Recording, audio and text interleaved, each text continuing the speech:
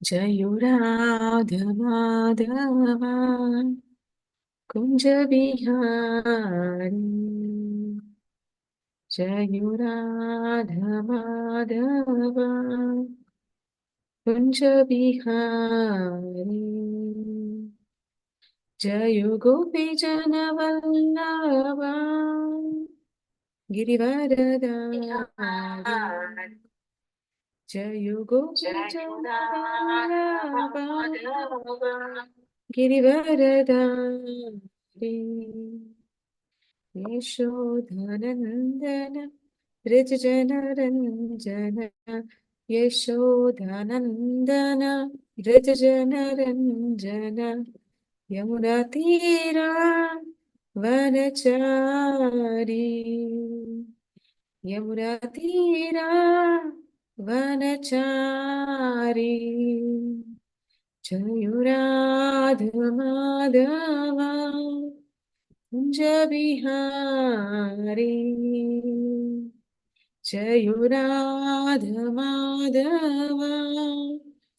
कुञ्ज विहारी हरे कृष्णा कृष्ण कृष्ण हरे हरे हरे राम राम राम हरे हरे हरे कृष्ण कृष्ण कृष्ण हरे हरे हरे राम राम राम हरे हरे ॐ अज्ञानतिमिरान्धस्य ज्ञानाञ्जनशलाकया चक्षुरुन्मिलितं येन तस्मै श्रीगुरुवे नमः। श्रीचैतन्यमनोभीष्टं स्थापितं येन भूतले स्वयं रूपः कदा मह्यं ददाति स्वपदान्तिकं। वन्देऽहं श्रीगुरुश्रीयुतपदकमलं श्रीगुरून् वैष्णवांश्च श्रीरूपं साग्रजातं सहगण रघुनाथान्वितं तं सजीवं साद्वैतं सावधूतं परिजनसहितं कृष्णचैतन्यदेवं श्रीराधाकृष्णपादान् सहगण ललिता श्रीविशाखान्वितांश। हे कृष्णा करुणा सिन्धु दीनबन्धो जगत्पते गोपीश गोपिकान्ता राधाकान्ता नमोस्तुते। तप्त काञ्चन गौराङ्गी राधे वृन्दावनेश्वरी वृषभानुसुते देवी प्रणमामि हरिप्रिये। वाञ्छाकल्पतरुभिश्च कृपा सिन्धुभ्य एव च पतितनां पावनेभ्यो वैष्णवेभ्यो नमो नमः। नमः ॐ विष्णुपादाय कृष्णप्रेष्ठाय भूतले श्रीमते भक्तिवेदान्त स्वामिनिति नामिने नमस्ते सरस्वती देवी गौरवाणी प्रचारिणी निर्विशेष शून्यवादी पाश्चात्य देशतारिणी जयो श्री कृष्ण चैतन्य प्रभु नित्यानंद श्री अद्वैत गदाधर श्रीवासादि गौर भक्त वृंद हरे कृष्णा कृष्ण कृष्णा हरे हरे हरे राम राम राम हरे हरे ಹರೇ ಕೃಷ್ಣ. ಎಲ್ಲರಿಗೂ ಮಂಗಳೂರು ಇಸ್ಕಾನ್ ಅವರು ಆಯೋಜಿಸಿರುವ 18 ದಿನಗಳ ಭಗವದ್ಗೀತೆಯ ತರಗತಿಗಳಿಗೆ ಸ್ವಾಗತ.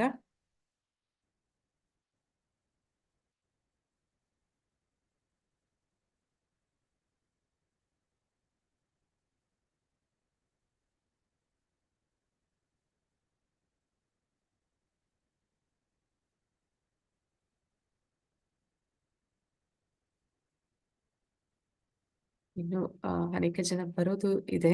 ಅಲ್ಲಿವರೆಗೂ ನಾವು ಶ್ಲೋಕಗಳನ್ನ ಓದೋಣ. ನಾನೊಂದು ಸತಿ ಆ ಶ್ಲೋಕವನ್ನ ಓದ್ತೀನಿ, ನಂತರ ಉಳಿದವರು ಓದ್ಲಿಕ್ಕೆ ಇಷ್ಟಪಟ್ರೆ ಅದನ್ನ ರಿಪೀಟ್ ಮಾಡ್ಬೋದು. ಕಾರ್ಪಣ್ಯದೋಷೋಪಹತ್ ಸ್ವಭಾವ ಪೃಚ್ಛಾಮಿ ತ್ವಾಂ ಧರ್ಮ ಸಮ್ಮೂಢಚೇತಾ ಯಚ್ಛ್ರೇಯಸ್ಯಾನಿಶ್ಚಿತಂ ಬ್ರೂಹಿ ತನ್ಮೇ ಶಿಷ್ಯಸ್ತೆಹಂ ಶಾಧಿ ಮಾಂ ತ್ವಾಂ ಪ್ರಪನ್ನಂ. ಹೇ ಕೃಷ್ಣ, ಯಾರಾದ್ರೂ ರಿಪೀಟ್ ಮಾಡೋರಿದ್ರೆ ಮಾಡ್ಬೋದು.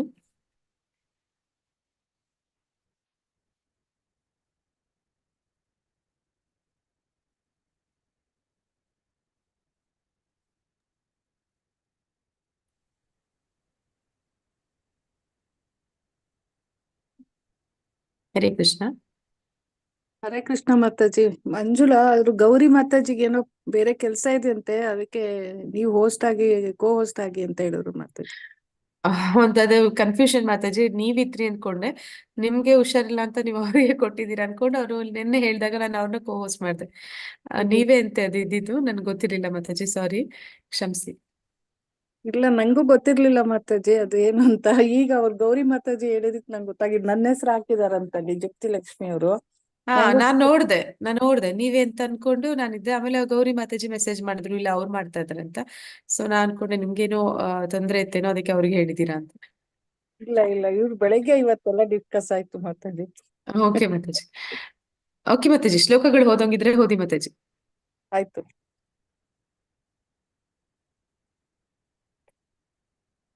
ಕಾರ್ಪಣ್ಯ ದೋಷೋಪಹತ ಸ್ವಭಾವಃ ಪೃಚ್ಛಾಮಿ ತ್ವಾಂ ಧರ್ಮ ಸಮ್ಮೂಢಚೇತಃ ಯಶ್ರೇಯಸ ನಿಶ್ಚಿತಂ ಬ್ರೂಹಿ ತನ್ಮೇ ಶಿಷ್ಯಸ್ತೆ ಹಂಸಾದಿ ಮಾಂ ತ್ವಾಂ ಪ್ರಪನ್ನಂ.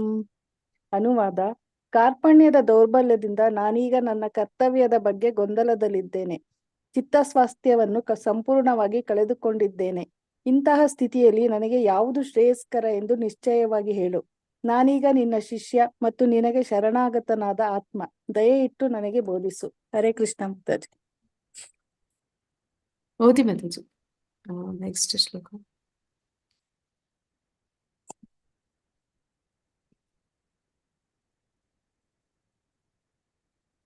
ನೆಕ್ಸ್ಟ್ ಮಾತಾಜಿ. ಹಾ ಮಾತಾಜಿ.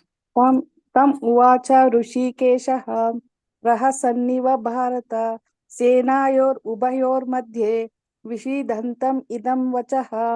ಅನುವಾದ: ಭರತ ವಂಶಜನಾದ ಧೃತರಾಷ್ಟ್ರನೇ, ಆಗ ಎರಡು ಸೈನ್ಯಗಳ ಮಧ್ಯೆ ವಿಷಾದದಲ್ಲಿ ಮುಳುಗಿದ ಅರ್ಜುನನನ್ನು ಕುರಿತು ಕೃಷ್ಣನು ನಸುನಗುತ್ತಾ ಈ ಮಾತುಗಳನ್ನು ಹೇಳಿದನು. ಕೃಷ್ಣ ಉತ್ತಮ ಶಿಕ್ಷಕ, ಗದರಿಸುವುದಿಲ್ಲ, ಅಂದರೆ ಯಾವಾಗಲೂ ನಗುತ್ತಿರುತ್ತಾನೆ. ಹರೇ ಕೃಷ್ಣ ಮಾತಾಜಿ. ಶ್ರೀ ಭಗವಾನ್ ಹೇಳ ಮಾತಾಜಿ. ಓದಿ ಮಾತಾಜಿ. ಪಶೋಚಾನ್ ಅನ್ವಶೋಚಾಸ್ತ್ವಂ ಪ್ರಜ್ಞಾವಾದಾಂಶ ಚ ಭಾಷಸೆ ಗತಾಸೂನ್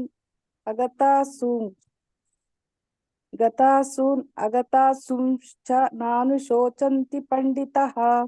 ಅನುವಾದ: ದೇವೋತ್ತಮ ಪರಮ ಪುರುಷನು ಹೀಗೆ ಹೇಳಿದನು: ನೀನು ವಿದ್ವಾಂಸರಂತೆ ಮಾತುಗಳನ್ನಾಡುತ್ತಿದ್ದೀಯೇ, ಆದರೆ ಶೋಕಕ್ಕೆ ಯೋಗ್ಯರಲ್ಲದವರನ್ನು ಕುರಿತು ಶೋಕಿಸುತ್ತಿದ್ದೀಯೇ. ಪಂಡಿತರು ಸತ್ತವರಿಗಾಗಿ ಆಗಲಿ ಬದುಕಿರುವವರಿಗಾಗಿ ಆಗಲಿ ದುಃಖ ಪಡುವುದಿಲ್ಲ. Hare Krishna Mataji. Krishna best teacher to bend don't break.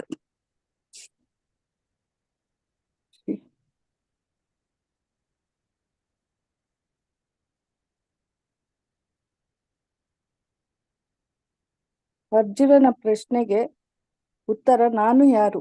ದೇಹಿನೋಸ್ಮಿನ್ ಯಥಾ ದೇಹೇ ಕೌಮಾರಂ ಯೌವನಂ ಜರಾ ತಥಾ ದೇಹಾಂತರ್ಪ್ರಾಪ್ತಿರ್ ಧೀರಸ್ತತ್ರ ನ ಮುಹ್ಯತಿ. ಅನುವಾದ: ದೇಹಸ್ಥ ಆತ್ಮವು ಈ ದೇಹದಲ್ಲಿ ಬಾಲ್ಯದಿಂದ ಯೌವನಕ್ಕೆ ಮುಪ್ಪಿಗೆ ಒಂದೇ ಸಮನೆ ಸಾಗುವ ರೀತಿಯಲ್ಲೇ ಆತ್ಮವು ಸಾವಿನ ನಂತರ ಮತ್ತೊಂದು ದೇಹಕ್ಕೆ ಸಾಗುತ್ತದೆ. ಧೀರನಾದವನು ಇದರಿಂದ ಗೊಂದಲಕ್ಕೆ ಒಳಗಾಗುವುದಿಲ್ಲ. ಹರೇ ಕೃಷ್ಣ ಮಾತಾಜಿ. ಆತ್ಮಕ್ಕೆ ನಾಶವಿದೆಯೇ? ವಿವರಣೆ. ನೈನಂ ಚಿಂದಂತಿ ಶಸ್ತ್ರಾಣಿ ನೈನಂ ದಹತಿ ಪಾವಕಃ ನ ಚೈನಂ ಕ್ಲೇದಯಂತಿ ಅಪೋ ನ ಶೋಷಯತಿ ಮಾರುತಃ. ಅನುವಾದ: ಆತ್ಮವನ್ನು ಶಸ್ತ್ರಗಳು ಕತ್ತರಿಸಲಾರವು, ಅಗ್ನಿಯು ಸುಡಲಾರದು, ನೀರು ನೆನೆಯಿಸಲಾರದು ಮತ್ತು ಗಾಳಿಯು ಒಣಗಿಸಲಾರದು.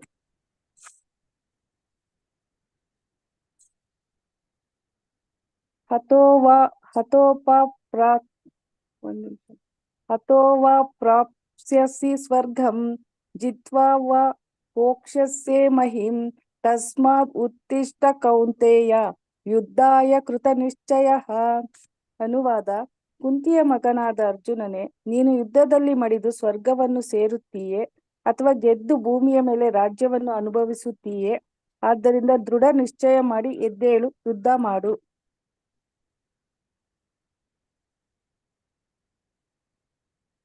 ಅವಾಚ್ಯ ವಾದಾಂಶ ಚ ಬಹೂನ್ ವದಿಷ್ಯಂತಿ ತವಾಹಿತಾಃ ನಿಂದಂತಸ್ತವ ಸಾಮರ್ಥ್ಯಂ ತಥೋ ದುಃಖಃ ತಥೋ ದುಃಖತರಂ ನು ಕಿಂ.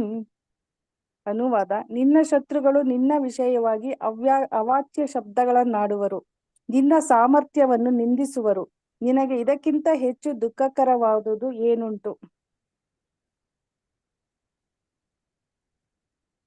ನೇಹಾಭಿಕ್ರಮ ನಾಶೋಸ್ತಿ ಪ್ರತ್ಯವಾಯೋ ನ ವಿದ್ಯತೆ ಸ್ವಲ್ಪಂ ಅಪಿ ಅಸ್ಯ ಧರ್ಮಸ್ಯ ತ್ರಾಯತೆ ಮಹತೋ ಭಯಾತ್. ಅನುವಾದ: ಈ ಪರಿಶ್ರಮದಲ್ಲಿ ನಷ್ಟವಾಗಲಿ ಕುಗ್ಗುವುದಾಗಲಿ ಇಲ್ಲ. ಈ ಮಾರ್ಗದಲ್ಲಿ ಸಾಧಿಸುವ ಸ್ವಲ್ಪ ಪ್ರಗತಿಯು ಮನುಷ್ಯನನ್ನು ಮಹಾಭಯದಿಂದ ಕಾಪಾಡುತ್ತದೆ.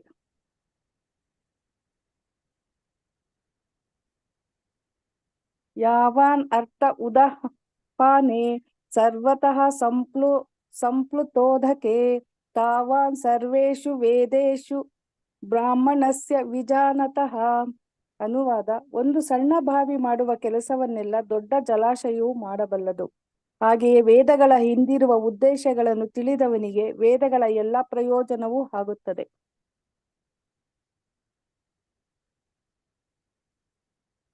ವ್ಯವಸಾಯಾತ್ಮಿಕ ಬುದ್ಧಿ ಏಕೇಹ ಕುರು ನಂದನ ಬಹುಶಾಖಾ ಹಿ ಅನಂತಾಶ್ಚ ಬುದ್ಧ ಯೋ ವ್ಯವಸಾಯಿನಾಂ.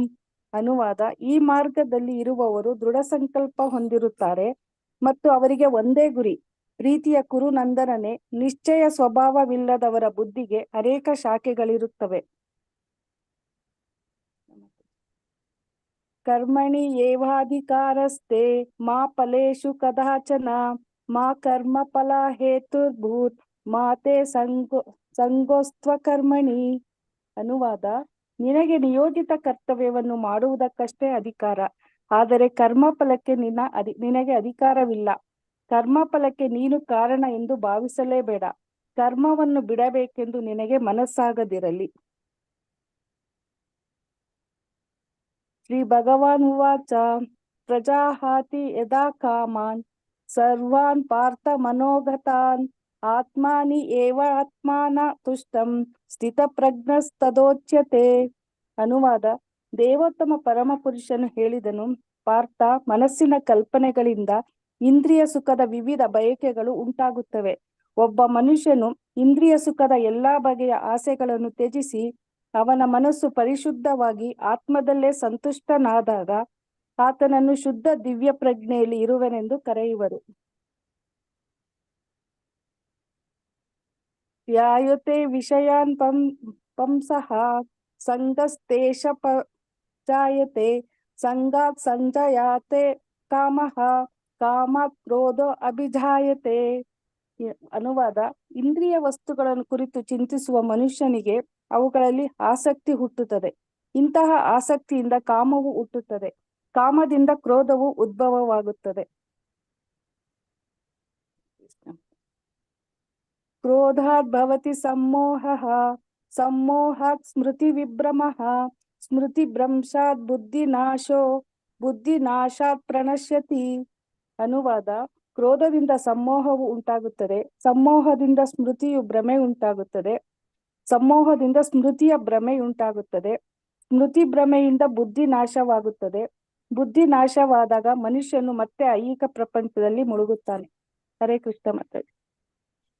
ಧನ್ಯವಾದಗಳು ಮಾತಾಜಿ. ಹರೇ ಕೃಷ್ಣ.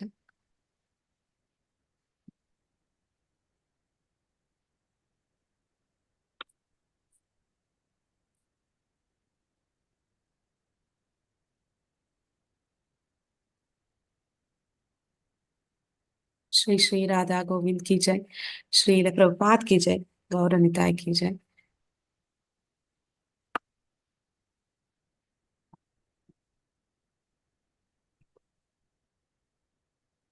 ಇವತ್ತಿನ ಅಧ್ಯಾಯದಲ್ಲಿ ನಾವೆಲ್ಲ ಏನನ್ನ ಯಾವೆಲ್ಲ ವಿಷಯಗಳನ್ನ ಹೆಚ್ಚಾಗಿ ತಿಳ್ಕೊತೀವಿ ಅಂತಂದ್ರೆ, ಇಲ್ಲಿ ಮೊದಲಿಗೆ ನಾವು ಮೊದಲನೇ ಅಧ್ಯಾಯದಲ್ಲಿ ಅರ್ಜುನ ವಿಷಾದ ಯೋಗದಲ್ಲಿ ನೋಡಿದ್ವಿ.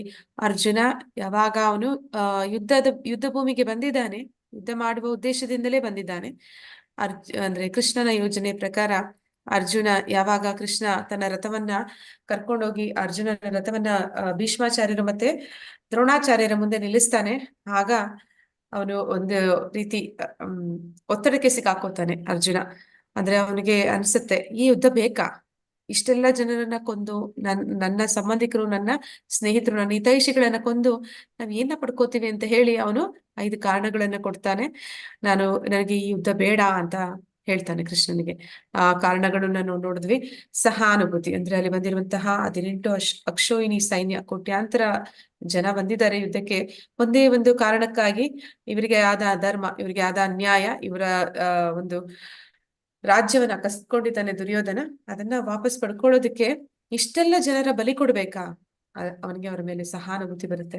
ನಂತರ ಅವನಿಗೆ ಸಂತೋಷ ಇಲ್ಲ, ಈ ರೀತಿ ಇವ್ರನ್ನೆಲ್ಲ ಕೊಂದು ಅವನ್ಗೆ ಏನ್ ಸಿಗುತ್ತೆ.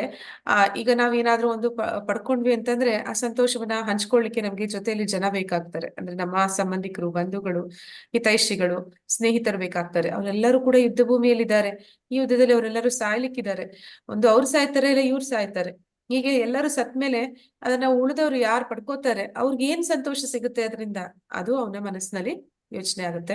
ನಂತರ ಪಾಪ ಚಟುವಟಿಕೆಗಳು, ಅಂದ್ರೆ ಅವನು ತನ್ನ ಹಿರಿಯರನ್ನ, ತನ್ನ ಪ್ರೀತಿ ಪಾತ್ರರನ್ನ, ಪಿತಾಮಹ ಭೀಷ್ಮರನ್ನ, ಬ್ರಾಹ್ಮಣ ರಾದಂತಹ ದ್ರೋಣಾಚಾರ್ಯರು, ಗುರುಗಳು, ಅವನ ಅಂದ್ರೆ ದ್ರೋಣಾಚಾರ್ಯರ ಪ್ರಿಯ ಶಿಷ್ಯನಾಗಿದ್ದಾನೆ ಅರ್ಜುನ. ಈಗ ಅವರ ಮೇಲೆ ಯುದ್ಧ ಮಾಡ್ಬೇಕಾಗಿರುವಂತ ಪರಿಸ್ಥಿತಿ, ಅವರನ್ನೇ ಕೊಲ್ಲಬೇಕಾಗಿರುವಂತ ಪರಿಸ್ಥಿತಿ. ಅದರಿಂದ ನನಗೆ ಪಾಪ ಬರುತ್ತೆ. ತನ್ನ ಅಂದ್ರೆ ಸಹೋದರರೇ ಆಗ್ತಾರೆ. ಅವ್ರು ಎಷ್ಟೇ ಇವ್ರಿಗೆ ಕಿರುಕುಳವನ್ನ ಕೊಟ್ಟಿದ್ರು ಕೂಡ ದುರ್ಯೋಧನಾದಿಗಳು ದೊಡ್ಡಪ್ಪನ ಮಕ್ಕಳಾಗ್ತಾರೆ. ಅವರನ್ನ ಕೊಂದು ಬಿಟ್ರೆ ನನಗೆ ಅದು ಪಾಪ, ಅದರಿಂದ ಪಾಪ ಬರುತ್ತೆ, ನನಗೆ ಬೇಡ ಅಂತಾನೆ. ನಂತರ ಇದರಿಂದ ಏನಾಗುತ್ತೆ, ಸೈನ್ಯ ಬಂದಿದೆ, ಅಲ್ಲಿ ಅಷ್ಟು ಜನರು ನಾಶ ಆಗ್ತಾರೆ.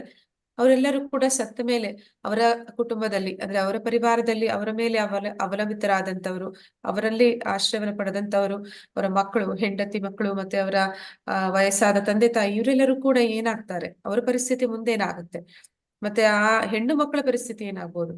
ಅಂತಹ ಒಂದು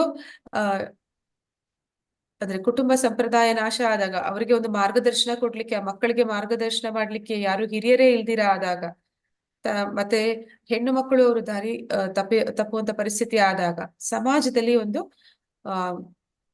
ಅಧರ್ಮ ಅದು ಹೆಚ್ಚುತ್ತಾ ಹೋಗುತ್ತೆ. ಇಂತಹ ಒಂದು ಕುಟುಂಬ ಸಂಪ್ರದಾಯಗಳ ನಾಶ ಆಗೋದಕ್ಕೆ ನಾವು ಕಾರಣ ಆಗ್ತೀವಿ. ಅಂತಹ ಒಂದು ಯುದ್ಧ ಬೇಕಾ ಅಂತೆಲ್ಲ ಯೋಚನೆ ಮಾಡ್ತಾ ಕೊನೆಗೆ ಹೇಳ್ತಾನೆ, ಕೃಷ್ಣ, ನನ್ಗೆ ನಿರ್ಣಯ ಮಾಡ್ಲಿಕ್ಕೆ ಆಗ್ತಿಲ್ಲ. ಅವ್ರನ್ನ ಕೊಂದು ನಾನ್ ಗೆಲ್ಬೇಕೋ ಇಲ್ಲ ಅವರಿಂದ ನಾನು ಹತನಾಗ್ಬೇಕೋ, ಏನ್ ಮಾಡೋದೀಗ ನನ್ಗೆ ಗೊತ್ತಾಗ್ತಾ ಇಲ್ಲ. ಈ ಯುದ್ಧವನ್ನ ನಿಲ್ಲಿಸ್ಬೇಕು.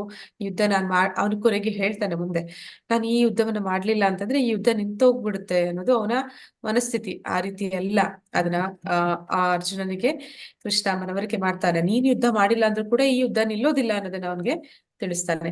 ಅದಕ್ಕೆ ಇಲ್ಲಿ ಕೃಷ್ಣ ಈ ಅಧ್ಯಾಯದಲ್ಲಿ ಅವನಿಗೆ ಅನೇಕ ಉತ್ತರಗಳನ್ನ ಕೊಡ್ತಾನೆ. ಏನೆಲ್ಲ ಉತ್ತರಗಳನ್ನ ಕೊಡ್ತಾನೆ ಅನ್ನೋದನ್ನ ನಾವು ನೋಡೋಣ. ಮೊದಲಿಗೆ ಅವನು ಅಲ್ಲಿ ಬಂದಂತಹ ಜನರು ಯಾರಿದ್ದಾರೆ, ಆ ಸೈನಿಕರು, ಅವರೆಲ್ಲರೂ ಕೂಡ ಹತ್ರ ಆಗ್ತಾರೆ. ಅವರು ಅವರ ಮೇಲೆ ಅವನಿಗೆ ಅನುಕಂಪ, ಇವರೆಲ್ಲರೂ ನಮ್ಮ ಒಂದು ಸ್ವಾರ್ಥಕ್ಕಾಗಿ ಇವರೆಲ್ಲರೂ ಕೂಡ ಸಾಯ್ಬೇಕಾ, ಯಾಕೆ ಇವ್ರು ಸಾಯ್ಬೇಕು, ನಮಗೆ ನಮ್ಮ ರಾಜ್ಯ ವಾಪಸ್ ಸಿಗ್ಬೇಕು ಅನ್ನೋದೇ ಆದ್ರೆ ಅದಕ್ಕಾಗಿ ಇವರೆಲ್ಲ ಪ್ರಾಣ ತ್ಯಾಗ ಮಾಡ್ಬೇಕಾ ಅಂತ. ಅದಕ್ಕೆ ಅವನು ಪರಮಾತ್ಮ ಹೇಳ್ತಾನೆ, ಇದೆಲ್ಲ ಅಂದ್ರೆ ಯಾರನ್ನೆಲ್ಲ ನೀನ್ ನೋಡ್ತಾ ಇದೀಯಾ ಅವರೆಲ್ಲರೂ ಕೂಡ ದೇಹಗಳು ಅಲ್ಲ, ಅವರು ನಿಜವಾಗ್ಲೂ ಕೂಡ ಆತ್ಮಗಳು. ಆತ್ಮಜ್ಞಾನವನ್ನ ತಿಳಿಸ್ತಾನೆ ಭಗವಂತ 2ನೇ ಅಧ್ಯಾಯದಲ್ಲಿ. ಇದನ್ನ ಈ ಅಧ್ಯಾಯವನ್ನ ಗೀತಾ ಸಾರಾಂಶ ಅಂತಾರೆ. ಅಂದ್ರೆ ಇಡೀ ಭಗವದ್ಗೀತೆಯ ಸಾರಾಂಶವನ್ನ ಭಗವಂತ ಈ 2ನೇ ಅಧ್ಯಾಯದಲ್ಲಿ ಹೇಳಿ ಮುಗಿಸ್ಬಿಡ್ತಾನೆ. ಸಾರಾಂಶದ ರೂಪದಲ್ಲಿ ಅದನ್ನ ಹೇಳಿ ಮುಗಿಸ್ಬಿಡ್ತಾನೆ. ಅಂದ್ರೆ ಅವನು ಆತ್ಮಜ್ಞಾನವನ್ನ ಮೊದಲಿಗೆ ಕೊಡ್ತಾನೆ. ಆತ್ಮಜ್ಞಾನ ಅಂದ್ರೆ ನಾವು ಅಂತ ನಾವೇನ್ ಅನ್ಕೊಳ್ತಾ ಇದೀವಿ ಅದು ಏನು ಅನ್ನೋದನ್ನ ಅವನು ಹೇಳ್ತಾನೆ. ನಾವು ದೇಹ ಅಲ್ಲ, ನಾವು ಆತ್ಮ. ಅವನು ಯಾರನ್ನೆಲ್ಲ ನೋಡ್ತಾ ಇದ್ದಾನೆ ಅಲ್ಲಿ ಸೈನಿಕರು, ಅವರೆಲ್ಲರೂ ಕೂಡ ಅವರು ಅವನ ಸಂಬಂಧಿಕರಾಗಿರ್ಬೋದು, ಅವನ ಹಿತೈಷಿಗಳಾಗಿರ್ಬೋದು, ಅವರ ಸ್ನೇಹಿತರಾಗಿರ್ಬೋದು, ಅವರೆಲ್ಲರೂ ಕೂಡ ಒಂದೊಂದು ಆತ್ಮಗಳು. ಅವರನ್ನ ಕೊಲ್ಲೋದಕ್ಕೆ ಅರ್ಜುನ ಅಲ್ಲ, ಯಾರೇ ಪ್ರಯತ್ನ ಪಟ್ಟರು ಕೂಡ ಆತ್ಮವನ್ನ ಕೊಲ್ಲೋದಕ್ಕೆ ಸಾಧ್ಯ ಇಲ್ಲ. ಆದ್ರೆ ದೇಹ ಅನ್ನೋದು ಏನಿದೆ ಅದು ಒಂದು ವಸ್ತ್ರ ಇದ್ದ ಹಾಗೆ. ಆ ವಸ್ತ್ರ, ಈಗ ನಾವು ಪ್ರತಿದಿನ ಒಂದೊಂದು ವಸ್ತ್ರ ಬದಲಾಯಿಸ್ತೀವಿ. ಪ್ರತಿದಿನ ವಸ್ತ್ರ ಬದಲಾಯಿಸಿದಾಗ ನಾವು ಕುತ್ಕೊಂಡು ಅಳೋದಿಲ್ಲ, ಅಯ್ಯೋ ನಂದು ಈ ವಸ್ತ್ರ ನಾನು ಇವತ್ತು ಹಾಕೊಳ್ಳೋದಿಲ್ಲ, ನಾನು ಇನ್ನು ಬೇರೆದ್ ಹಾಕೋತಾ ಇದ್ದೀನಿ ಅಂತ ಹೇಳಿ ನಾವು ಅಳೋದಿಲ್ಲ. ಹಾಗೆ ಭಗವಂತ ಹೇಳ್ತಾನೆ. ಎಲ್ಲ ಜೀವಿಗಳು ಕೂಡ ಪ್ರತಿ ಸತಿ ಒಂದಲ್ಲ ಒಂದು ವಸ್ತ್ರಗಳು ಧರಿಸಿದಾಗೆ ಒಂದಲ್ಲ ಒಂದು ದೇಹವನ್ನ ಅವರು ಧಾರಣೆ ಮಾಡ್ತಾ ಇರ್ತಾರೆ. ಆತ್ಮಕ್ಕೆ ಸಾವನ್ನೋದಿಲ್ಲ. ನೀನೇ ಸಾಯಿಸ್ಬೇಕು ಅನ್ಕೊಂಡ್ರು ಕೂಡ ಅಂದ್ರೆ ನೀನೇ ಸಾಯಿಸ್ಬೇಕು ಅಂತ ಯೋಚನೆ ಮಾಡಿದ್ರು ಕೂಡ ಅವರ ಆ ದೇಹತ್ಯಾಗ ಆಗುತ್ತೆ ಹೊರತು ಅವರನ್ನ ನೀನು ಸಂಪೂರ್ಣವಾಗಿ ಪರಿಪೂರ್ಣವಾಗಿ ನಾಶ ಮಾಡೋದಕ್ಕೆ ಸಾಧ್ಯ ಇಲ್ಲ ಅಂತ ಅವನು ಆತ್ಮಜ್ಞಾನದ ಬಗ್ಗೆ ತಿಳಿಸ್ಕೊಡ್ತಾನೆ. ನಂತರ ಸಂತೋಷ ಇಲ್ಲ ಅಂತಾನೆ. ಬಂಧು ಬಾಂಧವರು ಯಾರೆಲ್ಲ ಬಂದಿದ್ದಾರೆ ಅವರನ್ನ ಕೊಲ್ಲೋದ್ರಿಂದ ನನ್ಗೆ ಸಂತೋಷ ಸಿಗೋದಿಲ್ಲ ಅಂತ ಹೇಳ್ತಾನೆ. ಅದಕ್ಕೆ ಆ ಕೃಷ್ಣ ಪರಮಾತ್ಮ ಹೇಳ್ತಾನೆ, ಇದು ಹಾಡು ಮಾತಲ್ಲಿ ಎಲ್ಲರೂ ಕೂಡ ಹೇಳುವಂತ ವಿಷಯ. ಅಂದ್ರೆ ನೀನೀಗ ಒಂದು ವೇಳೆ ಈ ಯುದ್ಧದಲ್ಲಿ ಅಂದ್ರೆ ಕ್ಷತ್ರಿಯನಾದವನು ಯುದ್ಧದಲ್ಲಿ ಸತ್ತ ಅಂತಂದ್ರೆ ಅವನು ಸ್ವರ್ಗಕ್ಕೆ ಹೋಗ್ತಾನೆ. ಕ್ಷತ್ರಿಯ ಅವನು ಯುದ್ಧದಲ್ಲಿ ಸತ್ರೆ ಅವನಿಗೆ ಸ್ವರ್ಗ ಸಿಗುತ್ತೆ. ಹಾಗೊಂದ್ ವೇಳೆ ಅವನು ಸಾಯ್ಲಿಲ್ಲ ಅಂತಂದ್ರೆ ಅವನು ಗೆಲ್ತಾನೆ. ಯುದ್ಧ ಗೆದ್ದ ಅಂದ್ರೆ ಅವನಿಗೆ ಈ ಭೂಮಿಯ ಮೇಲೆ ಅವನಿಗೆ ರಾಜ್ಯಭಾರ ಮಾಡುವ ಅಂತ ಒಂದು ಅವಕಾಶ ಸಿಗುತ್ತೆ. ಅದರಿಂದ ನೀನು ದುಃಖ ಪಡುವಂತಹ ವಿಷಯನೇ ಇಲ್ಲಿಲ್ಲ. ಸತ್ರೆ ನೀನು ಹೋಗ್ತೀಯ ಸ್ವರ್ಗಕ್ಕೆ, ಅಲ್ಲಿ ಸುಖವನ್ನ ಪಡ್ತೀಯ. ನೀನ್ ಸಾಯ್ದಿರ ಯುದ್ಧದಲ್ಲಿ ಗೆದ್ದೆ ಅಂತಂದ್ರೆ ಇಲ್ಲಿ ರಾಜ್ಯವನ್ನ ಭೋಗ ಮಾಡ್ತೀಯ. ಇದರಲ್ಲಿ ದುಃಖ ಪಡುವಂತ ವಿಷಯ ಏನಿದೆ ಅಂತ ಕೃಷ್ಣ ಕೇಳ್ತಾನೆ. ನಂತರ ಪಾಪ ಚಟುವಟಿಕೆಗಳ ಭಯ. ಅವನು ಹೇಳ್ತಾನೆ, ಈ ರೀತಿ ಇಷ್ಟೆಲ್ಲ ಜನರನ್ನ ಕೊಲ್ಲೋದ್ರಿಂದ ನನಗೆ ಪಾಪ ಬರುತ್ತೆ. ಅದಕ್ಕೆ ಕೃಷ್ಣ ಪರಮಾತ್ಮ ಹೇಳ್ತಾನೆ, ಇಲ್ಲಿ ನೀನು ಆ ರೀತಿ ಯೋಚನೆ ಮಾಡ್ಬೇಡ. ಯಾಕೆ ಅಂತಂದ್ರೆ ಯಾವಾಗ ಭಕ್ತರಿದ್ದಾರೆ ಅವರು ಅವರ ಸ್ವಾರ್ಥಕ್ಕಾಗಿ ಏನನ್ನು ಮಾಡೋದಿಲ್ಲ. ಸ್ವಾರ್ಥಕ್ಕಾಗಿ ಯಾರಾದ್ರೂ ಮಾಡ್ತಾ ಇದ್ದಾರೆ ಅಂದ್ರೆ ಹೌದು ನಿಜ, ನಿನಗೆ ಅದರಿಂದ ಪಾಪ ಘಟಿಸುತ್ತೆ, ನೀನ್ ಅದರಿಂದ ಪಾಪವನ್ನ ಕಟ್ಕೋತೀಯ. ಆದ್ರೆ ಇಲ್ಲಿ ನೀನು ನಿನಗೋಸ್ಕರ ಮಾಡ್ಬೇಡ ಈ ಯುದ್ಧವನ್ನ ನನಗೋಸ್ಕರ ಮಾಡು.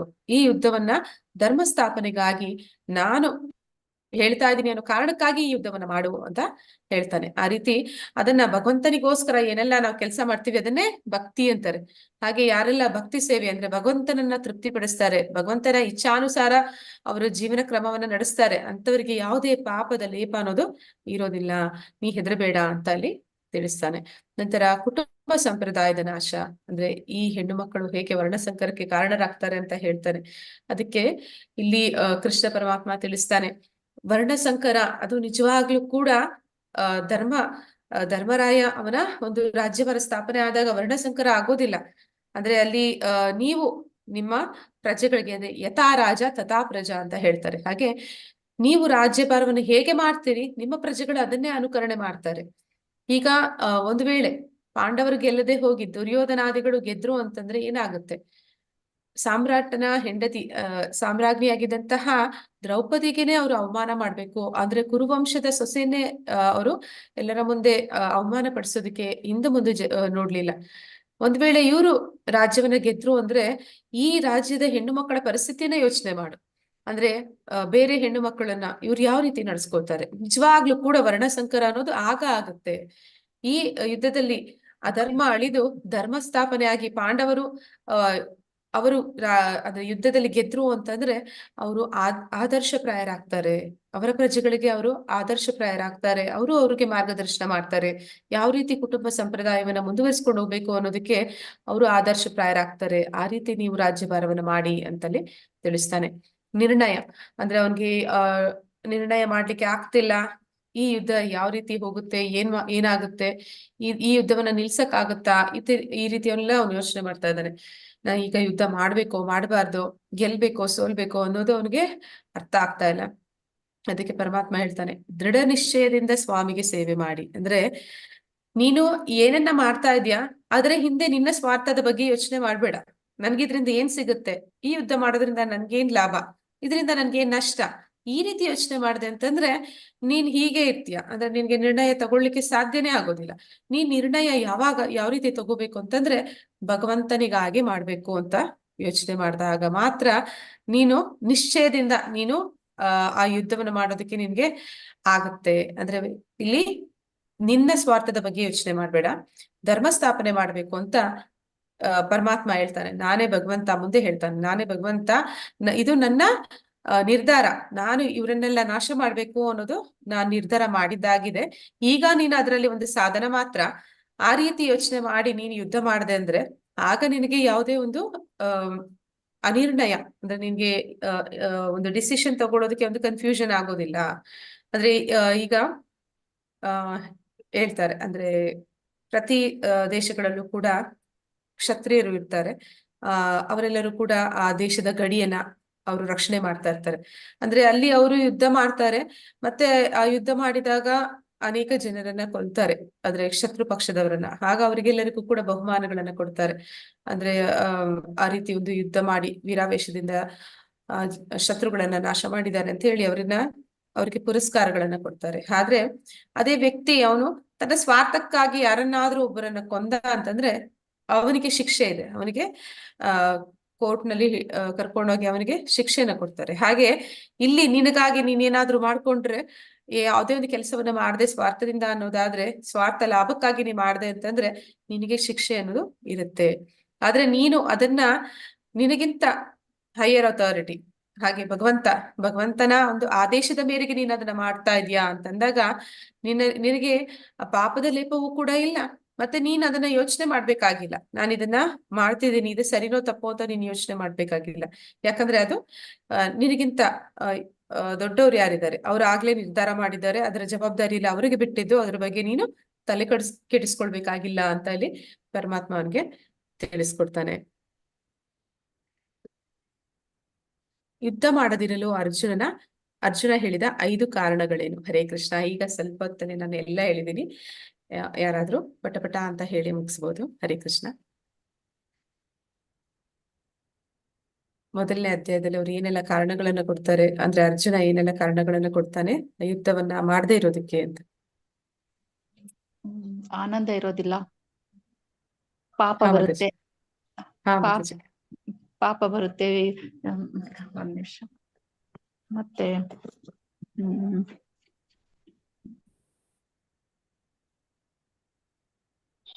ಸಂಸ್ಕಾರವನ್ನು ಕಳೆದುಕೊಳ್ತಾರೆ ಮುಂದಿನ ಜನ. ಹೌದು ಮಾತಾಜಿ. ವರ್ಣ ಸಂಕರ ಆಗುತ್ತೆ, ಕುಟುಂಬ ಸಂಪ್ರದಾಯ ನಾಶ ಆಗುತ್ತೆ.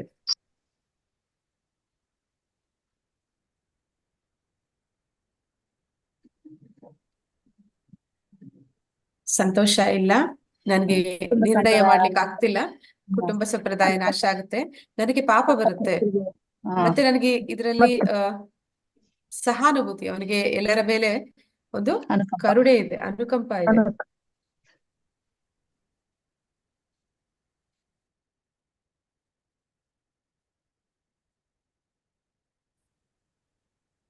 ದಯವಿಟ್ಟು ಎಲ್ಲರೂ ಹಾಗೆ ಅಟೆಂಡೆನ್ಸ್ ಕೂಡ ಫಿಲ್ ಮಾಡಿ.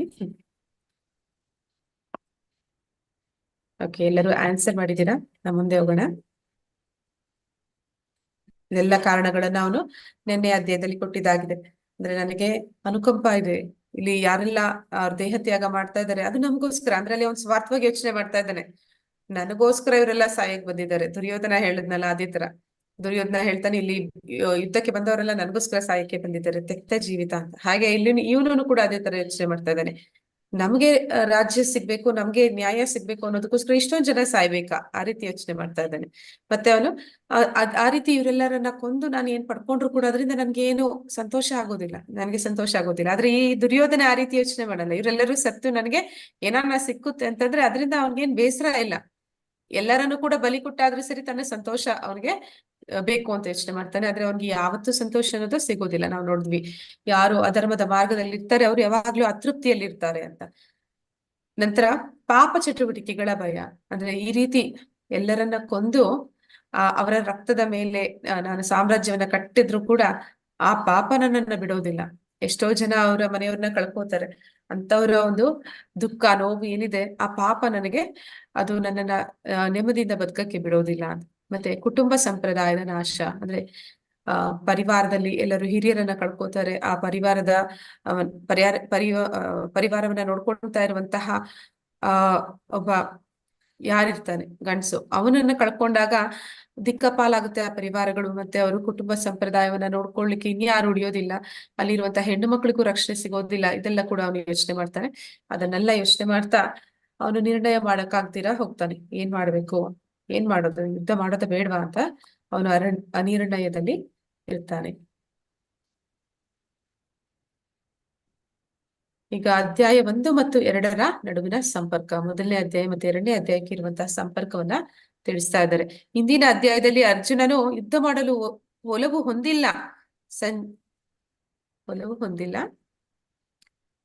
ಎಂದು ಸಂಜಯನ ಮಾತು ಕೇಳಿ ಧೃತರಾಷ್ಟ್ರನಿಗೆ ಇದು ಪಾಂಡವರು ರಾಜ್ಯವನ್ನು ತ್ಯಜಿಸುತ್ತಾರೆ ಎಂದು ಸಂತೋಷವಾಯ್ತು. ಅಂದ್ರೆ ಇಲ್ಲಿ ಸಂಜಯ ಹೇಳ್ತಾ ಇದ್ದಾನೆ ಧೃತರಾಷ್ಟ್ರನಿಗೆ. ಆಗ ಹೇಳ್ತಿರ್ಬೇಕಾದ್ರೆ ಏನಾಗ್ತಿದೆ ಅವನ್ಗೆ, ಧೃತರಾಷ್ಟ್ರನಿಗೆ ಸಂತೋಷ ಆಗ್ತಾ ಇದೆ. ಓ, ಅರ್ಜುನನಿಗೆ ಯುದ್ಧ ಮಾಡೋದಕ್ಕೆ ಇಷ್ಟ ಇಲ್ಲ ಅಂತ ಹೇಳ್ತಾ ಇದ್ದಾನ, ಒಳ್ಳೇದಾಯ್ತು ಬಿಡು. ಇನ್ನು ಪಾಂಡವರು ತಾವಾಗಿಯೇ ಯುದ್ಧವನ್ನ ಬಿಟ್ಟು ಹೋಗ್ಬಿಡ್ತಾರೆ, ಅಂದ್ರೆ ಮತ್ತೆ ಕಾಡಿಗೆ ಹೋಗ್ತಾರೆ. ಹೇಗಿದ್ರು ಇವ್ರು ಕಾಡಲ್ಲಿ ಇದ್ದು ಇವ್ರಿಗೆ ಚೆನ್ನಾಗಿ ಒಂದು ಅಭ್ಯಾಸ ಆಗ್ಬಿಟ್ಟಿದೆ. ಈಗ ಇವ್ರು ಮತ್ತೆ ತಿರುಗಿ ನಮ್ಗೆ ಯುದ್ಧ ಬೇಡ ಅಂತೇಳಿ ಕಾಡುಗುಟ್ಟು ಹೋಗ್ತಾರೆ. ಮತ್ ನನ್ ಮಕ್ಕಳು ನಾನು ಸಾಮ್ರಾಜ್ಯವನ್ನ ಆಳ್ತಾ ಸಂತೋಷವಾಗಿರ್ತೀವಿ ಅನ್ನೋ ರೀತಿ ಅವನು ಆ ಲೋಭಿ ಒಂದು ಯೋಚನೆ ಮಾಡ್ತಾ ಇದ್ದಾನೆ.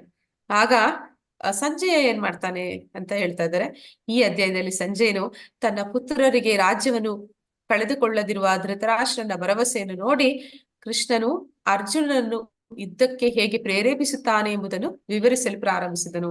ಅಂದ್ರೆ ಇಲ್ಲಿ ಸಂಜಯನಿಗೆ ಗೊತ್ತಾಯ್ತು, ಧೃತರಾಷ್ಟ್ರನಿಗೆ ಅನ್ನಿಸ್ತಾ ಇದೆ ಈ ಯುದ್ಧ ಪ್ರಾರಂಭ ಆಗೋದಕ್ಕೆ ಮುಂಚೆನೆ ಅದು ಮುಕ್ತಾಯ ಆಗ್ತಾ ಇದೆ, ಮತ್ತೆ ಅವನ ಮಕ್ಕಳು ಈ ಯುದ್ಧವನ್ನ ಮಾಡ್ದಿರನೇ ಗೆಲ್ತಾ ಇದ್ದಾರೆ ಅಂತ ಅನ್ಕೊಂಡಾಗ ಸಂಜಯ ಅವನ್ಗೆ ಹೇಳ್ತಾ ಇದ್ದಾನೆ. ಏನಂತ ಹೇಳ್ತಾ ಇದ್ದಾನೆ, ಅರ್ಜುನ ಯುದ್ಧ ಮಾಡೋದಕ್ಕೆ ಇಷ್ಟಪಟ್ಟಿಲ್ಲ, ಅದು ಸತ್ಯ. ಆದ್ರೆ ಕೃಷ್ಣ ಅಲ್ಲಿದ್ದಾನೆ, ಕೃಷ್ಣ ಅವನನ್ನ ಯುದ್ಧಕ್ಕೆ ಪ್ರೇರೇಪಣೆಯನ್ನ ಕೊಡ್ತಾ ಇದ್ದಾನೆ ಅಂತ ಹೇಳ್ತಾನೆ. ಆಗ ಧೃತರಾಷ್ಟ್ರನಿಗೆ ಅಷ್ಟೇ ಕೃಷ್ಣನ ಮೇಲೆ ಕೋಪನೂ ಬರುತ್ತೆ, ಬೇಸರನೂ ಆಗುತ್ತೆ.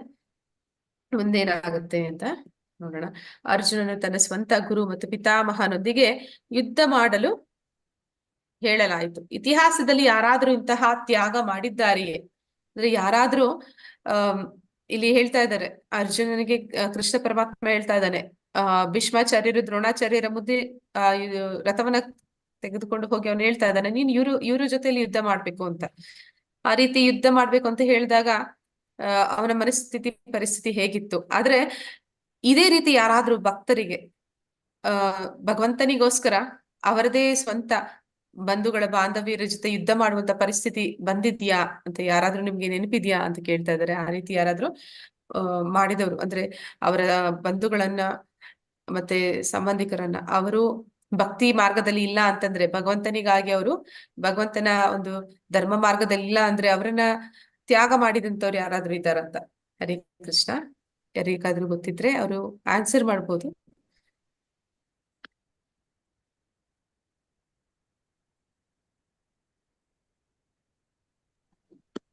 ಹರೇ ಕೃಷ್ಣ ಮಾತಾಜಿ. ಹಾ ಮಾತಾಜಿ. ಭಕ್ತಿಯಲ್ಲಿ ಇದ್ಕೊಂಡೇ ಮಾಡ್ತಾ ಇದ್ರ ಮಾತಾಜಿ. ಇವಾಗಂತರೂ ಎಲ್ಲಾ ಅದೇ ನಡೀತಾ ಇದೆಲ್ಲ. ಯುದ್ಧ ಅಂತ ಯುದ್ಧ ಅಲ್ಲ, ಬಟ್ ಡಿವೈಡ್ ಆಗ್ಬೇಕು ಅಂದ್ರೆ ಮನೇಲಿ ಇವಾಗ ಅಣ್ಣ ತಮ್ಮರು ಇದ್ದಾಗ ಅವ್ರು ಡಿವೈಡ್ ಮಾಡ್ಕೋಬೇಕು ಅಂದ್ರೆ ಒಬ್ರು ನಿಷ್ಠೆಯಿಂದ ಮಾಡಿರ್ತಾರ, ಅವ್ರು ಒಂದ್ ಸ್ವಲ್ಪ ಜಾಸ್ತಿನೇ ನನ್ಗೆ ಸ್ವಲ್ಪ ಜಾಸ್ತಿನೇ ಕೊಡು ಅಂತ ಕೇಳ್ದಾಗ ಜೀವನ್ ಪರ್ಯಂತ ಅವ್ರ ತಮ್ಮನವ್ರು ಅಣ್ಣಗೋಸ್ಕರ ದುಡಿದಿರ್ತಾರ. ಅದ್ರಲ್ಲಿ ಒಂದ್ ಪಾರ್ಟ್ ಒಂಚೂರು ಸ್ವಲ್ಪ ಕೊಡು ಅಂದಾಗ ಅವ್ರನ್ನ ಕಡೆಗಾಣಿಸಿ ಭಕ್ತಿಯಲ್ಲಿ ಇರ್ತಾರ, ಮತ್ತ ಕಡೆಗಾಣಿಸಿ ಅವ್ರ ಮುಂದಕ್ಕೆ ಹೋಗ್ತಿರ್ತಾರಲ್ಲ, ಆ ಒಂದು ನೋವ್ಲಿಂದ ಅವರು ಜೀವನ ಕಳ್ಕೊಳ್ಳೋದು ನಾವು ನೋಡಿವ್ ಮಾತಾಜಿ.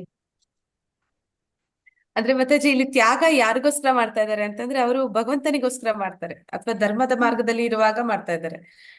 ಅಂತಹ ತ್ಯಾಗ ಮಾಡಿದ್ರೆ ಪ್ರಹ್ಲಾದ ಮಹಾರಾಜ ಮಾತಾಜಿ. ಹಾ ಮಾತಾಜಿ, ಪ್ರಹ್ಲಾದ ಮಹಾರಾಜ ಭಕ್ತಿಯಲ್ಲಿ ಇದ್ದ. ಅವರ ತಂದೆ ವಿಷ್ಣು ಹರಿಗೆ ಅವನು ಶತ್ರು, ಆದ ಕಾರಣ ಅವನ ತಂದೆಯನ್ನ ಅವನು ತ್ಯಾಗ ಮಾಡ್ತಾನೆ ಪ್ರಹ್ಲಾದ ಮಹಾರಾಜ. ಸರಿದೆ ಮಾತಾಜಿ. ಮೀರಾದೇವಿನೂ ಅಷ್ಟೇ ಅಲ್ಲ ಮಾತಾಜಿ. ಮಾತಾಜಿ ಮೀರಾಬಾಯಿ ಅವರು ಭಕ್ತಿಗೋಸ್ಕರಲಿಂದಾನೇ ಎಲ್ಲಾ ತ್ಯಾಗ ಮಾಡಿರ್ತಾರಲ್ಲ. ಹಾ ಮಾತಾಜಿ, ಮೀರಾಬಾಯಿ ಕೂಡ ಅವರ ಪರಿವಾರದವ್ರನ್ನ ತ್ಯಾಗ ಮಾಡ್ತಾರೆ. ಪರಿವಾರದಿಂದ. ಮತ್ತೆ ಯಾರಾದ್ರೂ ಇದಾರೆ ಆತರ? ವಿಭೀಷಣ ಇದ್ದಾರೆ ಮಾತಾಜಿ, ಸನತ್ ಕುಮಾರರು 4 ಜನ ಬ್ರಹ್ಮನ ಮಾನಸ ಪುತ್ರರು. ಹಾ ಮಾತಾಜಿ, ಅಂದ್ರೆ ಅವ್ರು ಯಾವ ತರ ತ್ಯಾಗ ಮಾಡ್ತಾರೆ ಮಾತಾಜಿ? ಅಂದ್ರೆ ಅವರು ಪ್ರಜೋತ್ಪತ್ತಿ ಮಾಡಕ್ಕೆ ಹೇಳಿದಾಗ ಬ್ರಹ್ಮ ಅವರು ಇಲ್ಲ ನಾನ್ ಮಾಡೋದಿಲ್ಲ, ನಾನು ಭಗವಂತನ ಸೇವೆ ಮಾಡ್ಕೊಂಡೇ ಇರ್ತೀನಿ ಅಂತ ಹೇಳಿ ಅವ್ರು ಹೇಳ್ತಾರಲ್ವ ಮಾತಾಜಿ. ಹಾ, 4 ಕುಮಾರರು. ಆ ಮಾತಾಜಿ. ಮತ್ತೆ ಯಾರಿದ್ದಾರೆ ಆತರ? ಸರಿ, ನಾವೀಗ ನೋಡೋಣ. ಕೆಲವೊಂದು ಉದಾಹರಣೆಗಳನ್ನ ಕೊಟ್ಟಿದ್ದಾರೆ ಯಾರೆಲ್ಲ ಆ ರೀತಿ ತ್ಯಾಗವನ್ನು ಮಾಡಿದ್ದಾರೆ ಅಂತ.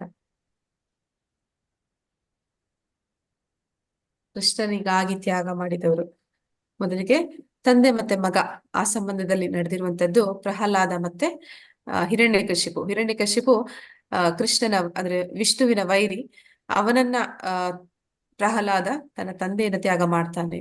ಆರ್ಯಾಶ್ವಸ ಆರ್ಯಾಶ್ವಾಸ್ ಮತ್ತೆ ಬಹುಲಾಶ್ವಾಸ್ ಇವರು ದಕ್ಷನ ಮಕ್ಕಳು. ದಕ್ಷನ ಮಕ್ಕಳಿಗೆ ದಕ್ಷ ಅವನು ಪ್ರಜಾಪತಿ, ಅವನು ಹೇಳ್ತಾನೆ ನೀವೆಲ್ಲ ನನ್ನ ಮಕ್ಕಳು, ನೀವು ಪ್ರಜೋತ್ಪತ್ತಿ ಮಾಡ್ಬೇಕು ಅಂತ ಹೇಳಿದಾಗ ಅವರು ಕೂಡ ಸನ್ಯಾಸ ಸ್ವೀಕಾರ ಮಾಡ್ತಾರೆ. ನಾರದರಿಂದ ಅವರಿಗೆ ಉಪದೇಶ ಆಗತ್ತೆ, ಅವರು ಗೃಹಸ್ಥಾಶ್ರಮಕ್ಕೆ ಹೋಗೋದಿಲ್ಲ ಅಂತ ಹೇಳ್ತಾರೆ. ನಂತರ ಚತುಷ್ಕುಮಾರರು, ಇವರು ಕೂಡ ಬ್ರಹ್ಮನು ಕೂಡ ಪ್ರಜಾಪತಿ ಕಾರ್ಯದಲ್ಲಿ ಮಾನಸಪುತ್ರರಿಗೆ ಮೊದಲಿಗೆ ಅವನಿಗೆ ಕೊಡ್ತಾನೆ ಆ ಜವಾಬ್ದಾರಿಯನ್ನ, ಪ್ರಜೋತ್ಪತ್ತಿ ಮಾಡಿ ಅಂತಂದ್ರೆ ಅವರು ಕೂಡ ಒಪ್ಕೊಳ್ಳೋದಿಲ್ಲ. ಅವರು ಕೂಡ ಭಗವಂತನ ಸೇವೆಯಲ್ಲಿ ಭಕ್ತಿಯಲ್ಲಿ ತೊಡಗ್ತಾರೆ ಹೊರತು ಅವ್ರು ಯಾರು ಕೂಡ ಗೃಹಸ್ಥಾಶ್ರಮವನ್ನು ಪಡ್ಕೊಳ್ಳೋದಿಲ್ಲ. ಇವರೆಲ್ಲರೂ ಕೂಡ ಭಗವಂತನ ಭಕ್ತಿಗೋಸ್ಕರ ಅವರ ತಂದೆಯ ಉಪದೇಶವನ್ನ ಧಿಕ್ಕರಿಸಿ ಬರ್ತಾರೆ. ಇಲ್ಲಿ ನಾವು ನೋಡ್ತಾ ಇದೀವಿ ಚಿತ್ರದಲ್ಲಿ ಹಿರಣ್ಯಕಶಿಪು ಮತ್ತೆ ಪ್ರಹ್ಲಾದ, ಇಲ್ಲಿ ದಕ್ಷನ 100 ಜನ ಮಕ್ಕಳು. ಅವರೆಲ್ಲರೂ ಕೂಡ ನಾರದರಿಂದ ಉಪದೇಶವನ್ನ ಪಡೆದ ನಂತರ ಅವ್ರು ಯಾರು ಕೂಡ ಗೃಹಸ್ಥಾಶ್ರಮವನ್ನ ಸ್ವೀಕಾರ ಮಾಡೋದಿಲ್ಲ, ಅವರೆಲ್ಲರೂ ಕೂಡ ಸನ್ಯಾಸವನ್ನ ಸ್ವೀಕಾರ ಮಾಡ್ತಾರೆ. ನಂತರ ಬ್ರಹ್ಮನ ಮಕ್ಕಳು, ಬ್ರಹ್ಮ ಕೂಡ ಸೃಷ್ಟಿ ಕಾರ್ಯದಲ್ಲಿ ತೊಡಗ್ಬೇಕು ಅಂತ ಅಂದಾಗ 4 ಕುಮಾರರಿಗೆ ಅವನು ಆದೇಶ ಕೊಡ್ತಾನೆ, ಸೃಷ್ಟಿ ಪ್ರಜೋತ್ಪತ್ತಿ ನೀವು ಮಾಡ್ಬೇಕು ಅಂತ ಹೇಳಿದಾಗ ಅವರು ಕೂಡ ಅದಕ್ಕೆ ಒಪ್ಕೊಳ್ಳೋದಿಲ್ಲ, ಅವರು ಭಕ್ತಿ ಮಾರ್ಗಕ್ಕೆ ಬರ್ತಾರೆ. ಅದೇ ರೀತಿ ಹಿರಿಯ ಅಣ್ಣ ಕಿರಿಯ ಸಹೋದರ ರಾವಣ ಮತ್ತೆ ವಿಭೀಷಣ ಅವನಿಗೆ ಅವನು ರಾಮ ಭಕ್ತನಾಗಿರ್ತಾನೆ. ಅವನು ತನ್ನ ಅಣ್ಣನಾದ ರಾವಣನನ್ನ ತ್ಯಾಗ ಮಾಡ್ತಾನೆ. ಯಾವಾಗ ಅವನಿಗೆ ಗೊತ್ತಾಗದೆ ಅಧರ್ಮದಲ್ಲಿದ್ದಾನೆ ತನ್ನ ಅಣ್ಣ ಅಂತ ಗೊತ್ತಾದಾಗ ಅವನು ಬುದ್ಧಿವಾದ ಹೇಳ್ತಾನೆ.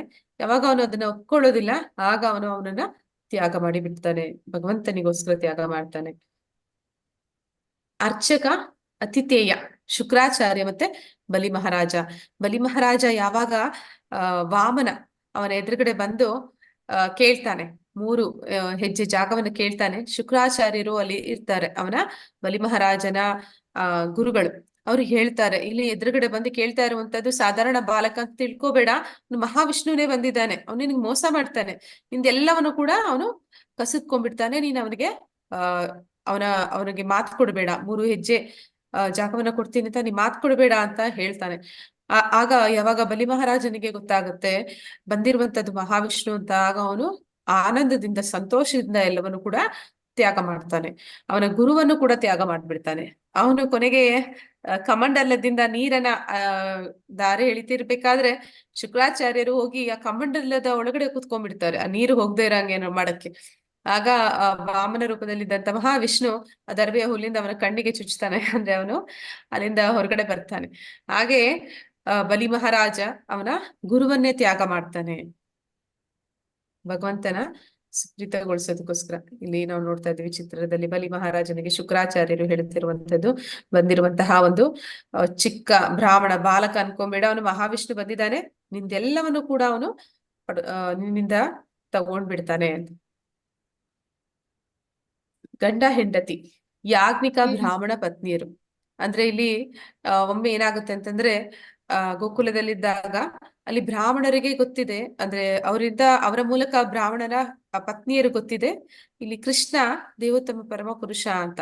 ಆದ್ರೆ ಒಮ್ಮೆ ಈ ಬ್ರಾಹ್ಮಣರು ಏನ್ ಮಾಡ್ತಾ ಇರ್ತಾರೆ, ಅವರು ಯಜ್ಞಯಾಗಾದಿಗಳನ್ನ ಮಾಡ್ತಾರೆ, ಅದಕ್ಕೆ ಆಹುತಿಗಳನ್ನ ಕೊಡ್ತಾ ಇರ್ತಾರೆ. ಅಂತಹ ಸಂದರ್ಭದಲ್ಲಿ ಕೃಷ್ಣ ಬಲರಾಮ ಮತ್ತೆ ಆ ಗೋಕುಲದ ಅವನ ಎಲ್ಲ ಗೋಪಬಾಲಕರು ಅವರೆಲ್ಲರಿಗೂ ಕೂಡ ತುಂಬಾ ಹಸಿವಾಗ್ತಿರುತ್ತೆ. ಅವರು ಹೋಗಿ ಅಲ್ಲಿ ಕೇಳ್ತಾರೆ ಬ್ರಾಹ್ಮಣರನ್ನ, ನಮಗೆ ಏನಾದ್ರೂ ಪ್ರಸಾದವನ್ನ ಕೊಡಿ ಅಂತ. ಆಗ ಅವರು ಹೇಳ್ತಾರೆ, ಇಲ್ಲ ಇಲ್ಲಿ ಯಜ್ಞ ಅದು ಪೂರ್ಣ ಆಹುತಿ ಆಗಿಲ್ಲ, ಅದಕ್ಕೂ ಮೊದಲು ನಾವು ನಿಮ್ಗೆ ಏನು ಕೊಡೋದಿಲ್ಲ ಅಂತ ಹೇಳಿ ಕಳಿಸ್ಬಿಡ್ತಾರೆ. ಆದ್ರೆ ಯಾವಾಗ ಅವರು ಬ್ರಾಹ್ಮಣ ಪತ್ನಿಯರನ್ನ ಹೋಗಿ ಕೇಳ್ತಾರೆ, ಅವ್ರು ಕೂಡಲೇ ಇಂದು ಮುಂದೆ ಯೋಚನೆ ಮಾಡದೆ ಅವರಿಗೆ, ಅಂದ್ರೆ ಭಗವಂತನೇ ಸ್ವತಃ ಎದುರುಗಡೆ ಬಂದಿದ್ದಾನೆ, ಇನ್ನೆಂತಹ ಯಜ್ಞ, ಭಗವಂತನಿಗೋಸ್ಕರ ಮಾಡ್ತಿರೋದು, ಅವನನ್ನ ಸಂತೃಪ್ತಿ ಪಡಿಸ್ಬೇಕು, ಅವನನ್ನ ತೃಪ್ತಿ ಪಡಿಸೋದಕ್ಕೋಸ್ಕರ ಮಾಡುವಂತಹ ಯಜ್ಞಗಳಲ್ಲಿ ಸ್ವತಃ ಭಗವಂತನೇ ಬಂದಿರ್ಬೇಕಾದ್ರೆ ಯಜ್ಞಕ್ಕಾಗಿ ನಾವ್ ಏನನ್ನ ಉಳಿಸೋದು ಅಂತ ಹೇಳಿ ಅದಕ್ಕಾಗಿ ಏನೆಲ್ಲ ಮಾಡಿದರೆ ಅದನ್ನ ಅವರು ಗೋಪ ಬಾಲಕರಿಗೆ ಮತ್ತೆ ಕೃಷ್ಣ ಬಲರಾಮರಿಗೆ ಕೊಟ್ಬಿಡ್ತಾರೆ. ಹೀಗೆ ಅವರು ಕೂಡ ಅವರ ಗಂಡಂದಿರನ್ನ ಅವ್ರ ಅವ್ರದ್ದು ಏನು ಮನಸ್ಥಿತಿ ಇದೆ ಅದಕ್ಕೆ ಅವರು ಪ್ರತಿಯಾಗಿ ಅವರು ನಡ್ಕೋತಾರೆ.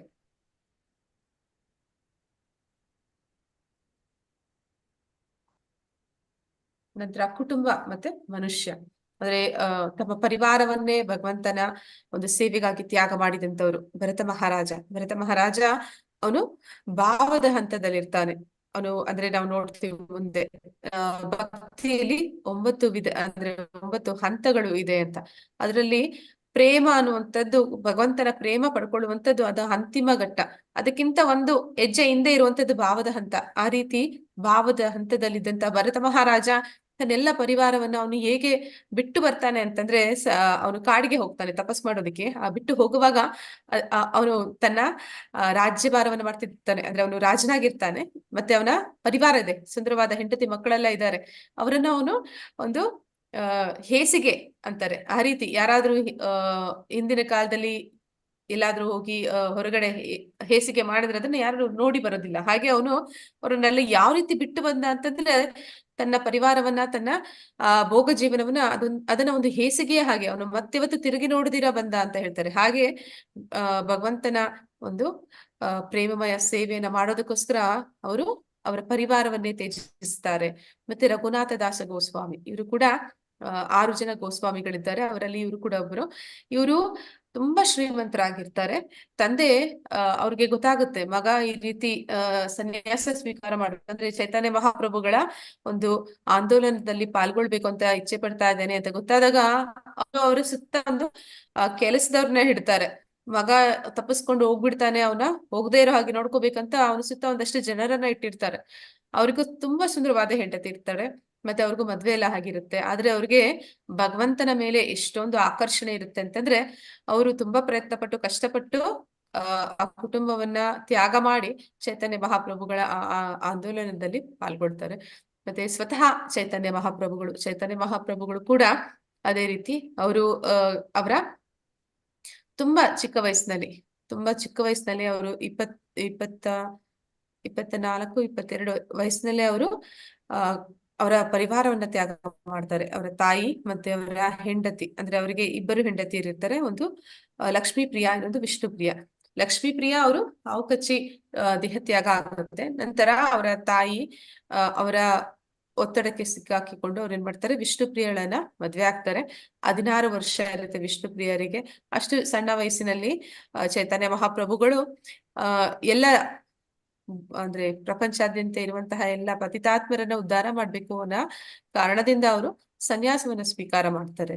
ನಂತರ ಲಕ್ಷ್ಮಣ ಕೂಡ ನಮ್ಗೆ ಗೊತ್ತಿದೆ. ಲಕ್ಷ್ಮಣ ರಾಮನಿಗೋಸ್ಕರ, ಯಾವಾಗ ರಾಮ ಸೀತೆ ಕಾಡಿಗೆ ಹೋಗ್ತಾರೆ, ಅವರನ್ನ ನೋಡ್ಕೊಳ್ಳಿಕ್ಕಂತ ಲಕ್ಷ್ಮಣ ಅವರ ತಾಯಿಯನ್ನ, ಅವರ ಹೆಂಡತಿಯನ್ನ ಎಲ್ಲವನ್ನು ಬಿಟ್ಟು ಅವರು ಕೂಡ ಕಾಡಿಗೆ ಹೋಗ್ತಾರೆ. ಅಂದ್ರೆ ಅಲ್ಲಿ ಕೈಕೆ ಹೇಳಿದ್ದು ಅಂದ್ರೆ ವನವಾಸಕ್ಕೆ ಹೋಗ್ಬೇಕು ಅಂತ ರಾಮನಿಗೆ ಮಾತ್ರ ಆದೇಶ ಇರುತ್ತೆ. ರಾಮನನ್ನ ಅನುಸರಿಸಿಕೊಂಡು ಸೀತೆ ಹೋಗ್ತಾರೆ. ಈಗ ರಾಮ ಸೀತೆ ಹೋಗ್ತಿರ್ಬೇಕಾದ್ರೆ ಲಕ್ಷ್ಮಣನಿಗೆ ಹೋಗ್ಬೇಕಾಗಿರುವಂತ ಅವಶ್ಯಕತೆ ಏನಿರ್ಲಿಲ್ಲ. ಆದ್ರೂ ಕೂಡ ಲಕ್ಷ್ಮಣ ಅವನ ಹೆಂಡತಿ, ತಾಯಿ ಎಲ್ಲ ಪರಿವಾರವನ್ನ ಬಿಟ್ಟು ಭಗವಂತನ ಸೇವೆಯಲ್ಲಿ ಅವನು ಕೂಡ ಕಾಡಿಗೆ ಹೋಗ್ತಾನೆ. ಇನ್ನೊಂದು ಉದಾಹರಣೆ ಪ್ರಭುಪಾದರು ಕೂಡ ಅವರೆಲ್ಲ ಪರಿವಾರವನ್ನ, ಅಂದ್ರೆ ಅವರು ವಾನಪ್ರಸ್ಥವನ್ನ ತಗೋತಾರೆ, ಎಲ್ಲವನ್ನು ಕೂಡ ತ್ಯಾಗ ಮಾಡ್ತಾರೆ. ಯಾಕೆ ಅಂದ್ರೆ ಚೈತನ್ಯ ಮಹಾಪ್ರಭುಗಳ ಆಂದೋಲನವನ್ನ ಮುಂದುವರಿಸ್ಬೇಕು, ಕೃಷ್ಣ ಪ್ರಜ್ಞೆನ ಪ್ರಪಂಚಾದ್ಯಂತ ಹರಡಬೇಕು, ಕೃಷ್ಣನ ಮಹಿಮೆಗಳನ್ನ, ಭಕ್ತಿ ಸೇವೆಯ ಮಹಿಮೆಗಳನ್ನ ಎಲ್ಲರಿಗೂ ತಿಳಿಸುವಂತೆ ಆಗ್ಬೇಕು. ಎಲ್ಲರೂ ಕೂಡ ಭಗವಂತನ ಜ್ಞಾನವನ್ನು ಪಡ್ಕೊಂಡು ಅವರ ಮಾನವ ಜನ್ಮದ ಮೂಲ ಉದ್ದೇಶ ಏನಿದೆ ಅದನ್ನ ಸಾರ್ಥಕಗೊಳಿಸ್ಕೊಳ್ಬೇಕು ಅನ್ನೋ ಕಾರಣಕ್ಕೋಸ್ಕರ ಅವರು ಕೂಡ ಅವರ ಕುಟುಂಬವನ್ನ ತ್ಯಾಗ ಮಾಡ್ತಾರೆ. ಈ ಅಧ್ಯಾಯದ ಅವಲೋಕನ, ಏನೆಲ್ಲಾ ವಿಷಯಗಳಿದೆ ಈ ಅಧ್ಯಾಯದಲ್ಲಿ ಹೆಚ್ಚಾಗಿ ನಾವು ತಿಳ್ಕೊಳ್ಳಿಕ್ಕಿರುವಂತಹ ವಿಷಯಗಳ ಬಗ್ಗೆ ಹೇಳ್ತಾ ಇದ್ದಾರೆ. ಅರ್ಜುನ ಅನಿರ್ಣಯ. ಮೊದಲನೇ ಶ್ಲೋಕದಲ್ಲಿ ಅರ್ಜುನ ಹೇಳ್ತಾ ಇದ್ದಾನೆ, ಮೊದಲನೇ ಶ್ಲೋಕದಿಂದ 10ನೇ ಶ್ಲೋಕದವರೆಗೂ ಅರ್ಜುನನ ಅನಿರ್ಣಯ, ಅಂದ್ರೆ ಅವನಿಗೆ ಗೊತ್ತಾಗ್ತಾ ಇಲ್ಲ, ಈಗ ನಾನು ಏನ್ ಮಾಡ್ಬೇಕು ಅನ್ನೋದು ಗೊತ್ತಾಗ್ತಾ ಇಲ್ಲ. ಅಂದ್ರೆ ಯುದ್ಧ ಮಾಡ್ಬೇಕಾ ಬಿಡ್ಬೇಕಾ, ಏನ್ ಮಾಡ್ಬೇಕು ಅಂತ ಅವನು ಗೊಂದಲದಲ್ಲಿ ಇರ್ತಾನೆ. ನಂತರ ಕೃಷ್ಣ ಪರಮಾತ್ಮ ಅವನಿಗೆ ತಿಳಿಸ್ತಾನೆ ದೇಹ ಮತ್ತು ಆತ್ಮದ ವಿಶ್ಲೇಷಣೆ. ಅಂದ್ರೆ ನೀನು ಇಲ್ಲಿ ಯಾರನ್ನೆಲ್ಲ ಕೊಲ್ತೀನಿ ಅಂತ ಅನ್ಕೋತಾ ಇದ್ದೀಯ, ಅವ್ರನ್ನ ನೀನೆಲ್ಲ ಯಾರಿಂದನೂ ಕೂಡ ಕೊಲ್ಲೋಕ್ ಸಾಧ್ಯ ಇಲ್ಲ. ಅವ್ರು ಯಾರು ಕೂಡ ದೇಹ ಅಲ್ಲ, ಅವರು ಆತ್ಮಗಳು. ಆತ್ಮ ಅನ್ನುವಂಥದ್ದು ಅದು ಶಾಶ್ವತವಾಗಿ ಇರುವಂತದ್ದು, ಅದನ್ನ ಯಾರಿಂದಲೂ ಕೂಡ ನಾಶ ಮಾಡೋದಕ್ಕೆ ಸಾಧ್ಯ ಇಲ್ಲ. ಆದ ಕಾರಣ ಈ ದೇಹ ಅನ್ನೋದು ಏನಿದೆ, ಕ್ಷತ್ರಿಯನಾದವನಿಗೆ ಗೊತ್ತಿರ್ಬೇಕು, ಯುದ್ಧ ಮಾಡುವಾಗ ಅವರು ಏನು ದೇಹವನ್ನ, ಅವರು ಆತ್ಮವನ್ನ ಆ ದೇಹದಿಂದ ಬೇರೆ ಮಾಡ್ತಾರೆ ಹೊರತು ಅಲ್ಲಿ ಇರುವಂತಹ ವ್ಯಕ್ತಿಯನ್ನ ಅವರು ಪರಿಪೂರ್ಣವಾಗಿ ನಾಶ ಮಾಡೋದಕ್ಕೆ ಸಾಧ್ಯ ಇಲ್ಲ ಅನ್ನೋದು ಅದು ಕ್ಷತ್ರಿಯನಾದವನಿಗೆ ಗೊತ್ತಿರಬೇಕು ಅನ್ನೋದನ್ನ ಹೇಳ್ತಾರೆ. ಮತ್ತೆ ನಿಗದಿತ ಕರ್ತವ್ಯಗಳನ್ನ ನಿರ್ವಹಿಸುವುದು, ಅಂದ್ರೆ ಎಲ್ಲರಿಗೂ ಕೂಡ ಅವರದೇ ಆದಂತಹ ಒಂದು ಜವಾಬ್ದಾರಿ ಅನ್ನೋದು ಇರುತ್ತೆ. ಅದನ್ನ ಅವರು ಸರಿಯಾದ ರೀತಿಯಲ್ಲಿ ನಿರ್ವಹಣೆ ಮಾಡ್ಲೇಬೇಕು. ಯಾರು ಕೂಡ ಕರ್ಮವನ್ನ ತ್ಯಾಗ ಮಾಡೋದಕ್ಕೆ ಸಾಧ್ಯ ಇಲ್ಲ. ಅಂದ್ರೆ ಯಾರು ಕೂಡ ಅವರ ಕೆಲಸವನ್ನ ಬಿಡ್ಲಿಕ್ಕೆ ಸಾಧ್ಯ ಇಲ್ಲ. ಆದ್ರೆ ಆ ಕೆಲಸದಿಂದ ಬರುವಂತಹ ಫಲವನ್ನ ಬಿಡ್ಬೇಕು. ಆ ಕೆಲಸದ ಫಲದಲ್ಲಿ ನಮಗೆ ಯಾವುದೇ ಅಧಿಕಾರ ಅನ್ನೋದಿಲ್ಲ. ಆದ್ರೆ ಕೆಲಸವನ್ನ ನಾವು ಮಾಡ್ಲೇಬೇಕು. ಫಲದಲ್ಲಿ ಅಧಿಕಾರ ಇಲ್ಲ ಅಂದ್ರೆ ಮತ್ತೆ ನಾವು ಕೆಲಸ ಯಾಕೆ ಮಾಡ್ಬೇಕು ಅಂತ ಬುದ್ಧಿವಂತರು ಯೋಚನೆ ಮಾಡ್ತಾರೆ. ಅದಕ್ಕೆ ಕೃಷ್ಣ ಹೇಳ್ತಾನೆ, ಆ ರೀತಿ ನೀನು ಯೋಚನೆ ಮಾಡ್ಬೇಡ. ನಿನ್ನ ಕರ್ತವ್ಯವನ್ನ ನೀನು ಮಾಡ್ಬೇಕಾಗಿರೋದು ನಿನ್ನ ಜವಾಬ್ದಾರಿ. ಆದ್ರೆ ಅದರ ಫಲದ ಮೇಲೆ ನೀನು ಯಾವುದೇ ಆಸಕ್ತಿಯನ್ನ ಇಟ್ಕೋಬೇಡ. ಆ ಫಲವನ್ನ ನನಗೆ ಬಿಟ್ಟು ಬಿಡು ಅಂತ ಹೇಳ್ತಾನೆ.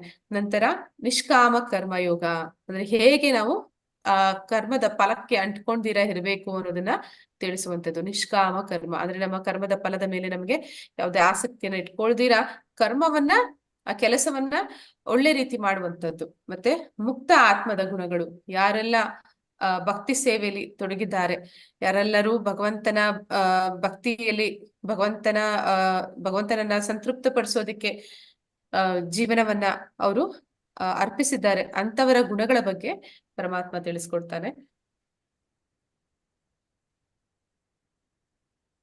ಇಲ್ಲಿಗೆ ಶ್ಲೋಕ. ಕಾರ್ಪಣ್ಯ ದೋಷೋ ಉಪಹತ್ ಸ್ವಭಾವ ಪೃಚ್ಛಾಮಿ ತ್ವಾಂ ಧರ್ಮ ಸಮೂಢ ಚೇತ ಯಶ್ರೇಯ ಸ್ಯಾ ನಿಶ್ಚಿತಂ ಬ್ರೂಹಿ ತನ್ಮೇ ಶಿಷ್ಯಸ್ತೆ ಅಹಂ ಶಾದಿಮಾಂ ತ್ವಾಂ ಪ್ರಪನ್ನಂ. ಅಂದ್ರೆ ಇಲ್ಲಿ ಕಾರ್ಪಣ್ಯ ದೌರ್ಬಲ್ಯದಿಂದ ನಾನೀಗ ನನ್ನ ಕರ್ತವ್ಯದ ಬಗ್ಗೆ ಗೊಂದಲದಲ್ಲಿದ್ದೇನೆ, ಚಿತ್ತ ಸ್ವಾಸ್ಥ್ಯವನ್ನು ಸಂಪೂರ್ಣವಾಗಿ ಕಳೆದುಕೊಂಡಿದ್ದೇನೆ. ಇಂತಹ ಸ್ಥಿತಿಯಲ್ಲಿ ನನಗೆ ಯಾವುದು ಶ್ರೇಯಸ್ಕರ ಎಂದು ನಿಶ್ಚಯವಾಗಿ ಹೇಳು. ನಾನೀಗ ನಿನ್ನ ಶಿಷ್ಯ ಮತ್ತು ನಿನಗೆ ಶರಣಾಗತನಾದ ಆತ್ಮ, ದಯವಿಟ್ಟು ನನಗೆ ಮಾರ್ಗದರ್ಶನ ಮಾಡು.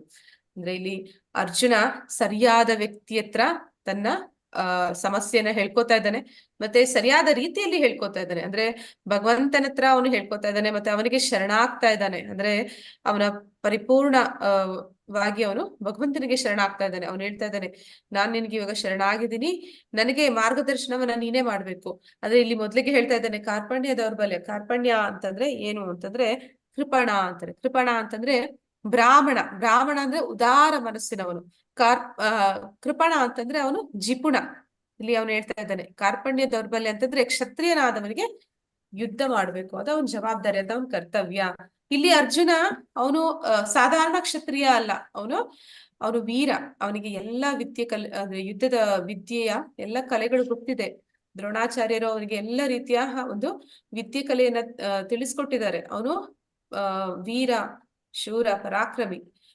ಅವನು ಒಂದು ನಿಜವಾದ ಕ್ಷತ್ರಿಯ.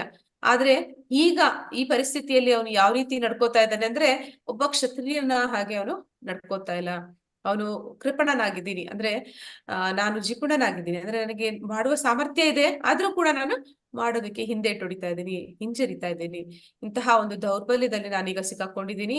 ನನಗೆ ಗೊತ್ತಾಗ್ತಾ ಇಲ್ಲ, ನನ್ನ ಮನಸ್ಸು ನನ್ನ ಬುದ್ಧಿ ಯಾವುದು ಕೆಲಸ ಮಾಡ್ತಾ ಇಲ್ಲ.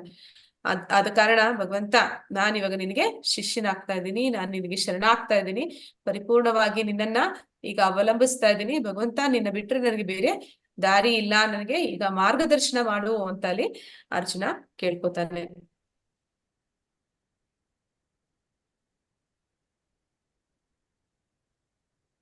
ಇಲ್ಲಿ ನಾವು ನೋಡ್ಬೋದು, ಅಂದ್ರೆ ಯಾರೆಲ್ಲ ಭಗವಂತನಿಗೆ ಶರಣಾಗ್ತಾ ಇದ್ದಾರೆ ಅಂತವರಿಗೆ ಭಗವಂತ ಹೇಗೆ ಅವರನ್ನ ಉದ್ಧಾರ ಮಾಡ್ತಾನೆ ಅಂತ.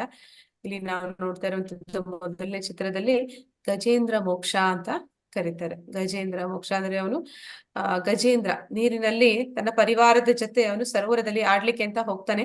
ಆದ್ರೆ ಅಲ್ಲಿ ಒಂದು ಮೊಸಳೆ ಅವನನ್ನ ಹಿಡಿದು ಬಿಡುತ್ತೆ. ಅಂದ್ರೆ ಮೊಸಳೆ ಅನ್ನುವಂಥದ್ದು ಅದು ನೀರಿನಲ್ಲಿ ಪ್ರಬಲವಾಗಿರುತ್ತೆ, ಆನೆ ಅನ್ನುವಂಥದ್ದು ಅದು ಭೂಮಿಯ ಮೇಲೆ ಪ್ರಬಲವಾಗಿರುತ್ತೆ. ಯಾವಾಗ ಆ ಮೊಸಳೆ ಆನೆಯನ್ನ ಇಟ್ಕೊಳ್ಳುತ್ತೆ, ಅಲ್ಲಿಯೇ ದೂರದಲ್ಲಿ ಕಾಣುವಷ್ಟು ದೂರದಲ್ಲಿ ಅವನ ಪರಿವಾರದವರಿದ್ದಾರೆ, ಹೆಂಡತಿ ಮಕ್ಕಳು ಎಲ್ಲರೂ ಇದ್ದಾರೆ. ಆದ್ರೆ ಯಾರು ಕೂಡ ಅವನನ್ನ ಬಂದು ಸಹಾಯ ಮಾಡ್ಲಿಕ್ಕೆ ಆಗೋದಿಲ್ಲ. ಅಂತಹ ಸಂದರ್ಭದಲ್ಲಿ ಆ ಸರೋವರದಲ್ಲಿ ಇರುವಂತಹ ಒಂದು ಕಮಲವನ್ನ ತೆಗೆದುಕೊಂಡು ಆ ಗಜೇಂದ್ರ ಭಗವಂತನನ್ನ ಪರಿಪೂರ್ಣವಾಗಿ ಅವನು ಅಂದ್ರೆ ಹೇಳ್ತಾರೆ, ಯಾರು ದುಃಖದಲ್ಲಿರ್ತಾರೆ ಅಂತವರು ಕೂಗುವಂತಹ ಕರೆ ಅದು ಯಾವ ರೀತಿ ಇರುತ್ತೆ ಅಂತಂದ್ರೆ ಅದು ನಿಜವಾಗ್ಲೂ ಕೂಡ ಪ್ರಾಮಾಣಿಕವಾಗಿರುತ್ತೆ. ಅಂದ್ರೆ ಅದು ನಿಜವಾಗ್ಲೂ ಕೂಡ ಅದರಲ್ಲಿ ಒಂದು ಭಾವ ಅನ್ನೋದಿರುತ್ತೆ ಅಂತ. ಆ ರೀತಿ ಭಾವಪೂರ್ಣವಾಗಿ ಗಜೇಂದ್ರ ಪರಮಾತ್ಮನನ್ನ ನೆನೆಸ್ಕೊಳ್ತಾ ಇದ್ದಾನೆ, ಕೂಡಲೇ ಅಲ್ಲಿಗೆ ಪರಮಾತ್ಮ ಬರ್ತಾನೆ. ಅವನನ್ನ ಅಲ್ಲಿಂದ ಅಂತ ಒಂದು ಸಂದಿಗ್ಧ ಪರಿಸ್ಥಿತಿಯಿಂದ ಅವನನ್ನ ಕಾಪಾಡ್ಲಿಕ್ಕೆ ಪರಮಾತ್ಮ ಕೂಡಲೇ ಅಲ್ಲಿಗೆ ಬರ್ತಾನೆ. ಯಾಕಂದ್ರೆ ಅವನ ಕೂಗು ಏನಿದೆ ಗಜೇಂದ್ರನದು ಅಷ್ಟೊಂದು ಭಾವಪೂರ್ಣವಾಗಿತ್ತು, ಅದು ಅಷ್ಟೊಂದು ಪ್ರಾಮಾಣಿಕವಾದ ಕರೆಯಾಗಿತ್ತು. ಇಲ್ಲಿ ಇನ್ನೊಂದು ನಾವು ನೋಡ್ತಾ ಇದೀವಿ, ಬ್ರಹ್ಮ ವಿಮೋಚನ ಅಂತ ಹೇಳ್ತಾರೆ. ಅಂದ್ರೆ ಬ್ರಹ್ಮ ಏನ್ ಮಾಡ್ತಾನೆ ಒಂದ್ಸತಿ ಅಂತಂದ್ರೆ, ಅವನಿಗೆ ಅನುಮಾನ ಆಗುತ್ತೆ. ಕೃಷ್ಣನನ್ನ ನೋಡ್ತಾನೆ. ಗೋಕುಲದಲ್ಲಿ ಕೃಷ್ಣ ಏನ್ ಮಾಡ್ತಾ ಇದ್ದಾನೆ, ಹಸುಗಳನ್ನ ಮೇಯಿಸ್ತಿದ್ದಾನೆ. ಒಂದು ಕೈಯಲ್ಲಿ ಕೋಲನ್ನ ಹಿಡ್ಕೊಂಡು ಹಸುಗಳನ್ನ ಓಡಿಸ್ತಿದ್ದಾನೆ, ಇನ್ನೊಂದು ಕೈಯಲ್ಲಿ ಅನ್ನ, ಅಂದ್ರೆ ಅವನು ಏನ್ ತಂದಿದ್ದಾನೆ ಅದನ್ನ ತಿನ್ಕೊಂಡು ಓಡಾಡ್ಕೊಂಡು ಸಾಧಾರಣ ಗೋಪ ಬಾಲಕನ ಹಾಗೆ ಸುತ್ತಾಡ್ತಾ ಇದ್ದಾನೆ. ಅಲ್ಲಿ ನೋಡಿದ್ರೆ ರಾಕ್ಷಸರನ್ನೆಲ್ಲ ಸಂಹಾರ ಮಾಡ್ತಿದ್ದಾನೆ. ನಿಮ್ಗೆ ಆಶ್ಚರ್ಯ ಆಗುತ್ತೆ ಬ್ರಹ್ಮನಿಗೆ, ಯಾರಿದು ನಿಜವಾಗ್ಲೂ ಕೂಡ ಭಗವಂತ ಹೀಗಿರ್ತಾನ ಅಂತ ಹೇಳಿ ಅವನ್ಗೆ ಏನ್ ಮಾಡ್ತಾನೆ, ಪರೀಕ್ಷೆ ಮಾಡೋಣ ಅಂತ ಹೇಳಿ ಅವನು ಅಲ್ಲಿರುವಂತಹ ಅಂದ್ರೆ ಕೃಷ್ಣನ ಎಲ್ಲ ಸ್ನೇಹಿತರು, ಹಸುಗಳು, ಕರುಗಳು ಎಲ್ಲವನ್ನು ಕೂಡ ಅಪಹರಿಸಿ ಬಿಡ್ತಾನೆ. ಅವನು ಒಂದು ಕ್ಷಣ ಮಾತ್ರಕ್ಕೆ ಅಪಹರಣ ಮಾಡ್ತಾನೆ. ಆದ್ರೆ ಇಲ್ಲಿ ಭೂಮಿಯ ಲೆಕ್ಕದಲ್ಲಿ ಅದು ಒಂದು ವರ್ಷ ಭೂಮಿಯ ಮೇಲೆ ಕೃಷ್ಣನ ಜೊತೆಯಲ್ಲಿದ್ದಂತಹ ಆ ಸಂಗಡಿಗರು ಇಲ್ಲ, ಹಸು ಕರುಗಳು ಇಲ್ಲ. ಆದ್ರೆ ಅವನು ಆ ಒಂದು ನಿಮಿಷ, ಅದು ಬ್ರಹ್ಮನಿಗೆ ಒಂದು ನಿಮಿಷ ಅಷ್ಟೇ. ಅವನು ಬಂದು ನೋಡ್ತಾನೆ, ನೋಡಿದ್ರೆ ಮತ್ತೆಲ್ಲ ಇದ್ದಾರೆ, ಅವನು ಅಪಹರಣ ಮಾಡಿದವರೆಲ್ಲ ಅವನ ಹತ್ರನೂ ಇದ್ದಾರೆ, ಇಲ್ಲಿ ಕೃಷ್ಣನ ಜೊತೆಯಲ್ಲೂ ಇದ್ದಾರೆ. ನೋಡಿದ್ರೆ ಕೃಷ್ಣ ಅಷ್ಟೆಲ್ಲ ವಿಸ್ತರಣೆಗಳು ಆಗ್ಬಿಟ್ಟಿದ್ದಾನೆ. ಅವನೆಲ್ಲ ಸ್ನೇಹಿತರ ಹಾಗೆ, ಅವನ ಎಲ್ಲ ಕರುಗಳು, ಹಸುಗಳ ಹಾಗೆ ಅವನು ವಿಸ್ತರಣೆ ಆಗಿ ಅವನು ಮತ್ತೆ ಅದೇ ರೀತಿ ಅವನ ಲೀಲೆಯಲ್ಲಿ ತೊಡಗಿರುವಾಗ ನೋಡ್ತಾನೆ. ಆಗ ಅವನಿಗೆ ಗೊತ್ತಾಗುತ್ತೆ ಇದು ಸ್ವಯಂ ಭಗವಂತ ಪರಮಾತ್ಮ ಅಂತ ಹೇಳಿ ಅವನು ಬಂದು ತನ್ನ ಕ್ಷಮೆಯನ್ನ ಕೇಳ್ತಾನೆ. ಅವರನ್ನೆಲ್ಲ ಮತ್ತೆ ಹಿಂದಿರುಗಿಸಿ ಕ್ಷಮೆ ಕೇಳಿದಾಗ ಭಗವಂತ ಅವನಿಗೆ ಹೇಳ್ತಾನೆ, ಬ್ರಹ್ಮ, ನೀನು ಈ ಒಂದು ಬ್ರಹ್ಮಾಂಡಕ್ಕೆ ಬ್ರಹ್ಮನಿರ್ಬೋದು, ಚತುರ್ಮುಖ ಬ್ರಹ್ಮ. ಆದ್ರೆ ಅನೇಕ ಬ್ರಹ್ಮಾಂಡಗಳು ನನ್ನ ಸೃಷ್ಟಿಯಲ್ಲಿದೆ. ಅದನ್ನ ನಿರ್ವಹಣೆ ಮಾಡೋದಕ್ಕೆ ಅನೇಕ ಬ್ರಹ್ಮರಿದ್ದಾರೆ. ನಿನಗೆ ಚತುರ್ಮುಖ ಬ್ರಹ್ಮ ಅನ್ನೋ ಹಾಗೆ ಅಲ್ಲಿ ಅನೇಕ ಬ್ರಹ್ಮರು ಅನೇಕ ರೀತಿಯಲ್ಲಿದ್ದಾರೆ. 100 ತಲೆಯ ಬ್ರಹ್ಮ, 1000 ತಲೆಯ ಬ್ರಹ್ಮ, ಹೀಗೆ ಅನೇಕ ಬ್ರಹ್ಮರಿದ್ದಾರೆ ಅಂತ ಹೇಳಿ ಅವರನ್ನೆಲ್ಲ ಕರೆಸ್ತಾನೆ. ಆಗ ನೋಡಿದಾಗ ಅವನಿಗೆ ಬ್ರಹ್ಮನಿಗೆ ತಿಳಿಯುತ್ತೆ, ಕೃಷ್ಣ ಸಾಧಾರಣ ಬಾಲಕ ಅಲ್ಲ, ದೇವೋತ್ತಮ ಪರಮ ಪುರುಷ ಭಗವಂತ ಅಂತ. ಇಲ್ಲಿ ನಾವು ನೋಡ್ತಿರುವಂತದ್ದು ಪ್ರಹ್ಲಾದ ಮಹಾರಾಜನ ಕತೆ. ಪ್ರಹ್ಲಾದ ಮಹಾರಾಜನಿಗೆ ಅವನು ಕೂಡ ಹರಿಭಕ್ತನಾಗಿರ್ತಾನೆ. ಅವನ ತಂದೆ ಹರಿಗೆ ಶತ್ರುವಾಗಿದ್ದಾನೆ. ಹರಿಗೆ ಶತ್ರುವಾಗಿದ್ದಂತಹ ಹಿರಣ್ಯಕಶಿಪು ಅವನೇನ್ ಮಾಡ್ತಾನೆ ಅಂದ್ರೆ, ಅವನದೇ ಸ್ವಂತ ಮಗ ಇಲ್ಲಿ ಹರಿಭಕ್ತಿಯನ್ನ ಮಾಡ್ತಾ ಇದ್ದಾನೆ ಅಂತ ಗೊತ್ತಾದಾಗ ಅವನನ್ನ ಕೊಲ್ಲೋದಕ್ಕೆ ಪರಿಪರಿಯಾಗಿ ಪ್ರಯತ್ನಗಳನ್ನ ಮಾಡ್ತಾನೆ. ಆದ್ರೆ ಅವನು ಯಾವುದೇ ರೀತಿ ಅವನನ್ನ ಕೊಲ್ಲಿಕ್ಕೆ ಸಾಧ್ಯ ಆಗೋದಿಲ್ಲ, ಯಾಕಂದ್ರೆ ಭಗವಂತ ಅವನನ್ನ ರಕ್ಷಣೆ ಮಾಡ್ತಾ ಇರ್ತಾನೆ. ಕೊನೆಗೆ ಭಗವಂತ ಪ್ರಹ್ಲಾದನಿಗೆ ಅವನು ಕೊಟ್ಟಂತಹ ಕಿರುಕುಳಗಳಿಂದ ಮುಕ್ತಿ ಕೊಡೋದಕ್ಕೆ ಹಿರಣ್ಯಕಶಿಪುವಿನ ಸಂಹಾರವನ್ನು ಮಾಡ್ತಾನೆ, ಮತ್ತೆ ಪ್ರಹ್ಲಾದನನ್ನ ಸಲಹುತ್ತಾನೆ. ಇನ್ನೊಂದು ಉದಾಹರಣೆ ಕೊಡ್ತಾ ಇದ್ದಾರೆ ಇಲ್ಲಿ, ಹನುಮಂತ ಹೇಗೆ ಭಗವಂತನ ಸೇವೆಯನ್ನ ಮಾಡ್ತಾನೆ, ಶ್ರೀರಾಮನ ಸೇವೆಯನ್ನ ಮಾಡ್ತಾನೆ.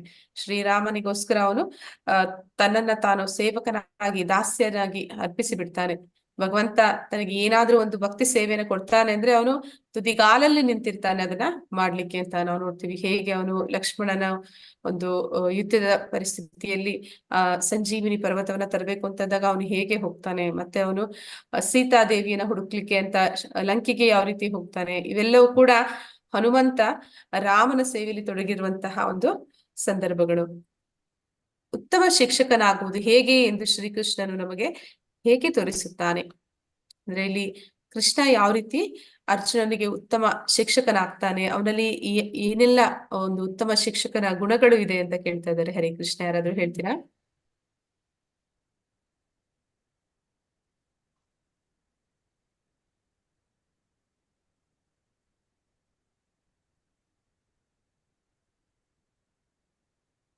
ಕೃಷ್ಣ ದೇವೋತ್ತಮ. ಪ್ರಶ್ನೆಗಳಿಗೆ ಎಲ್ಲಾ ಪ್ರಶ್ನೆಗಳಿಗೂ ಕೂಡ ಸಮಾಧಾನವಾಗಿ ಉತ್ತರಿಸ್ತಾರೆ.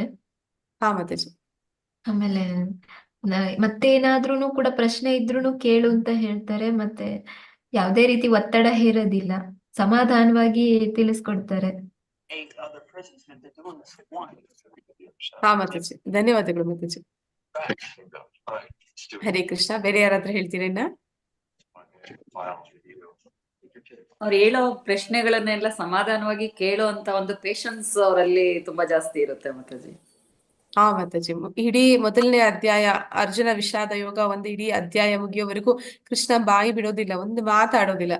ಅವನು ಮೌನವಾಗಿ ಎಲ್ಲವನ್ನು ಕೂಡ ಕೇಳ್ತಾ ಇದ್ದಾನೆ. ಬರೀ ಕೇಳ್ತಾ ಇರೋದಂತದ್ದಲ್ಲ, ಅವನು ಏನ್ ಹೇಳ್ತೀವಿ ಅಬ್ಸರ್ವ್ ಮಾಡ್ತಾ ಇದ್ದಾನೆ. ಅರ್ಜುನನಲ್ಲಿ ಏನೆಲ್ಲ ಬದಲಾವಣೆಗಳಾಗ್ತಿದೆ, ಅವನು ಯಾವ ರೀತಿ ಗೊಂದಲಕ್ಕೆ ಸಿಕ್ಕಾಕೋತಾ ಇದ್ದಾನೆ, ಎಲ್ಲವನ್ನು ಕೂಡ ಗಮನಿಸ್ತಾನೆ.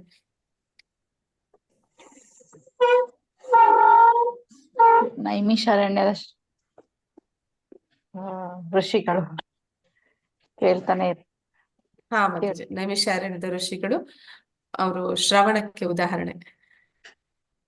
ಈಗ ನಾವು ನೋಡೋಣ ಉತ್ತಮ ಆ ಶಿಕ್ಷಕ ಯಾವ ರೀತಿ ಇರ್ತಾನೆ ಅಂತ. ತಂ ಉವಾಚ ಹೃಷಿಕೇಶ ಪ್ರಹಸನ್ನಿವ ಭಾರತ ಸೇನಯೋರುಭಯೋರ್मध्ये ವಿಷೀದಂತಂ ಇದಂ ವಚಃ.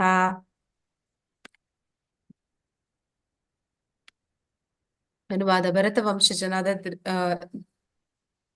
ಧೃತರಾಷ್ಟ್ರನೇ ಆಗ ಎರಡು ಸೈನ್ಯಗಳ ಮಧ್ಯೆ ವಿಷಾದದಲ್ಲಿ ಮುಳುಗಿದ್ದ ಅರ್ಜುನನನ್ನು ಕುರಿತು ಕೃಷ್ಣನು ನಸುನಗುತ್ತಾ ಈ ಮಾತುಗಳನ್ನು ಹೇಳಿದನು. ಈಗ ಕೃಷ್ಣ ಮಾತಾಡೋದಕ್ಕೆ ಪ್ರಾರಂಭ ಮಾಡ್ತಾನೆ. ಉತ್ತಮ ಶಿಕ್ಷಕ ಯಾವ ರೀತಿ ಇರ್ತಾನೆ ಅಂದ್ರೆ ಗದರಿಸುವುದಿಲ್ಲ, ಯಾವಾಗ್ಲೂ ನಗ್ತಾ ಇರ್ತಾನೆ. ಅಂದ್ರೆ ಅವನು ಎದುರುಗಡೆ ಇರುವಂತವ್ರು ಗೊಂದಲದಲ್ಲಿದ್ದಾಗ ಅವರನ್ನ ನೋಡಿ ಇವನು ಗೊಂದಲಕ್ಕೆ ಸಿಕ್ಕಾಕೊಳ್ಳೋದಿಲ್ಲ. ಇವನು ಅವರಲ್ಲಿ ಆಗ್ತಾ ಇರುವಂತಹ ವ್ಯತ್ಯಾಸಗಳನ್ನ ನೋಡಿ ನಗ್ತಾ ನಗ್ತಾ ಅವ್ರನ್ನ ಸರಿದಾರಿಗೆ ತರ್ತಾನೆ. ಹಾಗೆ ಇಲ್ಲಿ ಉತ್ತಮ ಶಿಕ್ಷಕ ಆಗಿದ್ದಾನೆ.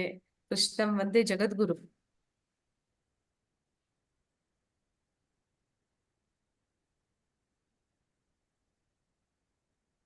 ಶ್ರೀ ಭಗವಾನ್ ಉವಾಚ ಅಶೋಚಾನ್ಯ.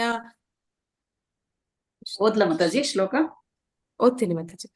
ಶ್ರೀ ಭಗವಾನ್ ಉವಾಚ ಅಶೋಚಾನ್ಯ ಅನ್ವಶೋಚಸ್ ತ್ವಂ ಪ್ರಜ್ಞಾವಾದವಾಂಶ ಚ ಭಾಷಸೆ ಗತಾಸೂನ್ ಅಗತಾಸೋಂಶ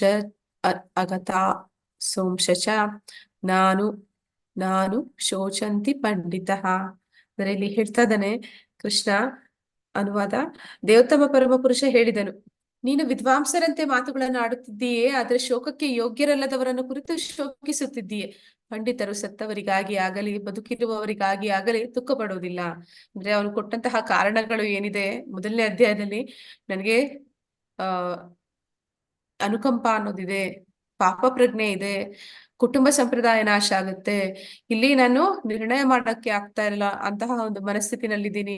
ಅದಕ್ಕೂ ಕೂಡ ಕಾರಣ ಹೇಳ್ತಾ ಇದ್ದಾನೆ, ನಾನು ಕೃಪಣನಾಗಿ ಬಿಟ್ಟಿದ್ದೀನಿ, ಕಾರ್ಪಣ್ಯ ದೋಷ ಅನ್ನೋದು ನನಗೆ ಬಂದ್ಬಿಟ್ಟಿದೆ, ಎಲ್ಲವನ್ನೂ ಕೂಡ ಹೇಳ್ತಾ ಇದ್ದಾನೆ. ಅದಕ್ಕೆ ಪರಮಾತ್ಮ ಹೇಳ್ತಾ ಇದ್ದಾನೆ, ಹೌದೌದು ನೀನು ಪಂಡಿತನ ಹಾಗೆ ಮಾತಾಡ್ತಾ ಇದೀಯಪ್ಪ. ಅಂದ್ರೆ ಇಲ್ಲಿ ಅವನು ವ್ಯಂಗ್ಯವಾಗಿ ಹೇಳ್ತಾ ಇದ್ದಾನೆ ಕೃಷ್ಣ, ಪಂಡಿತನ ಹಾಗೆ ನೀನ್ ಮಾತಾಡ್ತಾ ಇದೀಯಾ. ಆದ್ರೆ ಪಂಡಿತರು ಈ ರೀತಿಯ ದುಃಖಕ್ಕೆ ಶೋಕಕ್ಕೆ ಸಿಕ್ಕಾಕೊಳ್ಳೋದಿಲ್ಲ. ಪಂಡಿತರು ಯಾರಿದ್ದಾರೆ, ಅವರು ಯಾವ ರೀತಿ ಇರ್ತಾರೆ, ನಿಜವಾಗ್ಲೂ ಪಂಡಿತರಂದ್ರೆ ಯಾವ ರೀತಿ ಇರ್ತಾರೆ ಅಂತಂದ್ರೆ, ಅವರು ಸತ್ತವರಿಗಾಗಿ ಆಗ್ಲಿ ಬದುಕಿರೋರ್ಗಾಗಿ ಆಗ್ಲಿ ದುಃಖ ಪಡೋದಿಲ್ಲ ಅಂತ ಹೇಳ್ತಾ ಇದ್ದಾನೆ. ಅಂದ್ರೆ ಪಂಡಿತನಾದವನ್ಗೆ ಅಂದ್ರೆ ಎಲ್ಲ ಜ್ಞಾನ ತಿಳಿದವನಿಗೆ, ಅವನಿಗೆ ಗೊತ್ತಿದೆ. ಅಂದ್ರೆ ಒಬ್ಬ ಕ್ಷತ್ರಿಯ ಯುದ್ಧ ಮಾಡ್ತಾ ಇದ್ದಾನೆ ಅಂದ್ರೆ ಅವನಿಗೆ ತಿಳಿದಿರ್ಬೇಕು ಅವನು ಏನನ್ನ ಅವನು ಕತ್ತರಿಸ್ತಾ ಇದ್ದಾನೆ, ಅವನ ಅಸ್ತ್ರಗಳಿಂದ ಅದು ಬರೀ ದೇಹ ಅಷ್ಟೇ. ಅವನು ಯಾವುದೇ ಒಂದು ಆತ್ಮವನ್ನ ವ್ಯಕ್ತಿಯನ್ನ ಯಾವತ್ತೂ ಕೂಡ ಅವನು ನಾಶ ಮಾಡೋದಕ್ಕೆ ಸಾಧ್ಯ ಇಲ್ಲ ಅನ್ನೋದು ಒಬ್ಬ ಪಂಡಿತನಾದವನಿಗೆ ಗೊತ್ತಿರ್ಬೇಕು. ಆದ ಕಾರಣ ಅವನು ಯಾರಾದ್ರೂ ಸತ್ತಾಗ ಅವನು ಅಳೋದಿಲ್ಲ, ದುಃಖ ಪಡೋದಿಲ್ಲ, ಶೋಕ ಪಡೋದಿಲ್ಲ. ಯಾಕೆಂದ್ರೆ ಅವನಿಗೆ ಗೊತ್ತಿದೆ ಅಲ್ಲಿ ಯಾರು ಬಿದ್ದಿದ್ದಾರೆ ಅದು ಒಂದು ದೇಹ ಮಾತ್ರನೇ. ಆದ್ರೆ ಆ ವ್ಯಕ್ತಿ ಇನ್ನೂ ಇದ್ದಾನೆ, ಆ ವ್ಯಕ್ತಿ ಎಲ್ಲೂ ಹೋಗ್ಲಿಲ್ಲ, ಆ ವ್ಯಕ್ತಿ ಇನ್ನೊಂದು ದೇಹವನ್ನ ಪಡ್ಕೋತಾನೆ. ಇದನ್ನ ಕೂಡ ಮುಂದೆ ನಾವು ನೋಡ್ತೀವಿ, ಹೇಗೆ ಒಂದು ದೇಹದಿಂದ ಈಗ ನಾವು ಕೂಡ ದೇಹವನ್ನ ಪ್ರತಿದಿನ ಬದಲಾಯಿಸ್ತೀವಿ. ಅಂದ್ರೆ ಎಷ್ಟೋ ಸೆಲ್ಸ್ ಅಂತಾರೆ ಬಾಡಿನಲ್ಲಿ, ಅದು ಪ್ರತಿದಿನ ನಾವು ಸ್ನಾನ ಮಾಡಿದಾಗ ಹೋಗುತ್ತೆ. ಅಂದ್ರೆ ಅವೆಲ್ಲ ಕೂಡ ನಾಶ ಹೊಂದಿರ್ತವೆ, ಅಂದ್ರೆ ಸಾಯ್ತವೆ, ಅವುಗಳೆಲ್ಲ ಬದಲಾಗ್ತಾ ಇರುತ್ತೆ. ಅದಕ್ಕೊಂದು ಉದಾಹರಣೆಗೆ ನಾವು ನೋಡ್ತೀವಿ, ಚಿಕ್ಕ ಮಗು ಆಗಿದ್ದಾಗ ನಮ್ಗೆ ಏನ್ ರೂಪ ಇತ್ತು, ಯಾವ ರೀತಿ ನಾವು ಕಾಣ್ತಾ ಇದ್ವಿ, ಆ ರೀತಿ ನಾವು ಇವತ್ತು ಕಾಣೋದಿಲ್ಲ. ನಾವು ಮುಂದೆ ಇವತ್ತು ಹೇಗಿದ್ವಿ ಆ ರೀತಿ ನಾವು ಮುಂದೆ ಕಾಣೋದಿಲ್ಲ. ಹೀಗೆ ಆ ದೇಹ ಅನ್ನೋದು ಏನಾಗುತ್ತೆ, ಆ ದೇಹ ಪರಿಪೂರ್ಣವಾಗಿ ಆ ದೇಹವನ್ನು ಬಿಟ್ಟು ಇನ್ನೊಂದು ದೇಹವನ್ನ ಪಡ್ಕೊಳ್ಳುತ್ತೆ. ಯಾರು ಪಂಡಿತ ಇದ್ದಾನೆ, ಬುದ್ಧಿವಂತ ಇದ್ದಾನೆ, ಎಲ್ಲ ತಿಳಿದವನಿದ್ದಾನೆ, ಅವನು ಅದಕ್ಕಾಗಿ ದುಃಖ ಪಡೋದಿಲ್ಲ. ಅಂದ್ರೆ ಇದು ಸದಾ ಕಾಲ ನಡೀತಿರುವಂತದ್ದು. ಅದಕ್ಕೆ ಹೇಳ್ತಾರೆ ಪ್ರಭುಪಾದರು, ಯಾರು ಮನುಷ್ಯ ಜನ್ಮವನ್ನ ಪಡೆದಿದ್ದಾರೆ ಅದರ ಮೂಲ ಉದ್ದೇಶ, ಅದರ ಮೂಲ ಒಂದು ಗುರಿ ಏನಿದೆ ಅಂತಂದ್ರೆ, ಭಗವಂತ ಮನುಷ್ಯರಿಗೆ ಮಾತ್ರನೇ ಜ್ಞಾನವನ್ನ ಕೊಟ್ಟಿದ್ದಾನೆ, ಬುದ್ಧಿಯನ್ನ ಕೊಟ್ಟಿದ್ದಾನೆ. ಹೀಗಿರ್ಬೇಕಾದ್ರೆ ಅದರ ಪ್ರಯೋಜನವನ್ನ ನಾವು ಪಡ್ಕೋಬೇಕು. ಪ್ರಾಣಿಗಳ ಹಾಗೆ ಜೀವನವನ್ನ ಮಾಡಬಾರ್ದು. ಪ್ರಾಣಿಗಳು ಯಾವಾಗ್ಲೂ ದೇಹ ಭಾವನೆಯಲ್ಲಿ ಇರ್ತವೆ, ಅಂದ್ರೆ ಅವ್ರಿಗೆ ಗೊತ್ತಿಲ್ಲ ನಾನು ಆತ್ಮ ಅಂತ ಹೋಗಿ ನಾವ್ ಹೇಳಿದ್ರೆ ಅದಕ್ಕೆ ಗೊತ್ತಾಗಲ್ಲ. ಕೆಲವು ಸಲ ನಮಗೂ ಹಾಗೆ ಆಗುತ್ತೆ. ಅಂದ್ರೆ ನಮಗೂ ಯಾರಾದ್ರೂ ಭಗವದ್ಗೀತೆ ಓದಿದಾಗ ಅಥವಾ ಯಾರಾದ್ರೂ ತಿಳಿದವರು ಬಂದು ನೀನ್ ಆತ್ಮ ಅಂತ ಹೇಳಿದ್ರೆ ಹೌದು ಹೌದು ಅಂತ ಬಾಯಿ ಮಾತಿಗೆ ನಾವು ಹೇಳ್ತೀವಿ. ಆದ್ರೆ ವಾಸ್ತವದಲ್ಲಿ ನಾವು ಆ ರೀತಿ ಯೋಚನೆ ಮಾಡೋದಿಲ್ಲ. ಪ್ರತಿದಿನ ನಾವು ಈ ದೇಹವನ್ನೇ ಪೋಷಣೆ ಮಾಡ್ತಾ ಇರ್ತೀವಿ. ಈ ದೇಹಕ್ಕೆ ಸಂಬಂಧಪಟ್ಟವರನ್ನೇ ನಮ್ಮವರು ಅಂತ ತಿಳ್ಕೊತೀವಿ. ಅದರಿಂದ ಆಚೆಗೆ ಇನ್ನೊಂದು ಯಾವ್ದು ನಮ್ಗೆ ಅಜ್ಞಾನ ಅನ್ನೋದು ಇರುವ ಕಾರಣ ನಾವು ಬೇರೆ ಯಾವ್ದನ್ನು ಕೂಡ ಅರ್ಥ ಮಾಡ್ಕೊಳಕ್ ಆಗೋದಿಲ್ಲ. ಅಂದ್ರೆ ನಾವು ಇಲ್ಲಿ ಅರ್ಜುನನ ಹಾಗೆ ಪಂಡಿತರಲ್ಲ ಅನ್ನೋದನ್ನ ಇಲ್ಲಿ ಪರಮಾತ್ಮ ಹೇಳ್ತಾನೆ. ಅಂದ್ರೆ ನಾವು ನಮ್ಮ ದೇಹ ಪೋಷಣೆಗಾಗಿ ಸದಾ ದುಡಿಯಕ್ಕೆ ಹೋಗ್ತೀವಿ. ಹಣ ಸಂಪಾದನೆ ಯಾಕೆ ಮಾಡ್ತೀವಿ? ದೇಹವನ್ನ ಕಾಪಾಡ್ಲಿಕ್ಕೆ ಹೋಗ್ತೀವಿ. ಅಷ್ಟು ಮಾತ್ರ ಅಲ್ಲ, ಈ ದೇಹಕ್ಕೆ ಸಂಬಂಧಪಟ್ಟವರು, ನಮ್ಮ ಮಕ್ಕಳು, ನಮ್ಮ ಮನೆಯವರು, ಅವರ ಸೇವೆ ನಾವು ಮಾಡ್ತೀವಿ. ಸದಾ ಕಾಲ ಇದ್ರಲ್ಲಿ ನಮ್ಮ ಜೀವನವನ್ನ ಕಳೆದು ಬಿಡ್ತೀವಿ. ಆದ್ರೆ ಮನುಷ್ಯನಾದವನಿಗೆ ಅದಕ್ಕಿಂತ ದೊಡ್ಡದಾದ ಒಂದು ಜವಾಬ್ದಾರಿ ಅನ್ನೋದು ಇದೆ. ಯಾರು ಮನುಷ್ಯ ದೇಹವನ್ನ ಪಡ್ಕೊಂಡಿದ್ದಾರೆ, ಮನುಷ್ಯ ಜನ್ಮವನ್ನ ಪಡೆದಿದ್ದಾರೆ ಅಂತವರು ಈ ಜನ್ಮ ಮೃತ್ಯು ಜರಾ ವ್ಯಾಧಿ ಏನಿದೆ ಈ ಚಕ್ರದಲ್ಲಿ ನಾವು ಮತ್ತೆ ಮತ್ತೆ ಯಾಕೆ ಬರ್ತಾ ಇದೀವಿ, ಮತ್ತೆ ಮತ್ತೆ ನಮ್ಮ ದೇಹ ಬದಲಾಗ್ತಿದೆ, ಮತ್ತೆ ಮತ್ತೆ ಇನ್ನೊಂದು ದೇಹ ನಾವು ಪಡಿತಾ ಇದೀವಿ, ಯಾವಾಗಲ್ಲ ಈ ರೀತಿ ದೇಹ ಬದಲಾಗ್ತಿದೆ ನಮ್ಗೆ ಅದರಿಂದ ನೋವಾಗ್ತಿದೆ. ಅಂದ್ರೆ ಪ್ರಹ್ಲಾದ ಮಹಾರಾಜ ಕೂಡ ಹೇಳ್ತಾನೆ, ನರಸಿಂಹದೇವನಲ್ಲಿ ಪ್ರಾರ್ಥನೆ ಮಾಡುವಾಗ ಹೇಳ್ತಾನೆ, ಪ್ರಹ್ಲಾದ ಹೇಳ್ತಾನೆ ಅಂದ್ರೆ ನರಸಿಂಹ ತುಂಬಾ ಕೋಪದಲ್ಲಿದ್ದಾನೆ, ಹಿರಣ್ಯಕಶಿಪುನ ಸಂಹಾರ ಮಾಡಿದ್ದಾನೆ, ದೇವತೆಗಳು ಕೂಡ ಹೆದರ್ತಾ ಇದ್ದಾರೆ, ಸ್ವತಃ ಲಕ್ಷ್ಮಿ ಕೂಡ ಹೆದರ್ತಾ ಇದ್ದಾಳೆ ವಿಷ್ಣುವಿನ ಅಂದ್ರೆ ನರಸಿಂಹನ ಬಳಿ ಹೋಗಿ ಅವನನ್ನ ಸಮಾಧಾನ ಪಡಿಸೋದಕ್ಕೆ. ಆಗ ಬ್ರಹ್ಮ ಹೇಳ್ತಾನೆ ಪ್ರಹ್ಲಾದನಿಗೆ, ನೀನೋಗಿ ಸಮಾಧಾನ ಪಡಿಸು ಅಂತ. ಆ ರೀತಿ ಆಗ ಹೇಳಿದಾಗ ಪ್ರಹ್ಲಾದ ಅಲ್ಲಿಗೆ ಹೋಗ್ತಾನೆ. ಸಮಾಧಾನ ಪಡಿಸುವಾಗ ಅವನು ಹೇಳ್ತಾನೆ ಪ್ರಾರ್ಥನೆಯಲ್ಲಿ, ಭಗವಂತ ನಿನ್ನ ಈ ಉಗ್ರ ರೂಪ ನೋಡಿ ನನ್ಗೆ ಯಾವುದೇ ರೀತಿ ಹೆದರಿಕೆ ಆಗ್ತಾ ಇಲ್ಲ. ಯಾಕೆ ಆಗ್ತಾ ಇಲ್ಲ ಅಂತಂದ್ರೆ ಇದಕ್ಕಿಂತ ಹೆದರಿಕೆ ಆಗುವಂತಹ ವಿಷಯಗಳನ್ನ ನಾನು ಜೀವನದಲ್ಲಿ ಕಂಡಿದ್ದೀನಿ ಅಂತ ಹೇಳ್ತಾನೆ. ಏನು ಆ ಜೀವನದಲ್ಲಿ ಅಂತಹ ಹೆದರಿಕೆ ಕೊಡುವಂತಹ ವಿಷಯಗಳು ಅಂದ್ರೆ ಅವನು ಹೇಳ್ತಾನೆ, ಪ್ರತಿ ಜನ್ಮದಲ್ಲೂ ಕೂಡ ನನಗೆ ಇಷ್ಟ ಇಲ್ಲದವ್ರ ಜೊತೆ ನಾನು ಜೀವನ ಮಾಡ್ಬೇಕಾಗಿ ಬರ್ತಿದೆ. ಪ್ರತಿ ಜನ್ಮದಲ್ಲೂ ಕೂಡ ನಾನು ಯಾರನ್ನಾದ್ರೂ ತುಂಬಾ ಹಚ್ಕೋತೀನಿ, ಅವ್ರನ್ನ ನಾನು ಕಳ್ಕೋಬೇಕಾಗಿ ಬರ್ತಾ ಇದೆ. ಮತ್ತೆ ಮತ್ತೆ ಇದೇ ತರ ಈ ಜನ್ಮ ಮೃತ್ಯು ಜರಾ ವ್ಯಾಧಿಯಲ್ಲಿ ನಾನು ಪ್ರತಿ ಸತಿ ಕೂಡ ಬೀಳ್ತಾನೆ ಇದ್ದೀನಿ. ಈ ಭವಸಾಗರದಲ್ಲಿ ನಾನು ಮತ್ತೆ ಮತ್ತೆ ಮುಳುಗಿ ಮುಳುಗಿ ಹೇಳ್ತಾನೆ ಇದ್ದೀನಿ. ನನಗೆ ಇದು ನಿಜವಾಗ್ಲೂ ಹೆದರಿಕೆಯನ್ನ ಕೊಡುವಂತದ್ದು ಅಂತ. ಹಾಗೆ ಪಂಡಿತರಾದವರು ಇದರ ಬಗ್ಗೆ ಯೋಚನೆ ಮಾಡ್ತಾರೆ.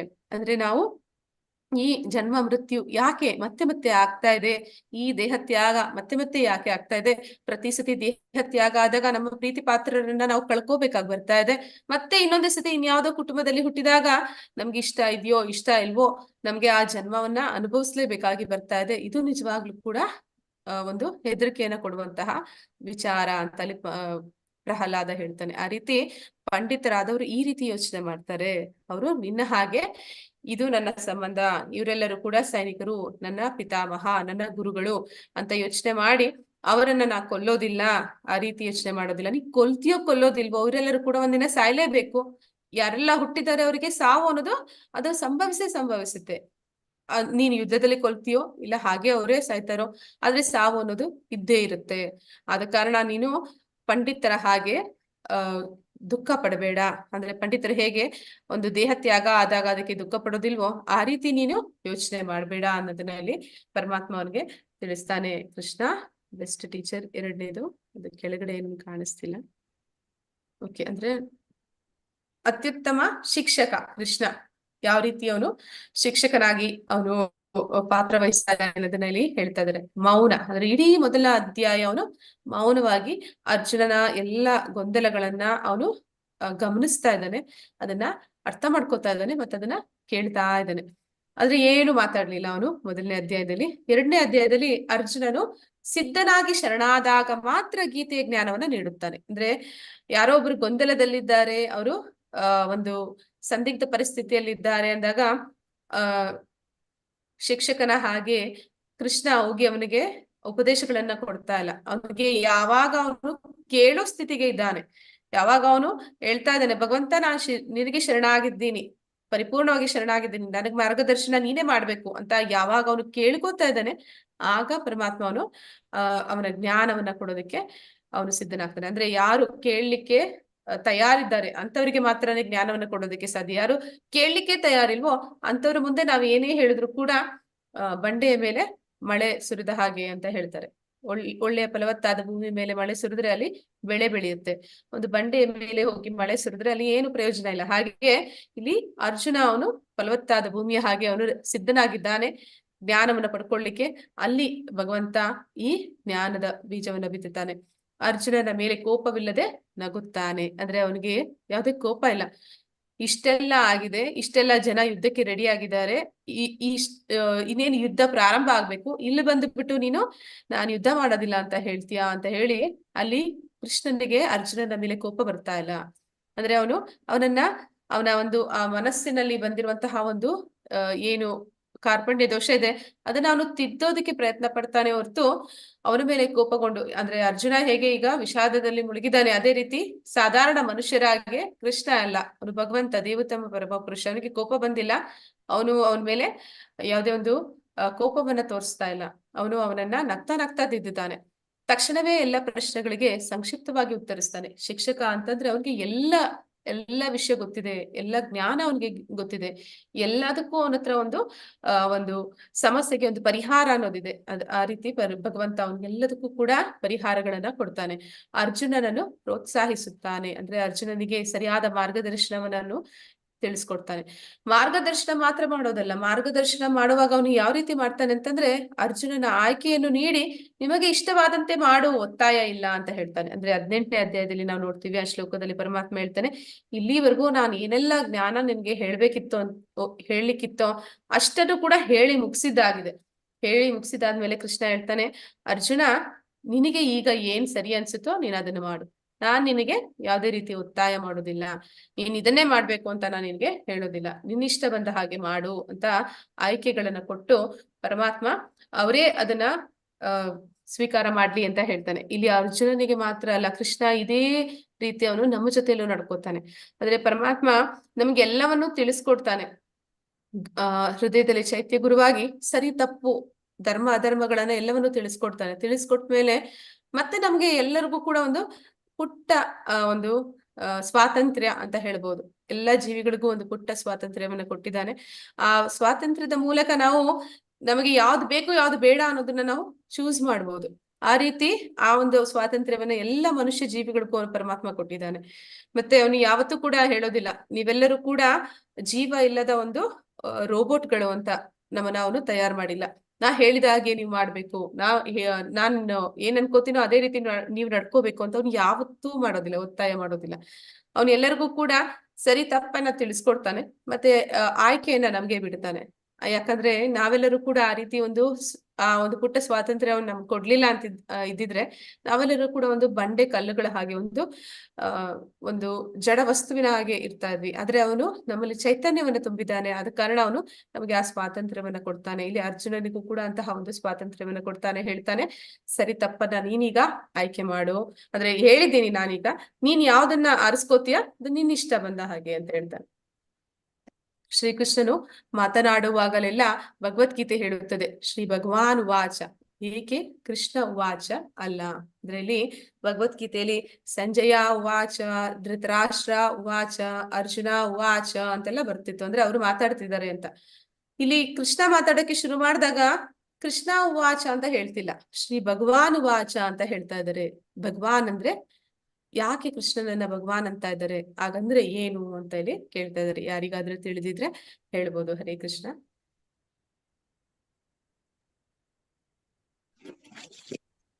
ಹರೇ ಕೃಷ್ಣ ಮಾತಾಜಿ. ಹರೇ ಕೃಷ್ಣ ಮಾತಾಜಿ. ಭಗವಾನ್ ಷಡೈಶ್ವರ್ಯನ್ನು ಹೊಂದಿದ್ದಾನೆ, ಅವ್ರಿಗೆ ಭಗವಾನ್ ಅಂತಾನೆ. ಹಾ ಮಾತಾಜಿ, ಬೇರೆ ಯಾರಾದ್ರೂ ಹೇಳ್ತೀರಾ? ಎಲ್ಲ ಸೌಂದರ್ಯ, ಎಲ್ಲ ಕೀರ್ತಿ, ಎಲ್ಲ ತ್ಯಾಗ, ಎಲ್ಲ ಶಕ್ತಿ, ಎಲ್ಲ ಜ್ಞಾನ, ವೈರಾಗ್ಯ. ಪರಾಶರ ಮುನಿಗಳು ಅಂದ್ರೆ ವ್ಯಾಸರ ತಂದೆ ಪರಾಶರ ಮುನಿಗಳು ಹೇಳ್ತಾರೆ, ಭಗವಾನ್ ಅನ್ನೋ ಪದಕ್ಕೆ ಕೊಡ್ತಾರೆ. ಅಂದ್ರೆ ಭಗವಾನ್ ಅಂತಂದ್ರೆ ಯಾರಲ್ಲಿ ಸಂಪೂರ್ಣ ಜ್ಞಾನ, ಸೌಂದರ್ಯ, ಕೀರ್ತಿ, ತ್ಯಾಗ, ವೈರಾಗ್ಯ ಮತ್ತೆ ಶಕ್ತಿ ಇದೆಲ್ಲವೂ ಕೂಡ ಇದೆಯೋ ಅಂತಹ ಒಬ್ಬನನ್ನ ಭಗವಾನ್ ಅಂತ ಕರೀಬಹುದು ಅಂತ. ಈ ರೀತಿ ಸಂಪೂರ್ಣವಾಗಿ ಎಲ್ಲವನ್ನೂ ಹೊಂದಿರುವಂತದ್ದು ಕೃಷ್ಣನ ಹೊರತಾಗಿ ಬೇರೆ ಯಾರು ಇರ್ಲಿಕ್ಕೆ ಸಾಧ್ಯ ಇಲ್ಲ.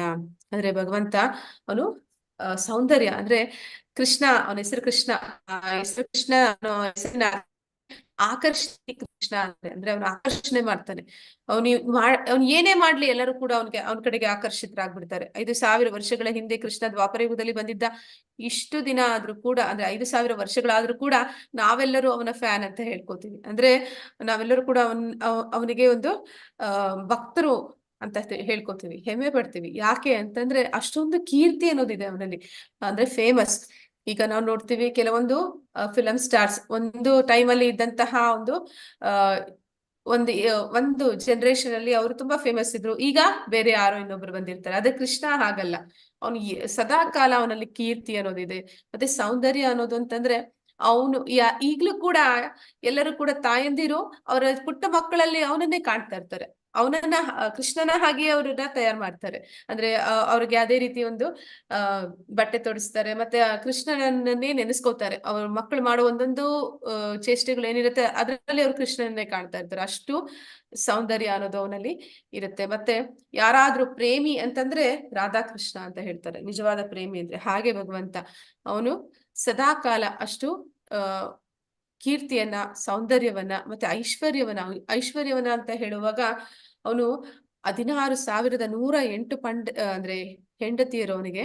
ಅಷ್ಟು ಜನ ಹೆಂಡತಿಯರಿಗೂ ಕೂಡ ವೈಡೂರ್ಯಗಳಿಂದ ಖಚಿತವಾದ ಅರಮನೆಗಳನ್ನ ಅವನು ಮಾಡಿಕೊಡ್ತಾನೆ. ಅವನು ಆ ರೀತಿ ಕಟ್ಟಿಸ್ಕೊಟ್ಟಾಗ ಒಮ್ಮೆ ನಾರದ್ರು ಬಂದು ನೋಡ್ತಾರೆ. ಅವರಿಗೆ ಮತ್ತೆ ಮಹಾವಿಷ್ಣುವಿಗೂ ಕೂಡ ತುಂಬಾ ಆಶ್ಚರ್ಯ ಆಗುತ್ತೆ. ಅಂದ್ರೆ ಮಹಾವಿಷ್ಣು ಲಕ್ಷ್ಮೀಪತಿ, ಅವನಿಗೂ ಕೂಡ ಆಶ್ಚರ್ಯ ಆಗುತ್ತೆ, ಇಷ್ಟೊಂದು ಐಶ್ವರ್ಯ ಅನ್ನೋದು ಭಗವಂತನಲ್ಲಿ ಇದೆ ಅಂತ. ನಂತರ ಅವನು ಕೀರ್ತಿ, ಸೌಂದರ್ಯ, ಐಶ್ವರ್ಯ ಆಯ್ತು. ಮತ್ತೆ ಅವನಲ್ಲಿ ನೆಕ್ಸ್ಟ್ ಶಕ್ತಿಗೆ ನೋಡಿದ್ರೆ ಪುಟ್ಟ ಮಕ್ಕಳು ಅವರು ಒಂದು ಸೊಳ್ಳೆ ಬಂದು ಅವ್ರ ಹತ್ರ ಕಚ್ತಿದೆ ಅಂದ್ರೆ ಆ ಸೊಳ್ಳೆ ಹೊಡೆಯಷ್ಟು ಕೂಡ ಅವ್ರಿಗೆ ಶಕ್ತಿ ಅನ್ನೋದು ಇರೋದಿಲ್ಲ. ಆದ್ರೆ ಭಗವಂತ ಅವನು ಪುಟ್ಟ ಮಗುವಾಗಿರುವಾಗ್ಲೇ, ಹಾಲು ಕುಡಿಯುವಂತ ಮಗು, ತೂತನಿ ಅವನನ್ನ ಕೊಲ್ಲಿಕ್ಕೆ ಬಂದಾಗ ಹೇಗೆ ಒಂದು ರಾಕ್ಷಸಿಯವಳು ಅವಳ ಸಂಹಾರ ಮಾಡ್ತಾನೆ ಅನ್ನೋದನ್ನ ನಾವು ನೋಡ್ತೀವಿ. ಅವನು ಗೋವರ್ಧನ ಗಿರಿಯನ್ನ 7 ದಿನ 7 ರಾತ್ರಿ ತನ್ನ ಕಿರು ಬೆರಳಿನ ಮೇಲೆ ಹಿಡ್ಕೋತಾನೆ. ಅಂದ್ರೆ ಅವನಿಗೆ ಎಷ್ಟು ಚಿಕ್ಕ ಹುಡುಗ ಬಾಲಕ, ಅಂದ್ರೆ ಅವನ ಶಕ್ತಿ ಅನ್ನುವಂಥದ್ದು ಎಷ್ಟು ಅಪಾರ, ಶಕ್ತಿ ಅನ್ನೋದು ಎಷ್ಟೊಂದಿದೆ ಭಗವಂತನಿಗೆ ಅನ್ನೋದನ್ನ ನಾವು ತಿಳ್ಕೊತೀವಿ. ನಂತರ ಅವನ ವೈರಾಗ್ಯ ಅಂತ ಬಂದಾಗ ನಾವು ರಾಮನಾಗಿ ಕೂಡ ನೋಡ್ತೀವಿ, ಕೃಷ್ಣನಾಗಿ ಕೂಡ ನೋಡ್ತೀವಿ. ರಾಮನಾಗಿ ಬಂದಾಗ್ಲೂ ಕೂಡ ಹೇಗೆ ಅವನ ತಂದೆ ಅಂದ್ರೆ ಕೈಕೆ ಬಯಸ್ತಾಳೆ, ಅವನು ವನವಾಸಕ್ಕೆ ಹೋಗ್ಬೇಕು ಅಂತಂದ್ರೆ ರಾಜನಾಗ್ಬೇಕು, ಮುಂದೆ ಬೆಳಗ್ಗೆಗೆ ಅವನು ರಾಜ ಆಗ್ಬೇಕು. ರಾತ್ರಿನೇ ಅವ್ರಿಗೆ ಹೇಳ್ತಾರೆ ಇಲ್ಲ ವನವಾಸಕ್ಕೆ ನೀನು ಹೋಗ್ಬೇಕು ಅಂತಂದಾಗ ಅವನು ಏನು ವಿಚಲಿತನಾಗೋದಿಲ್ಲ, ಅವ್ನಿಗೆ ಏನ್ ಅನ್ಸೋದಿಲ್ಲ, ಅವನು ಸಂತೋಷವಾಗಿ ಹೋಗ್ತಾನೆ. ಅದೇ ರೀತಿ ಸೀತೆಯನ್ನ ಅವನು ಕಾಡಿಗೆ ಕಳಿಸ್ಬೇಕು ಅಂದಾಗ್ಲೂ ಕೂಡ ಆ ಪರಿಸ್ಥಿತಿನಲ್ಲೂ ಅಷ್ಟೇ ಅವನು ಏನು ಯೋಚನೆ ಮಾಡೋದಿಲ್ಲ. ಅಂದ್ರೆ ಅವನು ದುಃಖ ಪಡೋದಿಲ್ಲ. ಎಂತಹ ಒಂದು ವೈರಾಗ್ಯ ಅಂತಂದ್ರೆ ತ್ಯಾಗ ಮಾಡುವಂತ ಮನೋಭಾವ. ನಂತರ ಕೃಷ್ಣನು ಹಾಗೆ, ಅವನು 11-12 ವರ್ಷದವರೆಗೆ ಅವನು ಗೋಕುಲದಲ್ಲಿ ಇರ್ತಾನೆ. ಯಶೋಧ ಮಾತೆ ಮತ್ತೆ ನಂದ ಮಹಾರಾಜ, ಅಲ್ಲಿದ್ದಂತಹ ಗೋಪಬಾಲಕರು, ಗೋಪಸ್ತ್ರೀಯರು ಎಲ್ಲರ ಜೊತೆ ಅವನ ಒಂದು ಲೀಲೆಗಳು ಅವೆಲ್ಲವೂ ಕೂಡ ಭಗವಂತನ ಧಾಮದಲ್ಲಿ ಅವನು ಯಾವ ರೀತಿ ಇರ್ತಾನೆ ಅದೇ ರೀತಿ ಭೂಮಿಯ ಮೇಲೆ ಅವನು ಒಂದು ಆನಂದವಾದ ಜೀವನವನ್ನ ನಡೆಸ್ತಿರ್ತಾನೆ. ಮಥುರೆಗೆ ಅವನು ಅಕ್ರೂರರ ಜೊತೆ ಹೋಗ್ಬೇಕು ಅಂತ ಬಂದಾಗ ಮತ್ತೆ ಆ ಇಡೀ ಅವತಾರದಲ್ಲಿ ಅವನು ಮತ್ತೆ ಆ ಗೋಕುಲಕ್ಕೆ ಬೃಂದಾವನಕ್ಕೆ ಅವನು ವಾಪಸ್ ಹೋಗೋದೇ ಇಲ್ಲ. ಅಷ್ಟು ಭಗವಂತನಲ್ಲಿ ಇರುವಂತದ್ದು ವೈರಾಗ್ಯ. ಹೀಗೆ ಈ ಎಲ್ಲ ಷಡೈಶ್ವರ್ಯಗಳು ಯಾರಲ್ಲಿ ಸಂಪೂರ್ಣವಾಗಿ ಪರಿಪೂರ್ಣವಾಗಿ ಅಂದ್ರೆ ಕೃಷ್ಣ ಮಾತ್ರನೇ. ಆದ ಕಾರಣ ಇಲ್ಲಿ ಕೃಷ್ಣ ಉವಾಚ ಅಂತ ಹೇಳ್ಬೇಕು ಅಂತ ಬಂದಾಗಲ್ಲ ಶ್ರೀ ಭಗವಾನ್ ಉವಾಚ ಅಂತ ಹೇಳ್ತಾರೆ. ಇಲ್ಲಿ ಸಾಕ್ಷಾತ್ಕಾರದ ಬಗ್ಗೆ ತಿಳಿಸ್ಕೊಡ್ತಾ ಇದ್ದಾರೆ. ಅಂದ್ರೆ ನಾ ಹೇಳಿದೆ ಮನುಷ್ಯ ಜನ್ಮ ಅಂತ ಪಡೆದ ಮೇಲೆ ಅದರಲ್ಲಿ ಒಂದು ಮೂಲ ಉದ್ದೇಶ ಇದೆ. ನಾವೆಲ್ಲರೂ ಕೂಡ ಮನುಷ್ಯರಾಗಿ ಹುಟ್ಟಿದ ಮೇಲೆ ನಾವು ತಿಳ್ಕೊಳ್ಳೇಬೇಕಾಗಿರುವಂತಹ ಒಂದು ವಿಚಾರ ಇದೆ. ಅದು ಏನು ಅಂತಂದ್ರೆ ಭಗವಂತನ ಬಗ್ಗೆ ತಿಳ್ಕೋಬೇಕು. ನಾವು ಯಾರು, ಭಗವಂತ ಯಾರು, ಭಗವಂತನ ಜೊತೆ ನಮ್ಮ ಸಂಬಂಧ ಏನು, ನಮ್ಮ ಜೀವನದ ಉದ್ದೇಶ ಏನು, ನಾವೆಲ್ಲರೂ ಕೂಡ ಏನಕ್ಕಾಗಿ ಈ ರೀತಿ ಒಂದು ವ್ಯಕ್ತಿಗಳಾಗಿ ಇದೀವಿ, ನಮ್ಮ ನಿಜ ಸ್ವರೂಪ ಏನು, ಇದೆಲ್ಲ ತಿಳ್ಕೋಬೇಕು. ಆಗಿರ್ಬೇಕಾದ್ರೆ ಮೊದಲಿಗೆ ಭಗವಂತ ಅಂದ್ರೆ ಏನು ಅನ್ನೋದು ತಿಳ್ಕೊಳ್ಬೇಕು. ಅಂದ್ರೆ ಭಗವಂತನನ್ನ 3 ಹಂತಗಳಲ್ಲಿ ಅರ್ಥ ಮಾಡ್ಕೋತಾರೆ. ಮೊದಲನೇ ಹಂತದಲ್ಲಿ ಅರ್ಥ ಮಾಡ್ಕೊಳ್ಳುವಾಗ ಯಾವ ರೀತಿ ಅರ್ಥ ಮಾಡ್ಕೋತಾರೆ ಅಂತಂದ್ರೆ, ಈಗ ಒಂದು ಸೂರ್ಯನ ಉದಾಹರಣೆಯನ್ನ ಕೊಡ್ತಾರೆ. ಸೂರ್ಯನ ಉದಾಹರಣೆ ಅಂದ್ರೆ ಸಾದೃಶ್ಯ, ಅನಾಲಜಿ ಅಂದ್ರೆ ಹೋಲಿಕೆ ಮಾಡಿ ಹೇಳುವಂಥದ್ದು. ಸೂರ್ಯನ ಕಿರಣಗಳನ್ನ ನೋಡಿ ಅದೇ ಭಗವಂತ ಅಂದ್ರೆ ಅಲ್ಲಿಂದ ಶಕ್ತಿ ಬರ್ತಿದೆ, ಬೆಳಕು ಬರ್ತಿದೆ. ಅದಿಲ್ಲ ಅಂದ್ರೆ ಈ ಭೂಮಿಯಲ್ಲಿ ಯಾವುದೇ ಒಂದು ಪ್ರಕೃತಿಯಲ್ಲಿ ಯಾವುದೇ ಒಂದು ಕಾರ್ಯ ನಡೆಯೋದಿಲ್ಲ. ಆದ ಕಾರಣ ಆ ಬೆಳಕು ಏನು ನಮಗೆ ಪೋಷಣೆಯನ್ನ ಕೊಡ್ತಾ ಇದೆ, ಆ ಶಕ್ತಿ ಅಂದ್ರೆ ಆ ಬೆಳಕು, ಆ ಶಾಖ, ಅದು ನಮಗೆ ಏನು ಅಗತ್ಯವಾದದ್ದನ್ನೆಲ್ಲ ಒದಗಿಸ್ತಾ ಇದೆ, ಅದನ್ನೇ ಭಗವಂತ ಅಂತ ತಿಳ್ಕೊಳ್ಳುವಂಥದ್ದು ಮೊದಲ ಹಂತದಲ್ಲಿ ತಿಳ್ಕೊಳ್ಳುವಂಥದ್ದು. ನಂತರ ಬರುವಂತದ್ದು ಯಾವಾಗ ಈ ವಿಜ್ಞಾನಿಗಳನ್ನ ನಾವು ನೋಡ್ತೀವಿ, ಅವರೆಲ್ಲರೂ ಕೂಡ ಎಲ್ಲಾ ಗ್ರಹ ವ್ಯೂಹಗಳಿಗೆ ಹೋಗ್ಬೇಕು, ಅಲ್ಲಿ ಅದರ ಹತ್ರ ಹೋಗಿ ತಿಳ್ಕೋಬೇಕು ಅಂತ ಹೇಳಿ ಅಲ್ಲಿಗೆ ಹೋಗ್ತಾರೆ. ಹಾಗೆ ಇಲ್ಲಿ ಒಂದು ಸೂರ್ಯ ಲೋಕ ಇದೆ, ಆ ಸೂರ್ಯ ಲೋಕದಿಂದ ಈ ಪ್ರಭೆ, ಈ ಶಕ್ತಿ, ಬೆಳಕು ಎಲ್ಲ ಬರ್ತಾ ಇದೆ. ಅದ್ರ ಮೂಲ ಎಲ್ಲಿದೆ ಅಲ್ಲಿ ಹೋಗಿ ನೋಡ್ತೀವಿ ಅಂತಂದಾಗ ನಮ್ಮದು ಎರಡನೇ ಹಂತ. ಅರ್ಥ ಮಾಡ್ಕೊಳ್ಳೋದ್ರಲ್ಲಿ ನಮಗೆ ಅದು ಎರಡನೇ ಹಂತ. ಅಲ್ಲಿ ನಮ್ಗೆ ಗೊತ್ತಾಗುತ್ತೆ ಅಲ್ಲಿ ಒಂದು ಈ ಶಕ್ತಿ ಬೆಳಕಿಗೆ ಒಂದು ಮೂಲ ಅನ್ನೋದು ಅಲ್ಲಿ ಇದೆ ಅಂತ. ಅದನ್ನೇ ನಾವು ಪರಮಾತ್ಮ ಸಾಕ್ಷಾತ್ಕಾರ ಅಂತ ಕರಿತೀವಿ. ಆದ್ರೆ ಇದಕ್ಕಿಂತ ಹೆಚ್ಚಾಗಿ ಇನ್ನೊಂದು ಏನಿದೆ ಅಂತಂದ್ರೆ, ಇದನ್ನ ನಾವು ಯಾವುದೇ ವಿಜ್ಞಾನಿಗಳು ಅಥವಾ ಭೌತಿಕ ಜೀವಿಗಳು ಈ ರೀತಿ ಯಾವತ್ತೂ ಕೂಡ ಅವ್ರು ಯೋಚನೆ ಮಾಡಿದ್ದಿಲ್ಲ. ಅಂತಹ ಜ್ಞಾನ ನಮ್ಗೆ ಎಲ್ಲೂ ಶಾಲಾ ಕಾಲೇಜುಗಳಲ್ಲಿ ಸಿಕ್ಕಿದ್ದು ಇಲ್ಲ. ಅಂದ್ರೆ ಸೂರ್ಯ ಅನ್ನುವಂಥದ್ದು ಒಬ್ಬ ವ್ಯಕ್ತಿ, ಅಂದ್ರೆ ಆ ಸೂರ್ಯನ ಗ್ರಹದಲ್ಲಿ ಒಬ್ಬ ವ್ಯಕ್ತಿ ಇದ್ದಾನೆ. ಆ ವ್ಯಕ್ತಿ ವಿವಸ್ವಾನ್ ಅಂತ ಕರೀತಾರೆ. ಆ ವ್ಯಕ್ತಿ ಆ ಸೂರ್ಯ ಲೋಕವನ್ನ ಅವ್ನು ನಿರ್ವಹಣೆ ಮಾಡ್ತಾ ಇದ್ದಾನೆ. ಅಂದ್ರೆ ಈಗ ಅನೇಕ ಲೋಕಗಳು ಇದೆ ಅಂತ ಹೇಳ್ತಾರೆ. ಭೂಲೋಕದಲ್ಲಿ ಕೂಡ ರಾಜ ಈ ಭೂಮಿಯನ್ನ ಆಳ್ತಾನೆ. ಈಗ ಅಂತಂದ್ರೆ ಅನೇಕ ಮಂತ್ರಿಗಳು ಅವರು ಈ ಭೂಮಿಯನ್ನ ಆಳ್ತಾ ಇದ್ದಾರೆ. ಅದೇ ರೀತಿ ಸ್ವರ್ಗಕ್ಕೆ ಹೋದಾಗ ಇಂದ್ರ ಆ ಲೋಕವನ್ನ ಆಳ್ತಾನೆ. ಚಂದ್ರನ ಲೋಕಕ್ಕೆ ಹೋದ್ರೆ ಅಲ್ಲಿ ಚಂದ್ರ ಆ ಲೋಕವನ್ನ ಆಳುತ್ತಾನೆ. ಅದೇ ರೀತಿ ಸೂರ್ಯ ಲೋಕದಲ್ಲೂ ಕೂಡ ಒಬ್ಬ ವ್ಯಕ್ತಿ ಇದ್ದಾನೆ. ಆ ವ್ಯಕ್ತಿ ಆ ಸೂರ್ಯ ಲೋಕದ ನಿರ್ವಹಣೆಯನ್ನ ನೋಡ್ಕೋತಾ ಇದ್ದಾನೆ. ಹೀಗೆ ಯಾರು ಇದನ್ನ ಅರ್ಥೈಸ್ಕೋತಾರೆ ಅಂದ್ರೆ, ಮೊದಲ ಹಂತದಲ್ಲಿ ಶಾಖ ಬೆಳಕು ಏನ್ ಬರ್ತಿದೆ, ಅದು ಬೆಳಕು ಪ್ರಭೆ ಏನಿದೆ ಅದನ್ನ ನೋಡಿ ಅದು ನಮ್ಮ ಎಲ್ಲಾ ಅವಶ್ಯಕತೆಗಳನ್ನ ಪೂರೈಸ್ತಾ ಇರುವಂತದ್ದು ಅಂತ ಯಾರು ಅರ್ಥ ಮಾಡ್ಕೋತಾರೆ, ಅದು ಮೊದಲನೇ ಹಂತದಲ್ಲಿ ತಿಳ್ಕೊಳ್ಳುವಂಥದ್ದು. ಅದನ್ನ ಬ್ರಹ್ಮನ್ ಸಾಕ್ಷಾತ್ಕಾರ ಅಂದ್ರೆ, ಬ್ರಹ್ಮನ್ ಸಾಕ್ಷಾತ್ಕಾರ ಅಂತಂದ್ರೆ ಯಾರೆಲ್ಲರೂ ಕೂಡ ಆಧ್ಯಾತ್ಮಿಕವಾದಿಗಳಿದ್ದಾರೆ ಅವರು ಮೊದಲಿಗೆ ಭಗವಂತನ ಶಕ್ತಿ ಎನ್ನುವುದು ಏನಿದೆ ಅದಕ್ಕೆ ಶರಣ ಆಗ್ತಾರೆ. ಅದನ್ನೇ ಇಲ್ಲಿ ನಿರಾಕಾರವಾದಿಗಳು ಅಂತ ನಾವು ಕರಿತೀವಿ. ಅಂದ್ರೆ ಅವ್ರಿಗೆ ಗೊತ್ತಿಲ್ಲ ಭಗವಂತ ಅಂದ್ರೆ ಒಬ್ಬ ವ್ಯಕ್ತಿ, ಅವನಿಗೆ ಒಂದು ರೂಪ ಇದೆ ಅನ್ನೋದು ಗೊತ್ತಿಲ್ಲ. ಅವನ ಶಕ್ತಿ ಏನಿದೆ ಅದನ್ನೇ ಭಗವಂತ ಅಂತ ತಿಳ್ಕೊತಾರೆ. ಅದಕ್ಕೆ ಅವರು ಶರಣಾಗ್ತಾರೆ. ಅದನ್ನ ಬ್ರಹ್ಮನ್ ಸಾಕ್ಷಾತ್ಕಾರ ಅಂತ ಕರೀತಾರೆ. ನಂತರದ ಹಂತದಲ್ಲಿ ಯಾರು ಯೋಗಿಗಳಿದ್ದಾರೆ ಅವ್ರೇನ್ ಮಾಡ್ತಾರೆ, ಭಗವಂತನ ಶಕ್ತಿಗಳು ಏನಿದೆ ಆ ಶಕ್ತಿಯ ಮೂಲ ಎಲ್ಲಿಂದ ಬರ್ತಿದೆ ಅಂತ ಅವರು ಅದನ್ನ ತಿಳ್ಕೊಳ್ಳೋ ಪ್ರಯತ್ನ ಮಾಡ್ತಾರೆ. ಆ ತಿಳ್ಕೊಳ್ಳುವಂತ ಪ್ರಯತ್ನದಲ್ಲಿ ಅವರಿಗೆ ಅವರ ಹೃದಯದಲ್ಲಿ ಪರಮಾತ್ಮನ ಸಾಕ್ಷಾತ್ಕಾರ ಆಗುತ್ತೆ. ಅಂದ್ರೆ ಅವರ ಹೃದಯದಲ್ಲಿ ಭಗವಂತನನ್ನ ಅವರು ಕಾಣ್ತಾರೆ. ಆ ಪರಮಾತ್ಮ ಸಾಕ್ಷಾತ್ಕಾರವನ್ನ ಅದು ಕೂಡ ಒಂದು ಅಂಶಿಕ ಸಾಕ್ಷಾತ್ಕಾರ, ಅಂದ್ರೆ ಅದು ಒಂದು ಪರಿಪೂರ್ಣ ಸಾಕ್ಷಾತ್ಕಾರ ಅಂತ ಕರೆಸ್ಕೊಳ್ಳೋದಿಲ್ಲ. ಅಂದ್ರೆ ಭಗವಂತನ ಆ ರೂಪವನ್ನು ಅವರು ಕಾಣ್ತಾರೆ. ಅದನ್ನ ಪರಮಾತ್ಮ ಸಾಕ್ಷಾತ್ಕಾರ ಅಂತ ಕರೀತಾರೆ. ನಂತರ ಭಗವಾನ್ ಸಾಕ್ಷಾತ್ಕಾರ ಅಂದ್ರೆ ದೇವೋತ್ತಮ ಪರಮ ಪುರುಷ ಸ್ವಯಂ ಕೃಷ್ಣ ಭಗವಾನ್ ಅಂತ ಈಗ ನೋಡಿದ್ವಿ. ಷಡೈಶ್ವರ್ಯಗಳನ್ನ ಹೊಂದಿರುವಂತವನು, ಅವನು ನಿಜವಾದ ಒಬ್ಬ ವ್ಯಕ್ತಿ. ಅವನಿಗೆ ಒಂದು ರೂಪ ಇದೆ, ಅವನಿಗೆ ಒಂದು ಗುಣ ಇದೆ, ನಾಮ ಇದೆ, ಅವನ ಲೀಲೆಗಳಿದೆ. ಈ ರೀತಿ ಯಾರು ಅವನನ್ನ ಪರಿಪೂರ್ಣವಾಗಿ ಅರ್ಥೈಸ್ಕೊಳ್ತಾರೆ ಅಂತದ್ದು ಅದು ಪರಿಪೂರ್ಣ ಸಾಕ್ಷಾತ್ಕಾರ. ಅದನ್ನ ಭಗವಾನ್ ಸಾಕ್ಷಾತ್ಕಾರ ಅಂತಂದ್ರೆ, ಭಗವಂತ ಅಂದ್ರೆ ಯಾರು ಅಂತ ಪರಿಪೂರ್ಣವಾಗಿ ತಿಳ್ಕೊತಾರೆ. ಅವರು ಪರಿಪೂರ್ಣ ಸಾಕ್ಷಾತ್ಕಾರವನ್ನ ಹೊಂದಿದ್ದಾರೆ. ಅಂದ್ರೆ ಈಗ ನಾವು ಕೂಡ ನೋಡ್ತೀವಿ ಅನೇಕ ಬಾರಿ ಈ ವಿಜ್ಞಾನಿಗಳು ಕೂಡ ಅವರು ಕೂಡ ನಿರಾಕಾರವಾದಿಗಳ ಹಾಗೆ ಅವರು ಅನೇಕ ಪ್ರಯೋಗಗಳನ್ನ ಮಾಡ್ತಾರೆ. ಅವ್ರಿಗೆ ಗೊತ್ತಾಗುತ್ತೆ ಈ ಬ್ರಹ್ಮಾಂಡ ಅನ್ನೋದು ಏನಿದೆ ಅದು ತುಂಬಾ ಅಗಾಧವಾಗಿದೆ, ಇಲ್ಲಿ ಒಂದು ಶಕ್ತಿ ಅನ್ನೋದು ಇದೆ, ಆ ಶಕ್ತಿ ಎಲ್ಲವನ್ನು ಕೂಡ ಸರಿಯಾದ ರೀತಿಯಲ್ಲಿ ನಡೆಸ್ತಿದೆ. ಆ ಶಕ್ತಿಗೆ ಶರಣ ಆಗ್ತಾರೆ. ಆದ ಕಾರಣ ಅವರು ಭಗವಂತನ ಒಂದು ಭಾಗಶಃ ಸಾಕ್ಷಾತ್ಕಾರವನ್ನ ಪಡ್ಕೊಂಡಿದ್ದಾರೆ ಅಂತ ನಾವು ಹೇಳ್ಬೋದು.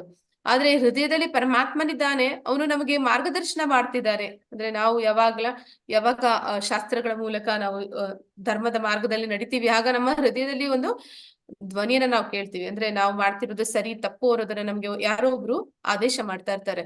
ಇಲ್ಲ ನೀನ್ ಮಾಡ್ತಿರೋದು ಸರಿ ಇದೆ, ಇಲ್ಲ ನೀನ್ ಮಾಡ್ತಿರೋದು ತಪ್ಪಿದೆ ಅಂತ ನಮ್ಗೆ ಯಾರೋ ಒಬ್ರು ಹೇಳ್ತಾ ಇದ್ದಾರೆ. ಅದು ನಮ್ಮ ಹೃದಯದಲ್ಲಿ ಇರುವಂತಹ ಪರಮಾತ್ಮ. ನಂತರ ಆ ಮಟ್ಟಕ್ಕೆ ಸಾಕ್ಷಾತ್ಕಾರ ಸಾಧಾರಣವಾಗಿ ಕೆಲವೊಬ್ರು ಹೊಂದಿರ್ತಾರೆ. ಆದ್ರೆ ಯಾರು ಕೂಡ ನಾವು 100ಕ್ಕೆ 100ರಷ್ಟು ಬರೆದು ಕೊಟ್ಟು ಹೇಳ್ಬೋದು, ಕೃಷ್ಣ ದೇವೋತ್ತಮ ಪರಮ ಪುರುಷ, ಅವನು ಎಲ್ಲ ದೇವತೆಗಳ ಮೂಲ, ದೇವೋತ್ತಮ ಅನ್ನೋದನ್ನ ಯಾರೊಬ್ರು ಕೂಡ ಆ ಸಾಕ್ಷಾತ್ಕಾರವನ್ನ, ಆ ನಿಜವಾದ ಒಂದು ಸತ್ಯವನ್ನ ಯಾರು ಅರ್ತಿರೋದಿಲ್ಲ. ಅದನ್ನ ಯಾವಾಗ ಅರ್ಥ ಮಾಡ್ಕೋತಾರೆ, ಅವನ ಜೊತೆ ನಮ್ಮ ಸಂಬಂಧವನ್ನ ಪುನರ್ಸ್ಥಾಪನೆ ಮಾಡ್ಬೇಕು, ಅದನ್ನ ಭಕ್ತಿಯ ಮೂಲಕ ಮಾಡ್ಬೋದು, ಇದನ್ನೆಲ್ಲ ಯಾವಾಗ ತಿಳ್ಕೊತಾರೆ ಅದನ್ನ ಭಗವಾನ್ ಸಾಕ್ಷಾತ್ಕಾರ ಅಂತ ಕರೀತಾರೆ. ಅದು ಪರಿಪೂರ್ಣವಾದ ಸತ್ಯದ ಅರಿವು ಸಿಗುವಂತದ್ದು. ಅದಕ್ಕೆ ಅನೇಕ ಉದಾಹರಣೆಗಳನ್ನ, ಸಾದೃಶ್ಯಗಳನ್ನ, ಹೋಲಿಕೆಗಳನ್ನ ಕೊಡ್ತಾರೆ. ಇಲ್ಲಿ ನಾವು ನೋಡ್ತಾ ಇದೀವಿ. ಮೊದಲಿಗೆ ದೂರದಲ್ಲಿ ಒಂದು ಮರ ಇದೆ, ಅಂದ್ರೆ ಅಲ್ಲೊಂದು ಮರ ಇದೆ ಅಂತ ತಿಳ್ಕೊಳ್ಳುವಂಥದ್ದು. ನಾವು ಆ ಸತ್ಯ ಏನಿದೆ ಅದನ್ನ ತುಂಬಾ ದೂರದಿಂದ ನೋಡ್ತಾ ಇದೀವಿ, ತಿಳ್ಕೊಳ್ಳೋ ಪ್ರಯತ್ನ ಪಡ್ತಾ ಇದೀವಿ ಅಂತ. ಹತ್ರ ಹೋದಾಗ ಆ ಮರದಲ್ಲಿ ಒಂದು ಗಿಳಿ ಇದೆ. ಆ ಗಿಳಿ ಅದು ಏನ್ ಮಾಡ್ತಾ ಇದೆ ಇದೆಲ್ಲವೂ ಕೂಡ ನಮ್ಗೆ ಪರಿಪೂರ್ಣವಾಗಿ ಸ್ಪಷ್ಟವಾಗಿ ತಿಳಿಯುತ್ತೆ. ಹಾಗೆ ಭಗವಂತನನ್ನ ಪರಿಪೂರ್ಣವಾಗಿ ಸ್ಪಷ್ಟವಾಗಿ ಯಾರು ಅರ್ಥ ಮಾಡ್ಕೋಬೇಕು, ಶಾಸ್ತ್ರಗಳ ಮೂಲಕ ಪ್ರಯತ್ನ ಪಡ್ತಾರೆ, ಅಂತವ್ರಿಗೆ ಆ ಸಿಗುವಂತಹ ಪರಮ ಸತ್ಯ, ಪರಿಪೂರ್ಣ ಸತ್ಯ, ಅಂತಿಮ ಸತ್ಯ ಏನು ಅಂತಂದ್ರೆ ಭಗವಂತ ಅಂದ್ರೆ ನಿಜವಾಗ್ಲು ದೇವೋತ್ತಮ ಪರಮ ಪುರುಷ ಕೃಷ್ಣನಲ್ಲದೆ ಬೇರೆ ಯಾರು ಇಲ್ಲ. ಇದನ್ನ ಅರ್ಥ ಮಾಡ್ಕೊಳ್ಳೋದಕ್ಕೆ ಅನೇಕ ಜನ ಸಿದ್ಧರಾಗಿನೂ ಇರೋದಿಲ್ಲ, ಮತ್ತೆ ಅವ್ರಿಗೆ ಅದು ಅಷ್ಟು ಸುಲಭವಾಗಿ ಅರ್ಥನೂ ಆಗೋದಿಲ್ಲ.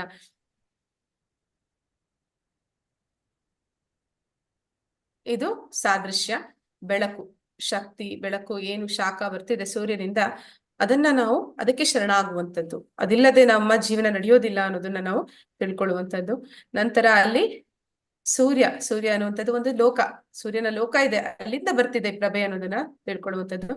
ನಂತರ ಸೂರ್ಯ ಲೋಕದಲ್ಲಿ ಒಬ್ಬ ವ್ಯಕ್ತಿ ಇದ್ದಾನೆ, ಅವನು ವಿವಸ್ವಾನ್, ಅಂದ್ರೆ ಅವನು ಆ ಲೋಕವನ್ನ ನಿರ್ವಹಣೆ ಮಾಡ್ತಿರುವಂತವನು, ಆ ಲೋಕವನ್ನ ನಡೆಸ್ತಿರುವಂತವನು. ಹೀಗೆ ಕೃಷ್ಣನು ಕೂಡ, ಕೃಷ್ಣನ ಮೂಲಕ ಇದೆಲ್ಲ ಸೃಷ್ಟಿ ಕಾರ್ಯಗಳು ನಡೀತಿದೆ. ನಾವು ಹೆಚ್ಚೆಚ್ಚು ಭಕ್ತಿಯಲ್ಲಿ ಮುಂದುವರೆದಾಗ, ಈ ಆಧ್ಯಾತ್ಮಿಕ ಜ್ಞಾನವನ್ನ ಹೆಚ್ಚೆಚ್ಚು ಪಡಿತಾ ಹೋದಾಗ ನಮಗೆ ಗೊತ್ತಾಗುತ್ತೆ ಎಲ್ಲದರ ಮೂಲ ಕೃಷ್ಣ, ದೇವೋತ್ತಮ ಪರಮ ಪುರುಷ. ಅವನಿಂದಲೇ ಎಲ್ಲವೂ ಕೂಡ ನಡೀತಿರುವಂತದ್ದು, ಅವನೇ ಎಲ್ಲವನ್ನು ಕೂಡ ನಿರ್ವಹಣೆ ಮಾಡ್ತಿರುವಂತದ್ದು. ಅವನೊಬ್ಬ ವ್ಯಕ್ತಿ, ಅವನಿಗೆ ಒಂದು ರೂಪ ಇದೆ, ನಾಮ ಇದೆ, ಲೀಲೆ ಇದೆ, ಅವನ ಗುಣಗಳಿದೆ, ಮತ್ತೆ ಅವನ ಭಕ್ತರಿದ್ದಾರೆ, ಅವನಿಗೆ ಒಂದು ಧಾಮ ಇದೆ. ಇದೆಲ್ಲವನ್ನು ತಿಳ್ಕೊಂಡಾಗ ಅದು ಪರಿಪೂರ್ಣ ಸತ್ಯದ ಅರಿವು ಅಂತ ನಾವು ಕರಿತೀವಿ. ಇದು ಪರಿಪೂರ್ಣ ಸತ್ಯದ 3 ಅಂಶವನ್ನು ಅರ್ಥ ಮಾಡಿಕೊಳ್ಳುವುದು. ಮೊದಲ ಹಂತದಲ್ಲಿ ನಾವು, ಮೊದಲ ಹೆಜ್ಜೆಯಲ್ಲಿ ನಾವು ಬ್ರಹ್ಮನ್ ಅಂದ್ರೆ ಅವನೊಂದು ಶಕ್ತಿ ಎನ್ನುವಂಥದ್ದು, ಪರಮಾತ್ಮ ಅಂತಂದ್ರೆ ಅವನು ಎಲ್ಲರ ಹೃದಯದಲ್ಲಿ, ಅಣು ರೇಣು ತೃಣಕಾಷ್ಟದಲ್ಲಿ ಅವನಿದ್ದಾನೆ. ಅವನೆಲ್ಲದಕ್ಕೂ ಕೂಡ ಪರಮ ಏನು ಅಂತಂದ್ರೆ ಅವನು ಎಲ್ಲವನ್ನು ಕೂಡ ಕಾಣ್ತಾ ಇದ್ದಾನೆ, ಎಲ್ಲವನ್ನು ಕೂಡ ನೋಡ್ತಾ ಇರ್ತಾನೆ, ಎಲ್ಲದಕ್ಕೂ ಕೂಡ ಮನಸ್ಸಾಕ್ಷಿ ಅಂತ ನಾವು ಕರಿತೀವಿ. ಹಾಗೆ ಅವನು ಸಾಕ್ಷಿ ರೂಪದಲ್ಲಿ ಕಾಣ್ತಾ ಇದ್ದಾನೆ, ಮತ್ತೆ ಅನುಮತಿಯನ್ನ ಕೊಡ್ತಾನೆ. ನಾವು ಶುದ್ಧಾತ್ಮರಾಗಿ ಧರ್ಮದಲ್ಲಿ ನಡೀತಿದ್ರೆ ನಮ್ಗೆ ಹೇಳ್ತಾನೆ, ಅಂದ್ರೆ ನಾವು ಏನನ್ನ ಇಚ್ಛೆ ಪಡ್ತೀವಿ ಅದಕ್ಕೆ ಅನುಮತಿಯನ್ನ ಕೊಡುವಂಥದ್ದು, ಅದನ್ನ ಬೇಡ ಅಂತ ಹೇಳುವಂಥದ್ದು, ಅದು ಪರಮಾತ್ಮನಾಗಿ ಅವನು ಮಾಡ್ತಾ ಇರ್ತಾನೆ. ನಂತರ ಭಗವಾನ್ ಅಂದ್ರೆ ಶ್ರೀಕೃಷ್ಣ, ಅವನ ಒಂದು ಸೇವೆ, ಅವನ ಒಂದು ಪ್ರೇಮ, ಅವನ ಜೊತೆಯಲ್ಲಿ ನಮಗಿರುವಂತಹ ಸಂಬಂಧ, ಅದರ ಪುನರ್ಸ್ಥಾಪನೆ, ಮತ್ತೆ ಅವನ ಜೊತೆ ಆ ಪ್ರೇಮ ಸಂಬಂಧ ವಿನಿಮಯ ಏನಿದೆ ಅದು ನಿಜವಾಗ್ಲೂ ಕೂಡ ಒಂದು ನಿಜವಾದ ಪರಮ ಸತ್ಯದ ಒಂದು ಮೂಲ. ಅದನ್ನ ನಾವು ಪಡ್ಕೊಳ್ಳುವಂಥದ್ದು ಮನುಷ್ಯ ಜನ್ಮದ ಮೂಲ ಉದ್ದೇಶ ಆಗಿರುತ್ತೆ. ಅರ್ಜುನನ ಪ್ರಶ್ನೆಗೆ ಉತ್ತರ ನಾನು ಯಾರು ಅಂತಂದಕ್ಕೆ ಒಂದು ಭಗವಂತ ಹೇಳ್ತಿರುವಂತದ್ದು, ದೇಹಿನೋಸ್ಮಿ ಯಥಾ ದೇಹಿ ಕೌಮಾರಂ ಯೌವನಂ ಜರಾ ತಥಾ ದೇಹಾಂತರ ಪ್ರಾಪ್ತಿರ್ ಧೀರಸ್ತತ್ರ ನ ಮುಹ್ಯತಿ. ಅನುವಾದ: ದೇಹಸ್ಥ ಆತ್ಮವು ಈ ದೇಹದಲ್ಲಿ ಬಾಲ್ಯದಿಂದ ಯೌವನಕ್ಕೆ ಮುಪ್ಪಿಗೆ ಒಂದೇ ಸಮನೆ ಸಾಗುವ ರೀತಿಯಲ್ಲೇ ಆತ್ಮವು ಸಾವಿನ ನಂತರ ಮತ್ತೊಂದು ದೇಹಕ್ಕೆ ಸಾಗುತ್ತದೆ. ಧೀರನಾದವನು ಇದರಿಂದ ಗೊಂದಲಕ್ಕೆ ಒಳಗಾಗುವುದಿಲ್ಲ. ಅಂದ್ರೆ ಭಗವಂತ ಹೇಳ್ತಾ ಇದ್ದಾನೆ ಅರ್ಜುನನಿಗೆ, ದೇಹ ಅಂತ ನೀನ್ ಏನ ತಿಳ್ಕೊಂಡಿದ್ಯಾ, ಆ ದೇಹ, ಅದನ್ನ ಆಗ್ಲೇ ಹೇಳ್ದೆ, ಒಂದು ದೇಹ, ನಾವು ಪುಟ್ಟ ಮಗುವಾಗಿದ್ದಾಗ ನಾವು ಹೇಗೆ ಕಾಣ್ತಿದ್ವಿ, ನಮ್ದು ಫೋಟೋಸ್ ಇದ್ರೆ ನಾವು ನೋಡ್ಬೋದು ನಾವು ಯಾವ ರೀತಿ ಕಾಣ್ತಿದ್ವಿ, ಮತ್ತೆ ಯೌವನಕ್ಕೆ ಬಂದಾಗ ನಾವು ಯಾವ ರೀತಿ ಕಾಣ್ತಾ ಇದ್ವಿ. ಅಂದ್ರೆ ನಾವೀಗ ವಯಸ್ಸಾದ್ಮೇಲೂ ಕೂಡ ಅನ್ಕೋತಾ ಇರ್ತೀವಿ, ನಾನು ಬಾಲ್ಯದಲ್ಲಿ ಅಥವಾ ಯೌವನದಲ್ಲಿ ಇಷ್ಟೆಲ್ಲ ಕೆಲಸ ಮಾಡ್ತಿದ್ದೆ, ನನ್ನಲ್ಲಿ ಇಷ್ಟೆಲ್ಲ ಶಕ್ತಿ ಇತ್ತು, ಈಗ್ಲೂ ನಾನು ಅದೆಲ್ಲ ಮಾಡಕ್ ಆಗುತ್ತೆ ಅಂತ ನಾವು ಮಾಡಕ್ ಹೋಗ್ತೀವಿ. ಆದ್ರೆ ಆಗೋದಿಲ್ಲ, ಯಾಕಂದ್ರೆ ಈಗ ನಮ್ಮ ದೇಹಕ್ಕೆ ಅಷ್ಟು ಒಂದು ಬಲ ಅನ್ನೋದಿರೋದಿಲ್ಲ. ಯಾಕೆ ಅಂದ್ರೆ ಆ ದೇಹ ಬದಲಾಗ್ತಾ ಇದೆ. ಆ ದೇಹ ಬಟ್ಟೆಯ ರೀತಿಯಲ್ಲಿ ನಾವು ಬದಲಾಯಿಸ್ತಾನೆ ಇದೀವಿ. ಪ್ರತಿದಿನ ನಮ್ಮ ದೇಹದಲ್ಲಿ ಅನೇಕ ಅಣುಗಳು ಅದು ಸಾಯ್ತವೆ, ಅನೇಕ ಅಣುಗಳು ಅದು ಉತ್ಪತ್ತಿ ಆಗ್ತಾ ಇರತ್ತೆ. ಹೀಗೆ ಚಿಕ್ಕವಾಗ ನಾವು ನಮ್ಮನ್ನ ಏನ್ ನೋಡಿದ್ವಿ, ಆ ದೇಹದಲ್ಲಿ ನಾವು ಇವತ್ತು ಇಲ್ಲ, ಮುಂದೆ ಈ ದೇಹ ಕೂಡ ಇರೋದಿಲ್ಲ. ಹಾಗೆ ಕೊನೆಗೆ ಏನಾಗುತ್ತೆ ಅಂತಂದ್ರೆ ಆ ದೇಹ ಪರಿಪೂರ್ಣವಾಗಿ ಅದು ತ್ಯಾಗ ಆಗಿ ಇನ್ನೊಂದು ದೇಹವನ್ನ ನಾವು ಪಡ್ಕೋತೀವಿ. ಅಂದ್ರೆ ಆತ್ಮ ಅದು ಮತ್ತೊಂದು ದೇಹಕ್ಕೆ ಅದು ಹೋಗುತ್ತೆ. ಹೀಗೆ ಆ ಈ ಬದಲಾವಣೆ ಸದಾ ಕಾಲ ನಡೀತಿರುತ್ತೆ. ಆದ ಕಾರಣ ಯಾರು ಧೀರ ಅಂತಂದ್ರೆ ಯಾರು ಇಂತಹ ಒಂದು ಬದಲಾವಣೆಗಳಿಂದ ವಿಚಲಿತನಾಗೋದಿಲ್ಲ, ಅವನನ್ನ ಧೀರ ಅಂತ ಕರಿತಾ ಇದ್ದಾರೆ. ಅಂತವ್ರು ಯಾವುದೇ ರೀತಿಯಲ್ಲಿ ಶೋಕದಲ್ಲಿ ಬಿಡೋದಿಲ್ಲ. ಬಟ್ಟೆ ಬದಲಾಯಿಸೋದಕ್ಕಾಗಿ ಯಾರು ಪ್ರತಿದಿನ ಆಡೋದಿಲ್ಲ. ಹಾಗೆ ಅವರು ಕೂಡ ಒಬ್ಬ ವ್ಯಕ್ತಿ ಸತ್ತಾಗ ಅಥವಾ ಒಬ್ಬ ವ್ಯಕ್ತಿ ಕಣ್ಮರೆ ಆದಾಗ ಅವರು ಕೂಡ ಅಳೋದಿಲ್ಲ. ಯಾಕೆ ಅಂದ್ರೆ ಈಗ ಆ ವ್ಯಕ್ತಿ ನನ್ನ ಕಣ್ಣಿಗೆ ಕಾಣಿಸ್ತಿಲ್ಲ ಅಷ್ಟೇ ಹೊರತು ಅವನು ಇದಾನೆ, ಅವನು ನಾಶ ಹೊಂದಿಲ್ಲ, ಅವನು ಇದಾನೆ. ಆ ದೇಹ ಕಣ್ಣೆದುರುಗಡೆ ಇದೆ, ಆದ್ರೆ ಅಲ್ಲಿ ಚೇತನ ಅನ್ನೋದಿಲ್ಲ. ಆ ಚೇತನ ಇನ್ನೊಂದು ದೇಹವನ್ನ ಪಡ್ಕೊಳ್ಳುತ್ತೆ.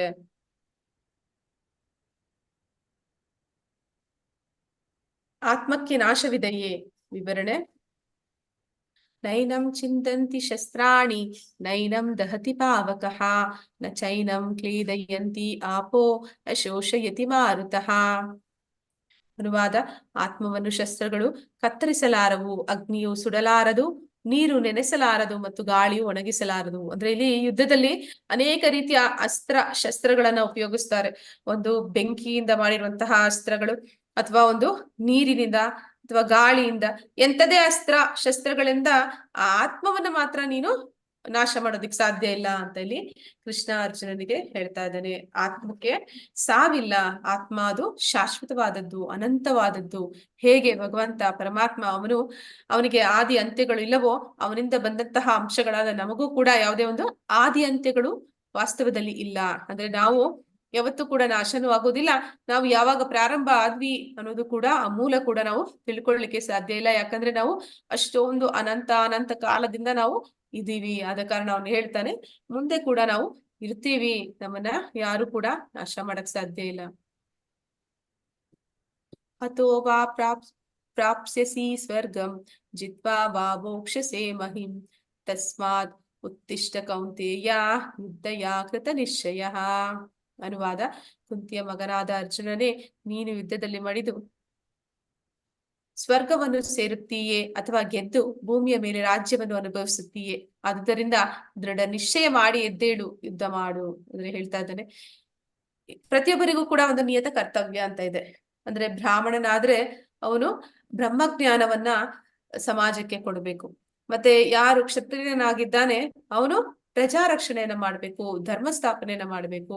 ಮತ್ತೆ ಸಮಾಜದಲ್ಲಿ ಯಾರು ಅವರ ಮೇಲೆ ಅವಲಂಬನೆಯನ್ನು ಹೊಂದಿದ್ದಾರೆ ಅಂತವರಿಗೆ ಅವನು ರಕ್ಷಣೆಯನ್ನ ಒದಗಿಸ್ಬೇಕು. ಇದು ಒಬ್ಬ ಕ್ಷತ್ರಿಯನ ಒಂದು ನಿಯತ ಕರ್ತವ್ಯ. ಹೀಗೆ ಅಂತಹ ಒಂದು ಕರ್ತವ್ಯ ನಿರ್ವಹಣೆಯಲ್ಲಿ ಒಂದು ವೇಳೆ ನೀನು ಆ ಯುದ್ಧದಲ್ಲಿ ಸಾವನ್ನಪ್ಪಿದ್ರೆ, ಇದು ಆಡು ಭಾಷೆಯಲ್ಲಿ ಹೇಳ್ತಿರುವಂತದ್ದು. ನಮ್ಮೆಲ್ಲರಿಗೂ ತಿಳಿದಿರುವ ಹಾಗೆ, ಯಾರು ಕ್ಷತ್ರಿಯ ಇದ್ದಾನೆ ಅವನು ಸತ್ರೆ ಸ್ವರ್ಗ ಸೇರ್ತಾನೆ, ಅಥವಾ ಅವನು ಭೂಮಿ ಮೇಲಿದ್ರೆ ಅಂದ್ರೆ ಬೇರೆ ಅವನು ಯುದ್ಧದಲ್ಲಿ ಗೆದ್ರೆ ಅವನು ರಾಜ್ಯವನ್ನ ಅನುಭವಿಸ್ತಾನೆ. ಹೀಗೆ ಎರಡೂ ರೀತಿಯಲ್ಲಿ ಕ್ಷತ್ರಿಯನಿಗೆ ಲಾಭ ಅನ್ನೋದಿದೆ.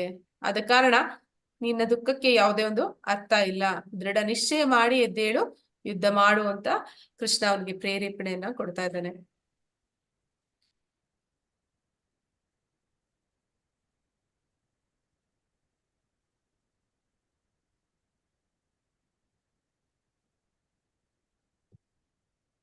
ಅವಾಚ್ಯ ವಾದಾಂಶ ಚ ಬಹೂನ್ ವದಿಷ್ಯಂತಿ ತವಾಹಿತಃ ನಿಂದಂತಸ್ಯ ತವಾ ಸಾಮರ್ಥ್ಯಂ ತತೋ ದುಃಖಾತರಂ ನುಕೀಂ. ನಿನ್ನ ಶತ್ರುಗಳು ನಿನ್ನ ವಿಷಯವಾಗಿ ಅವಾಚ್ಯ ಶಬ್ದಗಳನ್ನು ಆಡುವರು, ನಿನ್ನ ಸಾಮರ್ಥ್ಯವನ್ನು ನಿಂದಿಸುವರು. ನಿನಗೆ ಇದಕ್ಕಿಂತ ಹೆಚ್ಚು ದುಃಖಕರವಾದದ್ದು ಏನುಂಟು? ಅಂದ್ರೆ ಇಲ್ಲಿ ಹೇಳ್ತಾ ಇದ್ದಾನೆ, ನೀನು ಒಂದು ವೇಳೆ ಯುದ್ಧ ಮಾಡಿದ್ರೆ, ಅಂದ್ರೆ ನಾನು ಯುದ್ಧ ಮಾಡ್ದಿರ ಇದ್ರೆ ಇವರೆಲ್ಲ ಸಾಯೋದಿಲ್ಲ ಅಂತ ಹೇಳಿ ನೀನು ಯುದ್ಧವನ್ನು ಬಿಟ್ಟು ಇಲ್ಲಿಂದ ಓಡಿ ಹೋದೆ ಅಂತಂದ್ರೆ ಏನಾಗುತ್ತೆ? ಎಲ್ಲರೂ ಕೂಡ ಇಂತಹ ಒಂದು ಸಂದರ್ಭಕ್ಕಾಗಿ ಕಾಯ್ತಾ ಇದ್ದಾರೆ. ನಿನ್ನ ಶತ್ರುಗಳಾದವರು ಏನ್ ಮಾಡ್ತಾರೆ? ಅವರು ನಿನ್ನ ಆಡ್ಕೋತಾರೆ. ಅಂದ್ರೆ ನಿನ್ನ ನಾವು ಯಾವಾಗ್ಲೂ ಕೂಡ, ಎಷ್ಟೋ ವರ್ಷಗಳ ಹಿಂದೆ ಆದದ್ದು ಈಗ್ಲೂ ಕೂಡ ಯಾರಾದ್ರೂ ಯುದ್ಧಕ್ಕೆ ಹೆದರ್ತಾರೆ ಅಂತಂದ್ರೆ ಕೂಡಲೇ ಹೇಳ್ಬಿಡ್ತೀವಿ, ನೀನೇನು ಉತ್ತರ ಕುಮಾರನ ಅಂತ. ಹಾಗೆ ನೀನು ಕೂಡ ಒಂದು ಉದಾಹರಣೆ ಆಗ್ಬಿಡ್ತೀಯ, ಅರ್ಜುನನ ಅಂತ ಹೇಳ್ತಾರೆ. ಅಂದ್ರೆ ಯುದ್ಧ ಮಾಡೋಂಥ ಸಂದರ್ಭ ಬಂದಾಗ ಯುದ್ಧ ಭೂಮಿಯಿಂದ ಓಡಿ ಹೋದ ಅಂತ ಹೇಳಿ ನಿನ್ನ ಈ ರೀತಿ ಒಂದು ಅಪಕೀರ್ತಿ ನಿನಗೆ ಬರುತ್ತೆ. ಕ್ಷತ್ರಿಯನಾದವನಿಗೆ ಅಂತಹ ಒಂದು ಅಪಕೀರ್ತಿ ನಿಜವಾಗ್ಲೂ ಅದು ದುಃಖಕ್ಕೆ ಕಾರಣವಾಗುತ್ತೆ. ಅಂತಹ ಒಂದು ನಿಂದನೆಗೆ ನೀನು ಗುರಿಯಾಗ್ಬೇಡ. ಆದ್ರೆ ನಿಜ ಹೇಳ್ಬೇಕಂದ್ರೆ ಉತ್ತರ ಕುಮಾರ ಕೂಡ ಈ ಯುದ್ಧದಲ್ಲಿ ಅವನು ಪಾಲ್ಗೊಳ್ತಾನೆ, ಅವನು ಕೂಡ ವೀರ ಮರಣವನ್ನ ಹೊಂದುತ್ತಾನೆ. ಆದ್ರೆ ಅದಕ್ಕೂ ಮೊದ್ಲು ಅವನು ಹೇಗೆ ಹೆದರ್ತಾ ಇದ್ದ ಅದು ಎಲ್ಲರಿಗೂ ಕೂಡ ಸದಾ ಕಾಲ ಎಷ್ಟೋ ವರ್ಷಗಳಾದ್ರೂ ಕೂಡ ನೆನಪಲ್ಲಿ ಉಳಿದು ಬಿಡುತ್ತೆ. ಹಾಗೆ ನೀನು ಕೂಡ ಯುದ್ಧವನ್ನ ಬಿಟ್ಟು ಹೋದೆ ಅಂತಂದ್ರೆ ನಿನ್ನನ್ನು ಕೂಡ ಅಂತಹ ಒಂದು ನಿಂದನೆಗೆ ನೀನು ಗುರಿಯಾಗ್ತೀಯಾ, ನೀನು ಒಂದು ಅಪಕೀರ್ತಿಯನ್ನ ಪಡ್ಕೋತೀಯಾ ಅನ್ನೋದನ್ನ ಇಲ್ಲಿ ಕೃಷ್ಣ ಅವನಿಗೆ ಎಚ್ಚರಿಸ್ತಾ ಇದ್ದಾನೆ.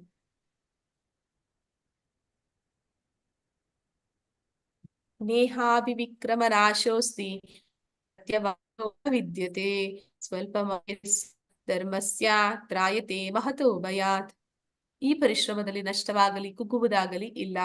ಈ ಮಾರ್ಗದಲ್ಲಿ ಸಾಗುವ ಸ್ವಲ್ಪ ಪ್ರಗತಿಯು ಮನುಷ್ಯನನ್ನು ಮಹಾಭಯದಿಂದ ಕಾಪಾಡುತ್ತದೆ. ಯಾವುದು ಆ ಮಾರ್ಗ ಅಂತಂದ್ರೆ ಭಗವಂತನ ಆದೇಶದ ಮೇರೆಗೆ ಅವನನ್ನ ತೃಪ್ತಿಪಡಿಸುವುದಕ್ಕಾಗಿ ಅವನಿಗೆ ಏನು ಇಚ್ಛೆ ಇದೆ ಅದಕ್ಕೆ ಅನುಗುಣವಾಗಿ ಯಾರು ಭಗವಂತನ ಕಾರ್ಯದಲ್ಲಿ ತೊಡಗುತ್ತಾರೆ ಅಂತವರು ಅವರಿಗೆ ಯಾವುದೇ ಒಂದು ನಷ್ಟ ಅನ್ನೋದಿಲ್ಲ. ಇಲ್ಲಿ ನಾವು ನೋಡ್ತಾ ಇದೀವಿ, ಹನುಮಂತನ ಉದಾಹರಣೆ ಕೊಡ್ತಾ ಇದ್ದಾರೆ. ರಾಮನಿಗಾಗಿ ಅವನು ಲಂಕೆಗೆ ಹಾರ್ತಾನೆ, ಲಂಕೆಗೆ ಹಾರಿ ಅಲ್ಲಿ ಲಂಕೆಯನ್ನ ಸುಡ್ತಾನೆ ಕೂಡ. ಆದ್ರೆ ಅಲ್ಲಿ ಅಷ್ಟೆಲ್ಲ ನಾಶವನ್ನ ಮಾಡಿದ ಮೇಲೆ ಅವನು ಅಷ್ಟೆಲ್ಲ ಮಾಡಿದ್ದು ಯಾರಿಗೋಸ್ಕರ? ತನಗಾಗಿ. ಅವನಿಗೆ ಹನುಮನಿಗೆ ಯಾವುದೇ ಒಂದು ರಾವಣನ ಮೇಲೆ ಒಂದು ದ್ವೇಷ ಅನ್ನೋದಿಲ್ಲ, ರಾವಣನ ಜೊತೆಯಲ್ಲಿ ಯಾವುದೇ ರೀತಿಯ ಒಂದು ಶತ್ರು ಭಾವನೆ ಅವನಿಗಿಲ್ಲ. ಅವನಿಗೆ ತನಗಾಗಿ ಅವನು ಏನನ್ನೋ ಸ್ವಾರ್ಥಕ್ಕಾಗಿ ಅವನು ಮಾಡ್ಕೊಳ್ಳಿಲ್ಲ. ಅವನು ಮಾಡಿದ್ದೆಲ್ಲ ಭಗವಂತನಿಗೋಸ್ಕರ ಮಾಡಿದ. ಆದ ಕಾರಣ ಅವನಿಗೆ ಅದರಿಂದ ಯಾವುದೇ ಪಾಪ ಅನ್ನೋದಿಲ್ಲ, ಮತ್ತೆ ಅವನಿಗೆ ಯಾವುದೇ ನಷ್ಟ ಅನ್ನೋದಿಲ್ಲ. ಅದೇ ರೀತಿ ನಾವು ಕೂಡ ಭಗವಂತನ ಕಾರ್ಯದಲ್ಲಿ ತೊಡಗಿದಾಗ ನಮಗೆ ನಿಜವಾಗ್ಲೂ ಕೂಡ ಯಾವ್ದು ಪಾಪ ಅನ್ನೋದಿರೋದಿಲ್ಲ, ನಷ್ಟ ಅನ್ನೋದಿರೋದಿಲ್ಲ. ಆದ್ರೆ ನಾವು ಇಡೀ ಜೀವನವನ್ನ ನಾವ್ ಯಾರು, ಭಗವಂತ ಯಾರು, ನಮ್ಮ ಜೀವನದ ಮೂಲ ಉದ್ದೇಶ ಏನು ಅಂತ ತಿಳಿದೀರ ನಾವು ಏನೆಲ್ಲಾ ಮಾಡ್ತಾ ಇದೀವಿ ಅದೆಲ್ಲವೂ ಕೂಡ ಒಂದು ಕರ್ಮ ಬಂಧನಕ್ಕೆ ಕಾರಣ ಆಗುತ್ತೆ. ಕರ್ಮ ಬಂಧನ ಅಂದ್ರೆ ಏನು ಅಂತಂದ್ರೆ ನಾವು ಮಾಡೋ ಒಂದು ಪ್ರತಿಯೊಂದು ಕೆಲಸದಿಂದನೂ ಕೂಡ ಒಂದು ಪುಣ್ಯ ಅಥವಾ ಪಾಪ ಅದು ಘಟಿಸ್ತಾನೇ ಇರುತ್ತೆ. ಆ ಪುಣ್ಯ ಪಾಪ ಅದು ಎಷ್ಟು ದಿನ ನಮ್ಮ ಗಂಟು ಆ ಅಕೌಂಟ್ ಅದು ಇರುತ್ತೆ, ಅಲ್ಲಿವರೆಗೂ ನಾವು ಮತ್ತೆ ಮತ್ತೆ ಒಂದೊಂದು ದೇಹವನ್ನ ಪಡಿತಾನೇ ಇರ್ತೀವಿ. ಮತ್ತೆ ಆ ಪುಣ್ಯ ಮತ್ತೆ ಕರ್ಮ ಅನ್ನುವಂತ ಪಾಪ ಅನ್ನೋ ಕರ್ಮಗಳು ಅದು ಯಾವ ರೀತಿ ಇರುತ್ತೆ ಅಂದ್ರೆ, ಯಾವ್ದಾದ್ರು ಒಂದು ದೊಡ್ಡ ಹಸುಗಳು ಇರುವಂತಹ ಜಾಗದಲ್ಲಿ ಒಂದು ಕರು ತನ್ನ ತಾಯಿಯನ್ನ ಹೇಗೆ ಹುಡ್ಕೊಂಡು ಹೋಗುತ್ತೆ, ಹಾಗೆ ನಾವು ಮಾಡಿರುವಂತ ಕರ್ಮ ಅನ್ನೋದು ನಾವು ಎಲ್ಲೇ ಇರ್ಲಿ ಹೇಗೆ ಇರ್ಲಿ ಅದು ಆ ಕರು ಹಸುವಿನ ಹುಡ್ಕೊಂಡು ಬಂದ ಹಾಗೆ ನಾವು ಮಾಡಿರುವ ಪುಣ್ಯ ಕರ್ಮ ಅನ್ನೋದು ನಮ್ಮ ಜೊತೆಯಲ್ಲಿ ನಮ್ಮನ್ನು ಹುಡ್ಕೊಂಡು ಬಂದ್ಬಿಡುತ್ತೆ. ಅದು ನಮಗೆ ಆ ಸಮಯಕ್ಕೆ ನಮಗೆ ನಮಗೆ ಅದು ಶಿಕ್ಷೆಯನ್ನಾಗ್ಲಿ ನಮಗೆ ಒಂದು ಪುರಸ್ಕಾರವನ್ನಾಗ್ಲಿ ಅದು ಕೊಟ್ಟೇ ಕೊಡುತ್ತೆ. ಹಾಗೆ ಸ್ವಾರ್ಥಕ್ಕಾಗಿ ನಾವು ಏನನ್ನೇ ಮಾಡಿದ್ರು ಕೂಡ ಅದು ನಮ್ಮನ್ನ ಬಂಧಿಸುತ್ತೆ. ಆದ್ರೆ ನಾವು ಅಂತಹ ಬಂಧನದಿಂದ ನಮ್ಮನ್ನ ನಾವು ಮುಕ್ತರಾಗಿಸ್ಕೋಬೇಕು ಅಂತಂದ್ರೆ ನಾವು ಸ್ವಾರ್ಥದಿಂದ ಏನನ್ನು ಮಾಡಬಾರ್ದು. ಸ್ವಾರ್ಥದಿಂದ ಮಾಡಬಾರ್ದು ಅಂದ್ರೆ ಯಾವ ರೀತಿ ಮಾಡ್ಬೇಕು? ಭಗವಂತನ ಇಚ್ಛಾನುಸಾರ ಮಾಡ್ಬೇಕು. ಭಗವಂತನ ಇಚ್ಛೆ ಏನು ನಮ್ಗೆ ಹೇಗೆ ಗೊತ್ತಾಗುತ್ತೆ? ನಮಗೆ ಗುರುಗಳ ಮೂಲಕ ಗೊತ್ತಾಗುತ್ತೆ, ನಮಗೆ ಶಾಸ್ತ್ರದ ಮೂಲಕ ಗೊತ್ತಾಗುತ್ತೆ, ನಮಗೆ ಸಾಧುಗಳ ಮೂಲಕ ಗೊತ್ತಾಗುತ್ತೆ. ಸಾಧು ಶಾಸ್ತ್ರ ಗುರು ಸಾಧು ಶಾಸ್ತ್ರ ತಿನೋಕಿ ಏಕಿ ವಾಕ್ಯ ಅಂತಾರೆ. ಅಂದ್ರೆ ಮೂವರು ಕೂಡ ಒಂದೇ ವಿಷಯವನ್ನ ಹೇಳ್ತಾರೆ ಅಂತ. ಅದು ನಿಜವಾದ ಧರ್ಮ. ಅದು ಆ ರೀತಿ ಆ ಮಾರ್ಗದಲ್ಲಿ ನಾವು ನಡೆದ್ವಿ ಅಂತಂದ್ರೆ ಅದು ನಮ್ಮನ್ನ ಮಹಾಭಯದಿಂದ ಕಾಪಾಡುತ್ತೆ. ಯಾವುದು ಅದು ಮಹಾಭಯ? ಮಹಾಭಯ ಅಂತಂದ್ರೆ ಈ ಜನ್ಮ ಮೃತ್ಯು ಜರಾವ್ಯಾಧಿ ಎನ್ನುವಂತಹ ಭವಸಾಗರದಿಂದ ನಾವು ಕಾಪಾಡ್ಕೊಳ್ಳುವಂಥದ್ದು. ಅದಕ್ಕಿಂತಲೂ ಮಹಾಭಯ ಇನ್ನೊಂದು ಏನಂದ್ರೆ, ನಾವು ಪ್ರತಿ ಸತಿ ದೇಹತ್ಯಾಗ ಮಾಡಿ ಇನ್ನೊಂದು ಬಟ್ಟೆನ ಧರಿಸ್ತೀವಿ ಅಂತ ಹೇಳ್ತಾ ಇದೀವಿ. ಆ ದೇಹ ಅನ್ನುವಂಥದ್ದು ಮತ್ತೆ ಮನುಷ್ಯ ದೇಹ ಆದ್ರೆ ನಮಗೆ ಸ್ವಲ್ಪ ಜ್ಞಾನ ಇರುತ್ತೆ.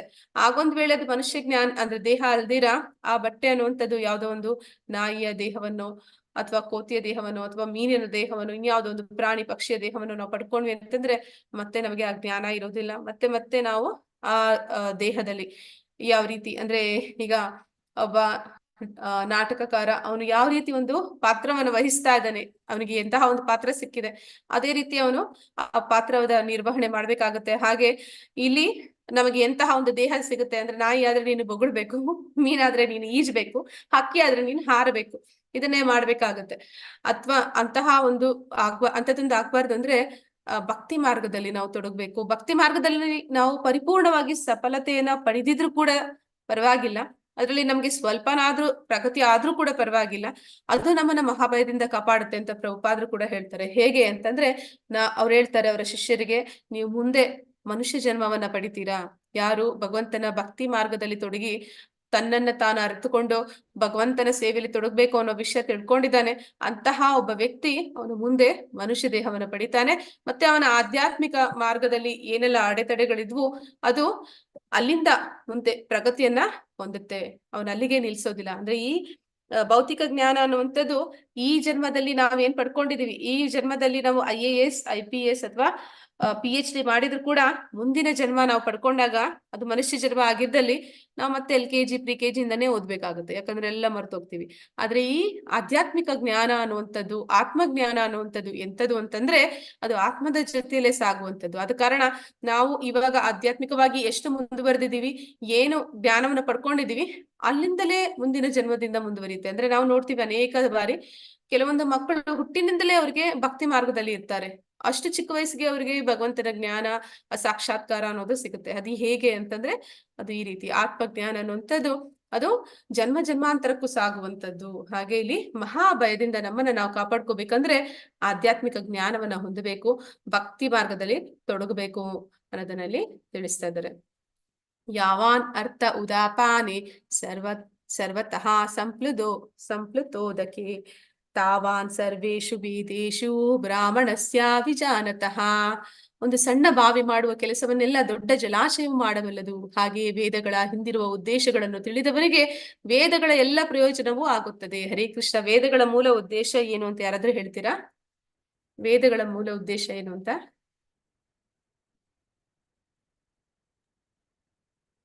ಭಗವಂತನನ್ನ ಅರಿಯೋದು, ಅರ್ಥ ಮಾಡ್ಕೊಳ್ಳೋದು ಮಾತಾಜಿ. ಧನ್ಯವಾದಗಳು ಮಾತಾಜಿ. ಯಾರಿಗೆ ಈ ವೇದಗಳು 4 ವೇದಗಳಿದೆ.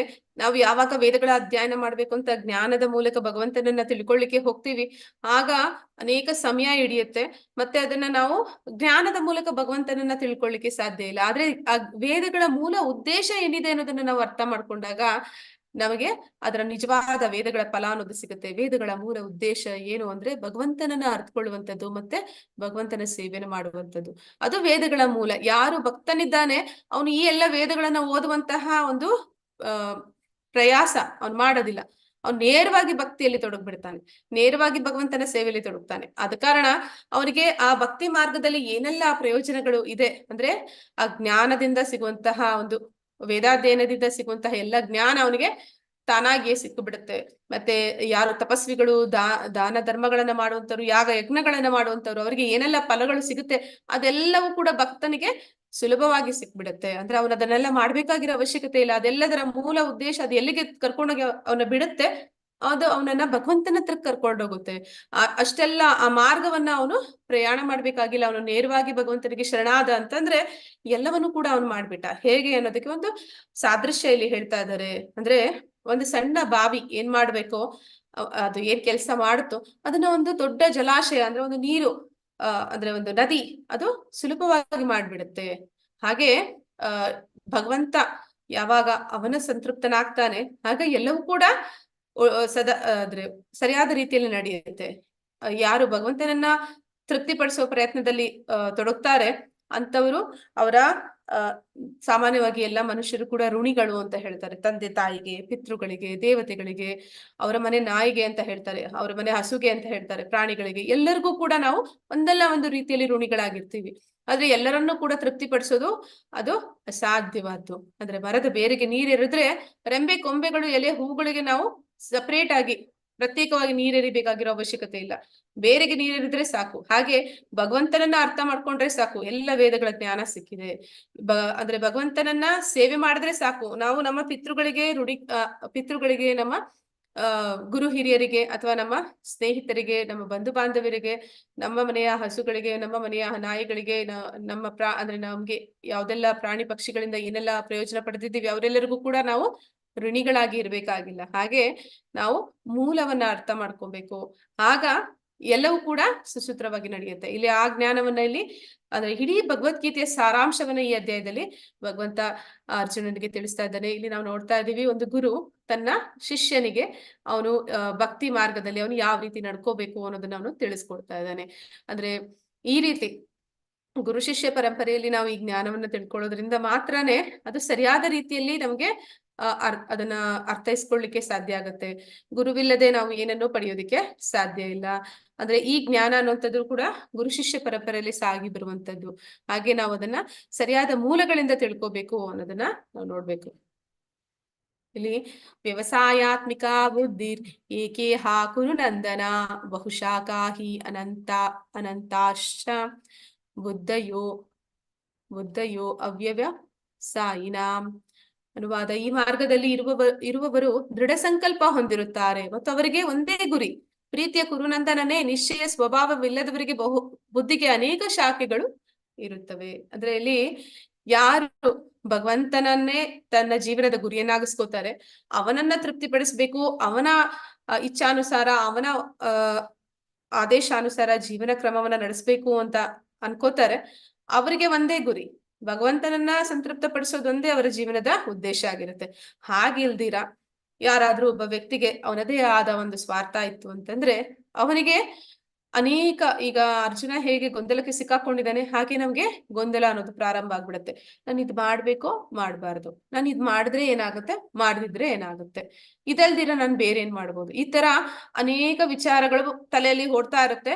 ನಾವು ಯಾವ್ದನ್ನು ಕೂಡ ಸರಿಯಾದ ರೀತಿಯಲ್ಲಿ ನಿರ್ವಹಣೆ ಮಾಡೋದಕ್ಕೆ ಸಾಧ್ಯ ಆಗೋದಿಲ್ಲ. ಆದ್ರೆ ಯಾವಾಗ ನಮ್ಮ ಹಿಂದೆ ಗುರಿ, ಅಂದ್ರೆ ನಮ್ಮ ಹಿಂದೆ ಗುರು ಇರ್ಬೇಕು, ನಮ್ಮ ಮುಂದೆ ಗುರಿ ಇರ್ಬೇಕು ಅಂತ ಹೇಳ್ತಾರೆ. ಹಾಗೆ ಗುರು ಶಿಷ್ಯ ಪರಂಪರೆಯಲ್ಲಿ ನಾವು ಗುರುವನ್ನ ಆಶ್ರಯ ಪಡ್ಕೊಂಡು ನಮ್ಮ ಗುರುಗಳ ಮಾರ್ಗದರ್ಶನದಲ್ಲಿ ಗುರಿಯನ್ನ ಸಾಧಿಸುವಂಥದ್ದು ಅಂದ್ರೆ ಭಗವಂತನನ್ನ ಸಾಧಿಸುವಂಥದ್ದು. ಆ ಕೆಲಸವನ್ನ ನಾವು ಮಾಡಿದಾಗ ಒಂದೇ ಉದ್ದೇಶ, ಒಂದೇ ಗುರಿ, ಅದಕ್ಕೆ ನಮ್ಗೆ ಮಾರ್ಗದರ್ಶನ ಕೂಡ ಇದೆ.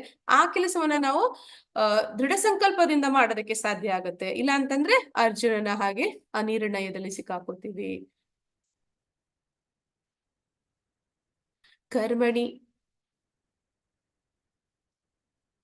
ಕರ್ಮಣಿ ಏವಾಧಿಕಾರಸ್ತೆ ಮಾ ಫಲೇಷು ಕದಾಚನ ಮಾ ಕರ್ಮ ಫಲ ಹೇತುರ್ಭೂರ್ ಮಾತೆ ಸಂಗೋ ಅಸ್ತ್ವಕರ್ಮಣಿ. ಅನುವಾದ: ನನಗೆ ನಿಯೋಜಿತ ಕರ್ತವ್ಯವನ್ನು ಮಾಡುವುದಕ್ಕಷ್ಟೇ ಅಧಿಕಾರ, ಆದರೆ ಕರ್ಮಫಲಕ್ಕೆ ನಿನಗೆ ಅಧಿಕಾರವಿಲ್ಲ. ಕರ್ಮಫಲಕ್ಕೆ ನೀನು ಕಾರಣ ಎಂದು ಭಾವಿಸಲೇಬೇಡ. ಕರ್ಮವನ್ನು ಬಿಡಬೇಕೆಂದು ನಿನಗೆ ಮನಸ್ಸಾಗದಿರಲಿ. ಅಂದ್ರೆ ಈಗ ನಾವು ಯಾವ್ದಾದ್ರು ಒಂದು ಕೆಲಸಕ್ಕೆ ಹೋಗ್ತೀವಿ, ಅಲ್ಲಿ ಹೋಗಿ ನಾವು ಕೆಲಸ ಮಾಡ್ಬೇಕು ನೀನು, ಆದ್ರೆ ನಿನ್ಗೆ ಸಂಬಳ ಎಷ್ಟು ಬರುತ್ತೆ ಅನ್ನೋದನ್ನ ನೀನ್ ಕೇಳ್ಬಾರ್ದು, ಕರ್ಮಫಲವನ್ನ ಕೇಳ್ಬಾರ್ದು ಅಂತಂದ್ರೆ ಅಡೆ ಅಂತ ಕೆಲಸ ನಾನ್ಯಾಕ್ ಮಾಡ್ಲಿ ಅಂತ ನಾವ್ ಅನ್ಕೋತೀವಿ. ಆದ್ರೆ ಇಲ್ಲಿ ನಿಜವಾಗ್ಲೂ ಕೂಡ ನಾವು ಯಾರ್ ಕೆಲಸ ಮಾಡ್ತಾ ಇದೀವಿ ಅಂತಂದ್ರೆ ಇಲ್ಲಿ ನಾವು ಭಗವಂತನ ಕೆಲಸ ಮಾಡ್ತಾ ಇದೀವಿ. ಭಗವಂತನ ಕೆಲಸ ಮಾಡ್ತಿರ್ಬೇಕಾದ್ರೆ ನಾವು ಯಾವ್ದೇ ಕೆಲಸ ಮಾಡ್ತಾ ಇರ್ಲಿ, ಸತ್ಯದಲ್ಲಿ ನಿಜದಲ್ಲಿ ಏನಾಗ್ತಿದೆ ಅಂತಂದ್ರೆ ನಮ್ಗೆ ಆ ಫಲವನ್ನ ಕೊಡ್ತಾ ಇರುವಂತದ್ದು ಭಗವಂತ, ಅದು ನಮ್ಗೆ ಗೊತ್ತಿಲ್ಲ ಅಷ್ಟೇ. ಆದ್ರೆ ನೇರವಾಗಿ ಭಗವಂತನ ಸೇವೆಯಲ್ಲಿ ತೊಡಗೋರು ಎಲ್ಲ ಜವಾಬ್ದಾರಿ ಭಗವಂತ ನೋಡ್ಕೋತಾನೆ. ಹೇಗೆ ನಾವೊಂದು ಗವರ್ಮೆಂಟ್ ಎಂಪ್ಲಾಯಿ ಆದ್ರೆ ಅಲ್ಲಿ ನಮ್ಗೆ ಬೇಕಾಗಿರುವಂತಹ ಮೆಡಿಕಲ್ ಬೆನಿಫಿಟ್ಸ್ ಏನಿರುತ್ತೆ, ಅಥವಾ ನಮಗೆ ಬೇಕಾಗಿರುವಂತಹ PF ಅಥವಾ ಏನೆಲ್ಲ ಕೊಡ್ತಾರೆ, ಬೆನಿಫಿಟ್ಸ್ ಏನೆಲ್ಲ ಇರುತ್ತೆ, ಅದೆಲ್ಲವೂ ಕೂಡ ಆ ಕಂಪನಿ ನೋಡ್ಕೊಳ್ಳುತ್ತೆ ಅಥವಾ ಸರ್ಕಾರ ನೋಡ್ಕೊಳ್ಳುತ್ತೆ. ಅದೇ ರೀತಿ ನಾವು ಭಗವಂತನ ಸೇವೆಯಲ್ಲಿ ತೊಡಗಿದಾಗ ಪರಮಾತ್ಮ ಅವನ ಸೇವೆಯಲ್ಲಿ ತೊಡಗಿರುವಂತವ್ರನ್ನ ಅವರ ಜವಾಬ್ದಾರಿ ಅವನ್ ಎತ್ಕೋತಾನೆ. ಬರೀ ಭಗವಂತನ ಸೇವೆ ಮಾಡುವಂತವ್ರೆಲ್ಲ ಮಾಡದೇ ಇರೋರ ಜವಾಬ್ದಾರಿ ಕೂಡ ಭಗವಂತನೇ ಎತ್ಕೊಳ್ತಾ ಇರುವಂತದ್ದು. ಅದಕ್ಕೆ ಪರಮಾತ್ಮ ಹೇಳ್ತಾ ಇದ್ದಾನೆ, ಎಲ್ಲರೂ ಕೂಡ ಅವರಿಗೆ ಕೊಟ್ಟಿರುವಂತ ಕೆಲಸನ ಮಾಡ್ಲೇಬೇಕು.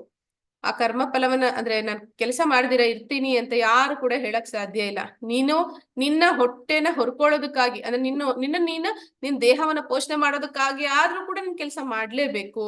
ಆದ್ರೆ ಕರ್ಮ ಫಲವನ್ನ ತ್ಯಾಗ ಮಾಡು ಅಂತ ಹೇಳ್ತಾ ಇದ್ದಾನೆ. ಆ ಕರ್ಮ ಫಲವನ್ನ ಭಗವಂತನಿಗೆ ಬಿಟ್ಟು ಬಿಡು ಅಂತ ಹೇಳ್ತಾ ಇದ್ದಾನೆ. ಅಂದ್ರೆ ನಿನ್ಗೆ ಏನ್ ಬೇಕು ಏನ್ ಬೇಡ ಅದನ್ನೆಲ್ಲ ನೋಡ್ಕೊಳ್ಳುವಂತವನು ಭಗವಂತ. ಆ ಜವಾಬ್ದಾರಿ ಅದು ಅವನಿಗೆ ಬಿಟ್ಟಿದ್ದು, ನೀನ್ ಅದ್ರಲ್ಲಿ ತಲೆ ಕೆಡಿಸ್ಕೋಬೇಡ. ಏನಾಗುತ್ತೆ ಏನಾಗಲ್ಲ ಅನ್ನೋದೆಲ್ಲ ಪರಮಾತ್ಮ ನೋಡ್ಕೋತಾನೆ. ಆದ್ರೆ ನಿನಗೆ ಕೊಟ್ಟಿರುವಂತ ಕೆಲಸ ಏನಿದೆ ಅದನ್ನ ಸರಿಯಾದ ರೀತಿಯಲ್ಲಿ ನಿರ್ವಹಣೆ ಮಾಡು, ಕರ್ತವ್ಯ ದೃಷ್ಟಿಯಿಂದ ನಿರ್ವಹಣೆ ಮಾಡು ಅಂತಲ್ಲಿ ಹೇಳ್ತಾ ಇದ್ದಾನೆ. ಶ್ರೀ ಭಗವಾನ್ ವಾಚ ಪ್ರಜಾಹಾತಿ ಯದಾ ಕಾಮಾನ್ ಸರ್ವಾನ್ ಪಾರ್ಥ ಮನೋಗತಾನ್ ಆತ್ಮನಿ ಏವಾತ್ಮನಾ ತುಷ್ಟಾ ಸ್ಥಿತ ಪ್ರಜ್ಞಸ್ಯ ತದೋಚ್ಯತೆ.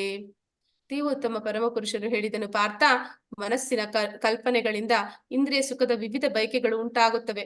ಒಬ್ಬ ಮನುಷ್ಯನು ಇಂದ್ರಿಯ ಸುಖದ ಎಲ್ಲ ಬಗೆಯ ಆಸೆಗಳನ್ನು ತ್ಯಜಿಸಿ ಅವನ ಮನಸ್ಸು ಪರಿಶುದ್ಧವಾಗಿ ಆತ್ಮದಲ್ಲೇ ಸಂತುಷ್ಟನಾದಾಗ ಆತನನ್ನು ಶುದ್ಧ ದಿವ್ಯ ಜ್ಞಾನದಲ್ಲಿ ಇರುವವನು ಎಂದು ಕರೆಯುವರು. ಅಂದ್ರೆ ಇಲ್ಲಿ ಅರ್ಜುನ ಪ್ರಶ್ನೆ ಮಾಡ್ತಾನೆ, ಭಗವಂತ ನೀನ್ ಇಷ್ಟೆಲ್ಲ ಜ್ಞಾನ ತಿಳಿಸ್ಕೊಟ್ಟೆ, ಅದೆಲ್ಲ ತಿಳ್ಕೊಂಡ್ಮೇಲೂ ಕೂಡ ಮತ್ತೆ ನಾವ್ ಯಾಕೆ ತಪ್ಪದಾರಿ ಹಿಡಿತೀವಿ, ತಿಳಿದು ನಾವ್ ಯಾಕೆ ಅದನ್ನ ಮಾಡ್ತೀವಿ ಅಂತ ಕೇಳ್ತಾನೆ. ಅದಕ್ಕೆ ಪರಮಾತ್ಮ ಹೇಳ್ತಾನೆ, ಆದ್ರೆ ನಾವು ಮನಸ್ಸಿನಲ್ಲಿ ಯಾವ್ದಾದ್ರು ಒಂದು ಇಂದ್ರಿಯ ಸುಖದ ಬಗ್ಗೆ ಕಲ್ಪನೆ ಮಾಡುವಂಥದ್ದು. ಮುಂದೆ ಕೂಡ ಹೇಳ್ತಾನೆ, ಸಂಜಾಯತೆ ಕಾಮ ಅಂತ. ಅಂದ್ರೆ ನಾವು ಕೂಡ ಹೇಳ್ತೀವಿ, ನಿನ್ನ ಸ್ನೇಹಿತ ಯಾರು ಅಂತ ಹೇಳು, ಅಂದ್ರೆ ತೋರಿಸು, ನಾನು ಹೇಳ್ತೀನಿ ನೀನ್ ಯಾರು ಅಂತ. ಹಾಗೆ ನಾವ್ ಎಂತವ್ರ ಜೊತೆ ಸೇರ್ತೀವಿ ಅಂತಹ ಒಂದು ಮನೋಭಾವ ನಮ್ಮಲ್ಲೂ ಹುಟ್ಟುತ್ತೆ. ಪಕ್ಕದ ಮನೆಯಲ್ಲಿ ಯಾರೋ ಒಬ್ರು ಏನೋ ತಂದ್ರು ಅಂತಂದ್ರೆ ಅದನ್ನ ನೋಡಿದಾಗ ನಮ್ಮ ಮನೆಯಲ್ಲಿ ನಮಗೂ ಅದು ಬೇಕು ಅಂತ ಅನ್ಸುತ್ತೆ. ಹಾಗೆ ಮನಸ್ಸಿನಲ್ಲಿ ನಾವು ಈಗ ನಾವು ಯಾವ್ದೋ ಒಂದು ಮೂವಿ ಪಿಕ್ಚರ್ಸ್ ನೋಡ್ತಾ ಇರ್ತೀವಿ ಅಥವಾ ಸೀರಿಯಲ್ಸ್ ನೋಡ್ತಾ ಇರ್ತಾರೆ ಹೆಂಗಸರು. ಏನ್ ಮಾಡ್ತಾರೆ ಅಂದ್ರೆ ಅದ್ರಲ್ಲಿ ಎಷ್ಟು ತಲ್ಲೀನರಾಗ್ಬಿಡ್ತಾರೆ ಅಂದ್ರೆ ಅವ್ರ ಮನೆಯಲ್ಲಿ ಅಂತಹ ಕಷ್ಟನೇ ಇಲ್ಲ. ಆ ಒಂದು ಚಿತ್ರದಲ್ಲಿ ಅವ್ರು ಎಷ್ಟು ತಲ್ಲೀನರಾಗ್ಬಿಡ್ತಾರೆ ಅಂದ್ರೆ ಅಲ್ಲಿ ಒಂದು ಒಂದು ದೃಶ್ಯ ಬರ್ತಿದೆ ಅಂದ್ರೆ ಇಲ್ಲಿ ಅವರು ಅಳ್ತಾ ಇರ್ತಾರೆ, ಅಲ್ಲಿ ನಗೋದೊಂದು ದೃಶ್ಯ ಬರ್ತಿದೆ ಅಂದ್ರೆ ಇವರು ನಗ್ತಾ ಇರ್ತಾರೆ. ಹಾಗೆ ಅದು ಮನಸ್ಸಿನ ಮೇಲೆ ಅಷ್ಟೊಂದು ಒಂದು ಪರಿಣಾಮವನ್ನು ಬೀರುತ್ತೆ. ನಾವು ಇಂಥವರ ಒಂದು ಸಂಘದಲ್ಲಿ ಇದ್ದೀವಿ, ಅದು ನಮ್ಮ ಮನಸ್ಸಿನ ಮೇಲೆ ಒಂದು ಪರಿಣಾಮ ಬೀರುತ್ತೆ. ಅಂತಹ ಒಂದು ಮನಸ್ಸಿನ ಕಲ್ಪನೆಗಳು ಏನಿದೆ ಅದು ನಮಗೆ ಇಂದ್ರಿಯ ಸುಖದ ವಿವಿಧ ಬಯಕೆಗಳು ಉಂಟು ಮಾಡುತ್ತೆ. ಅಂದ್ರೆ ನಾವಿವಾಗ ಸ್ನೇಹಿತರು ನಮ್ಗೆ ಯಾರೋ ಇದ್ದಾರೆ, ಅವ್ರ ಮನೆಯಲ್ಲಿ ಏನೋ ಒಂದು ತಂದಿದ್ದಾರೆ, ಅದ್ರ ಬಗ್ಗೆ ನಿಮ್ಮ ಹತ್ರ ಹೇಳ್ಕೊತಾ ಇದ್ದಾರೆ, ತೋರಿಸ್ತಿದ್ದಾರೆ, ನಿಮ್ಗೂ ಬರ್ತಾ ಇದೆ ಮನಸ್ಸಲ್ಲಿ ನಾನು ಅದು ಪಡ್ಕೋಬೇಕು, ನನ್ಗೂ ಅದು ಬೇಕು, ನಮ್ಗೆ ಒಂದು ಬಯಕೆ ಅನ್ನೋದು ಶುರು ಆಗುತ್ತೆ. ಒಬ್ಬ ಮನುಷ್ಯನು ಇಂದ್ರಿಯ ಸುಖದ ಎಲ್ಲ ಬಗೆಯ ಆಸೆಗಳನ್ನ ತ್ಯಜಿಸಿ ಅವನ ಮನಸ್ಸು ಪರಿಶುದ್ಧವಾಗಿ ಆತ್ಮದಲ್ಲೇ ಸಂತುಷ್ಟನಾದಾಗ ಆತನನ್ನು ಶುದ್ಧ ದಿವ್ಯ ಪ್ರಜ್ಞೆಯಲ್ಲಿ ಇರುವವನೆಂದು ಕರೆಯುತ್ತಾರೆ. ಅಂದ್ರೆ ಯಾರು ಶುದ್ಧವಾದ ದಿವ್ಯ ಪ್ರಜ್ಞೆಯಲ್ಲಿ ಇರ್ತಾರೆ ಅಂತವರು ಇಂತಹ ಒಂದು ಇಂದ್ರಿಯ ಸುಖದ ಹಿಂದೆ ಅವರು ಹೋಗೋದಿಲ್ಲ. ಅಂದ್ರೆ ಅವ್ರಿಗೆ ಭಗವಂತನ ಭಕ್ತಿ ಸೇವೆಯಲ್ಲಿ ಯಾರು ತೊಡಗ್ತಾರೆ ಅಂತವ್ರಿಗೆ ಭಗವಂತ ಎಲ್ಲಾ ರೀತಿಯ ಜ್ಞಾನವನ್ನು ಕೊಡ್ತಾನೆ. ಅಂದ್ರೆ ಅವ್ರಿಗೆ ಗೊತ್ತಾಗುತ್ತೆ ಈಗ ಈ ದೇಹ ಅನ್ನೊಂದು ಶಾಶ್ವತ ಅಲ್ಲ, ನಾನ್ ಯಾವುದೋ ಒಂದು ವಸ್ತುಗಾಗಿ ಒಂದು ವಿಷಯಕ್ಕಾಗಿ ಏನು ಪರದಾಡ್ತಾ ಇದ್ದೀನಿ. ಇದಕ್ಕೆ ಪ್ರಭುಪಾದ್ರು ಒಂದು ಉದಾಹರಣೆ ಕೊಡ್ತಾರೆ. ಒಂದು ಲಿಪ್ಸ್ಟಿಕ್ಗೋಸ್ಕರ ಇಷ್ಟೊಂದು ಕಾಸು ಖರ್ಚು ಮಾಡ್ತಾರೆ, ಅದಕ್ಕಾಗಿ ಎಷ್ಟು ಕಷ್ಟಪಟ್ಟು ದುಡಿತಾರೆ ಅಂತ. ಅದರಿಂದ ಏನು ಪ್ರಯೋಜನ? ಎಷ್ಟು ದಿನ ಇರುತ್ತೆ ಆ ಸೌಂದರ್ಯ ಅನ್ನುವಂಥದ್ದು, ಎಷ್ಟು ದಿನ ಇರುತ್ತೆ ಈ ದೇಹ ಅನ್ನುವಂಥದ್ದು. ಈ ರೀತಿ ಯೋಚನೆ ಮಾಡಿ ನಿಜವಾಗ್ಲೂ ಯಾವ್ದು ಮೂಲ ಉದ್ದೇಶ ಇದೆ, ಜೀವನದ ಮೂಲ ಉದ್ದೇಶ ಏನು, ಮತ್ತೆ ಜೀವನದ ನಿಜವಾದ ಅವಶ್ಯಕತೆಗಳು ಏನು, ಅಷ್ಟನ್ನ ಮಾತ್ರ ಯೋಚನೆ ಮಾಡುವಂತವನು ಶುದ್ಧ ದಿವ್ಯ ಪ್ರಜ್ಞೆಯಲ್ಲಿ ಇರ್ತಾನೆ. ಅಂತವನು ಇಂತಹ ಒಂದು ಇಂದ್ರಿಯ ಸುಖದ ಹಿಂದೆ ಬಿದ್ದು ಮತ್ತೆ ಅವನು ತನ್ನ ಅಂದ್ರೆ ಏನಂತಾರೆ ಆ ಬುದ್ಧಿಯನ್ನ ಕಳ್ಕೊಳ್ಳುವಂತ ಕೆಲಸ ಮಾಡೋದಿಲ್ಲ. ಅವನು ಜ್ಞಾನವನ್ನು ಪಡ್ಕೊಂಡಂತವನು ಶುದ್ಧ ದಿವ್ಯ ಪ್ರಜ್ಞೆಯಲ್ಲಿ ಇರ್ತಾನೆ. ಅಂತವನಿಗೆ ಗೊತ್ತಿದೆ ಯಾವ್ದು ಶಾಶ್ವತ ಯಾವ್ದು ಅಶಾಶ್ವತ, ಅದಕ್ಕಾಗಿ ನಾನು ಏನ್ ಮಾಡ್ಬೇಕು ಅನ್ನೋದು ಅವನ್ಗೆ ತಿಳಿದಿರುತ್ತೆ. ಇಲ್ಲಿ ನಾವು ನೋಡ್ತಾ ಇದ್ವಿ ಪ್ರಹ್ಲಾದ ಅವನು ಒಂದೇ ಒಂದು ಸ್ಲೋಗನ್, ಒಂದು ರಾಖಿ ಕೃಷ್ಣ ಮಾರೇಕಿ, ಮಾರೇ ಕೃಷ್ಣ ರಾಖಿಕಿ. ಅಂದ್ರೆ ಭಗವಂತ ನನ್ನನ್ನ ಕೊಲ್ಬೇಕು ಅಂತ ಅವನು ನಿರ್ಧಾರ ಮಾಡ್ಬೇಕು, ಯಾರ್ಯಾರು ನಿರ್ಧಾರ ಮಾಡೋದಲ್ಲ. ನನ್ನ ಅಪ್ಪ ಆಗ್ಲಿ, ಅವ್ನ್ ಕಳ್ಸಿರುವಂತ ರಾಕ್ಷಸರಾಗ್ಲಿ, ಅವ್ನ್ ಬಿಟ್ಟಿರುವಂತಹ ಒಂದು ಕ್ರೂರ ಪ್ರಾಣಿಗಳಾಗ್ಲಿ ನನ್ನನ್ನು ಸಾಯಿಸೋದಕ್ಕೆ ಸಾಧ್ಯ ಇಲ್ಲ. ಅದು ಭಗವಂತನ ಇಚ್ಛೆ. ಭಗವಂತ ನಾನ್ ಸಾಯ್ಬೇಕು ಅಂತ ಇಚ್ಛೆ ಪಡ್ತಾ ಇದ್ದಾನೆ ಅಂದ್ರೆ ನಾನ್ ಸಾಯೋದಕ್ಕೆ ಸಿದ್ಧ ಇದ್ದೀನಿ. ಭಗವಂತ ನನ್ನನ್ನು ಸಾಯಿಸ್ಬೇಕು ಅಂತಿಲ್ಲ ಅಂತಂದ್ರೆ ಇವ್ರು ಯಾರು ಕೂಡ ನನ್ನ ಏನು ಮಾಡಕ್ಕಾಗಲ್ಲ ಅನ್ನೋದು ದೃಢವಾದ ನಂಬಿಕೆಯಲ್ಲಿ ಅವನು ಇರ್ತಾನೆ. ಹಾಗೆ ಯಾರು ಶುದ್ಧ ಭಕ್ತರಿರ್ತಾರೆ ಅವರು ಇಂತಹ ಒಂದು ದಿವ್ಯ ಪ್ರಜ್ಞೆಯಲ್ಲಿ ಇರ್ತಾರೆ. ಅವರಿಗೆ ಆ ಜ್ಞಾನ ಅನ್ನುವಂಥದ್ದು ಅವರಲ್ಲಿ ಇರುತ್ತೆ. ಯಾಕೆ ಅಂದ್ರೆ ಅವರು ಭಕ್ತಿ ಮಾರ್ಗದಲ್ಲಿ ತೊಡಗಿದ್ದಾರೆ, ಅಂದ್ರೆ ಸರಿಯಾದ ದಾರಿಯಲ್ಲಿದ್ದಾರೆ, ಸರಿಯಾದ ಮಾರ್ಗದಲ್ಲಿದ್ದಾರೆ. ಅವರಿಗೆ ಮಾರ್ಗದರ್ಶನ ಭಗವಂತ ಸ್ವತಃ ಮಾಡ್ತಾ ಇರ್ತಾನೆ.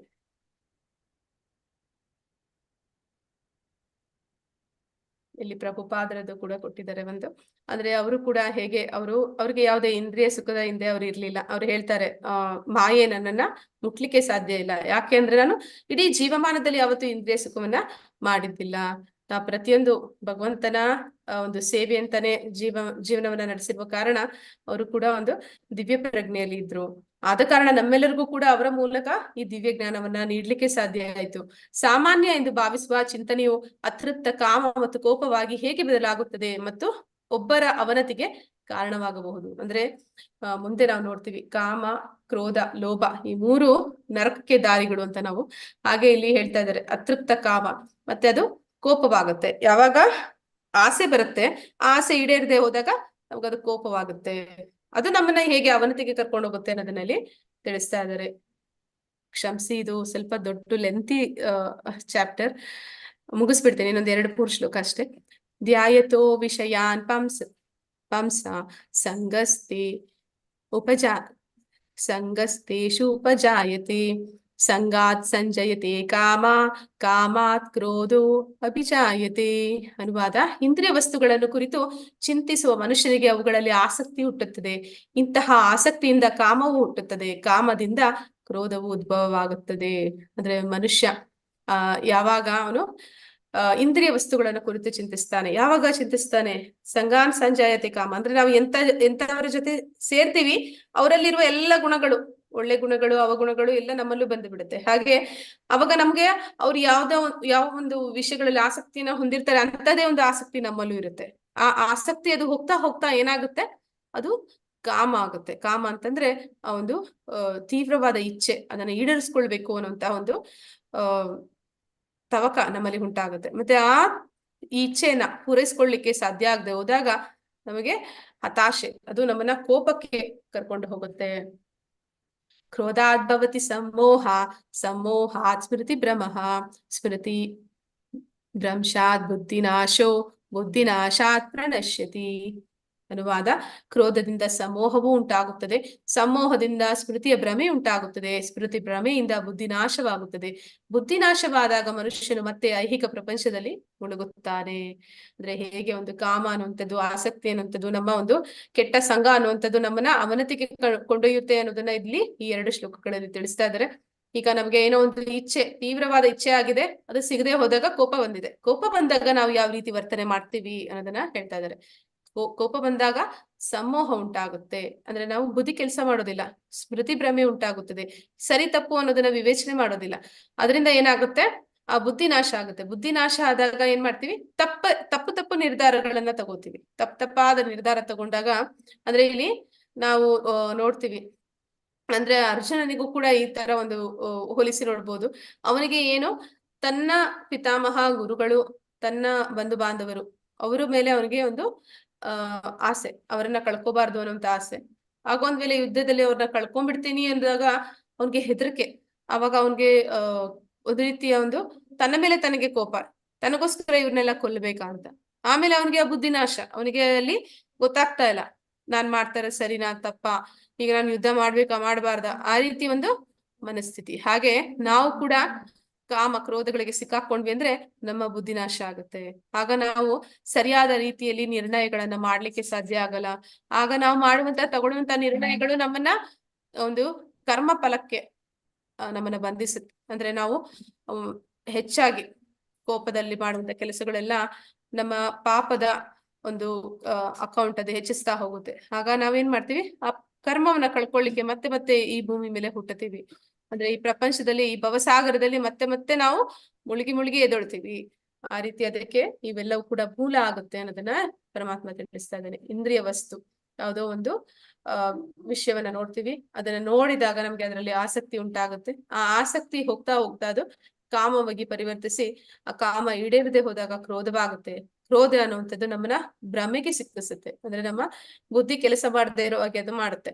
ಸ್ಮರಣೆ ವಿಸ್ಮಯ ಆಗುತ್ತೆ. ಅದು ನಮ್ಗೆ ಸರಿ ತಪ್ಪು ಏನು ಅನ್ನೋದು ಕಣ್ಣೆದುರುಗಡೆ ಇದ್ರೂ ಕೂಡ ಅದು ನಮ್ಗೆ ಅರ್ಥ ಆಗದೆ ಇರುವಂತಹ ಒಂದು ಪರಿಸ್ಥಿತಿಗೆ ನಾವು ಹೋಗ್ತೀವಿ. ಆಗ ನಮ್ಮ ಬುದ್ಧಿನಾಶ ಆಗಿ ನಮ್ಮಲ್ಲಿ ತಪ್ಪು ನಿರ್ಧಾರಗಳನ್ನ ತಗೊಂಡು ತಪ್ಪು ನಿರ್ಣಯಗಳನ್ನ ಮಾಡಿ ನಮ್ಮನ್ನ ನಾವು ಪತನಕ್ಕೆ, ಅಂದ್ರೆ ಈ ಆತ್ಮದ ಪತನಕ್ಕೆ ನಾವು ಕಾರಣರಾಗ್ಬಿಡ್ತೀವಿ. ಇಲ್ಲಿಗೆ ಇವತ್ತಿನ ಅಧ್ಯಾಯ ಮುಗಿದಿದೆ. ಇವತ್ತಿನ ಅಧ್ಯಾಯದಲ್ಲಿ, ಅಂದ್ರೆ ಇದು ಮೊದಲನೇ ಅಧ್ಯಾಯದ ಅರ್ಜುನನ ಕೊಟ್ಟಂತಹ ಒಂದು ಕಾರಣಗಳು, ಯುದ್ಧವನ್ನ ಮಾಡೋದಕ್ಕೆ ಅವನಿಗೆ ಇಷ್ಟ ಇಲ್ಲ ಅನ್ನೋದಕ್ಕೆ.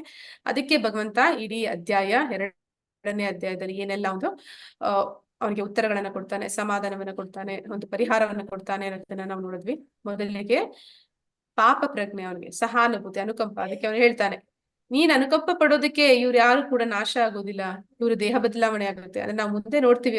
ಕೃಷ್ಣ ಹೇಳ್ತಾನೆ, ಯಾರಾದ್ರೂ ಒಬ್ರು ತಪ್ಪು ಮಾಡ್ತಾ ಇದ್ದಾರೆ ಅಂದ್ರೆ ಅವ್ರಿಗೆ ಶಿಕ್ಷೆ ಕೊಡೋದಕ್ಕೆ ಈಗ ಕೋರ್ಟ್ ನಲ್ಲಿ ಮರಣದಂಡನೆ ಅನ್ನೋದು ಕೊಡ್ತಾರೆ. ಹಿಂದೆ ಕಾಲದಲ್ಲಿ ರಾಜನು ಕೂಡ ಆ ರೀತಿ ಮರಣದಂಡನೆಯನ್ನ ಕೊಡ್ತಾ ಇದ್ದ. ಯಾಕಂದ್ರೆ ಹೇಳ್ತಾರೆ, ಮರಣದಂಡನೆಯನ್ನ ರಾಜ ಒಬ್ಬನಿಗೆ ವಿಧಿಸ್ತಾ ಇದ್ದಾನಂದ್ರೆ ಅವನ ಮೇಲೆ ತೋರಿಸ್ತಿರುವಂತಹ ಕರುಣೆ ಅಂತಾರೆ.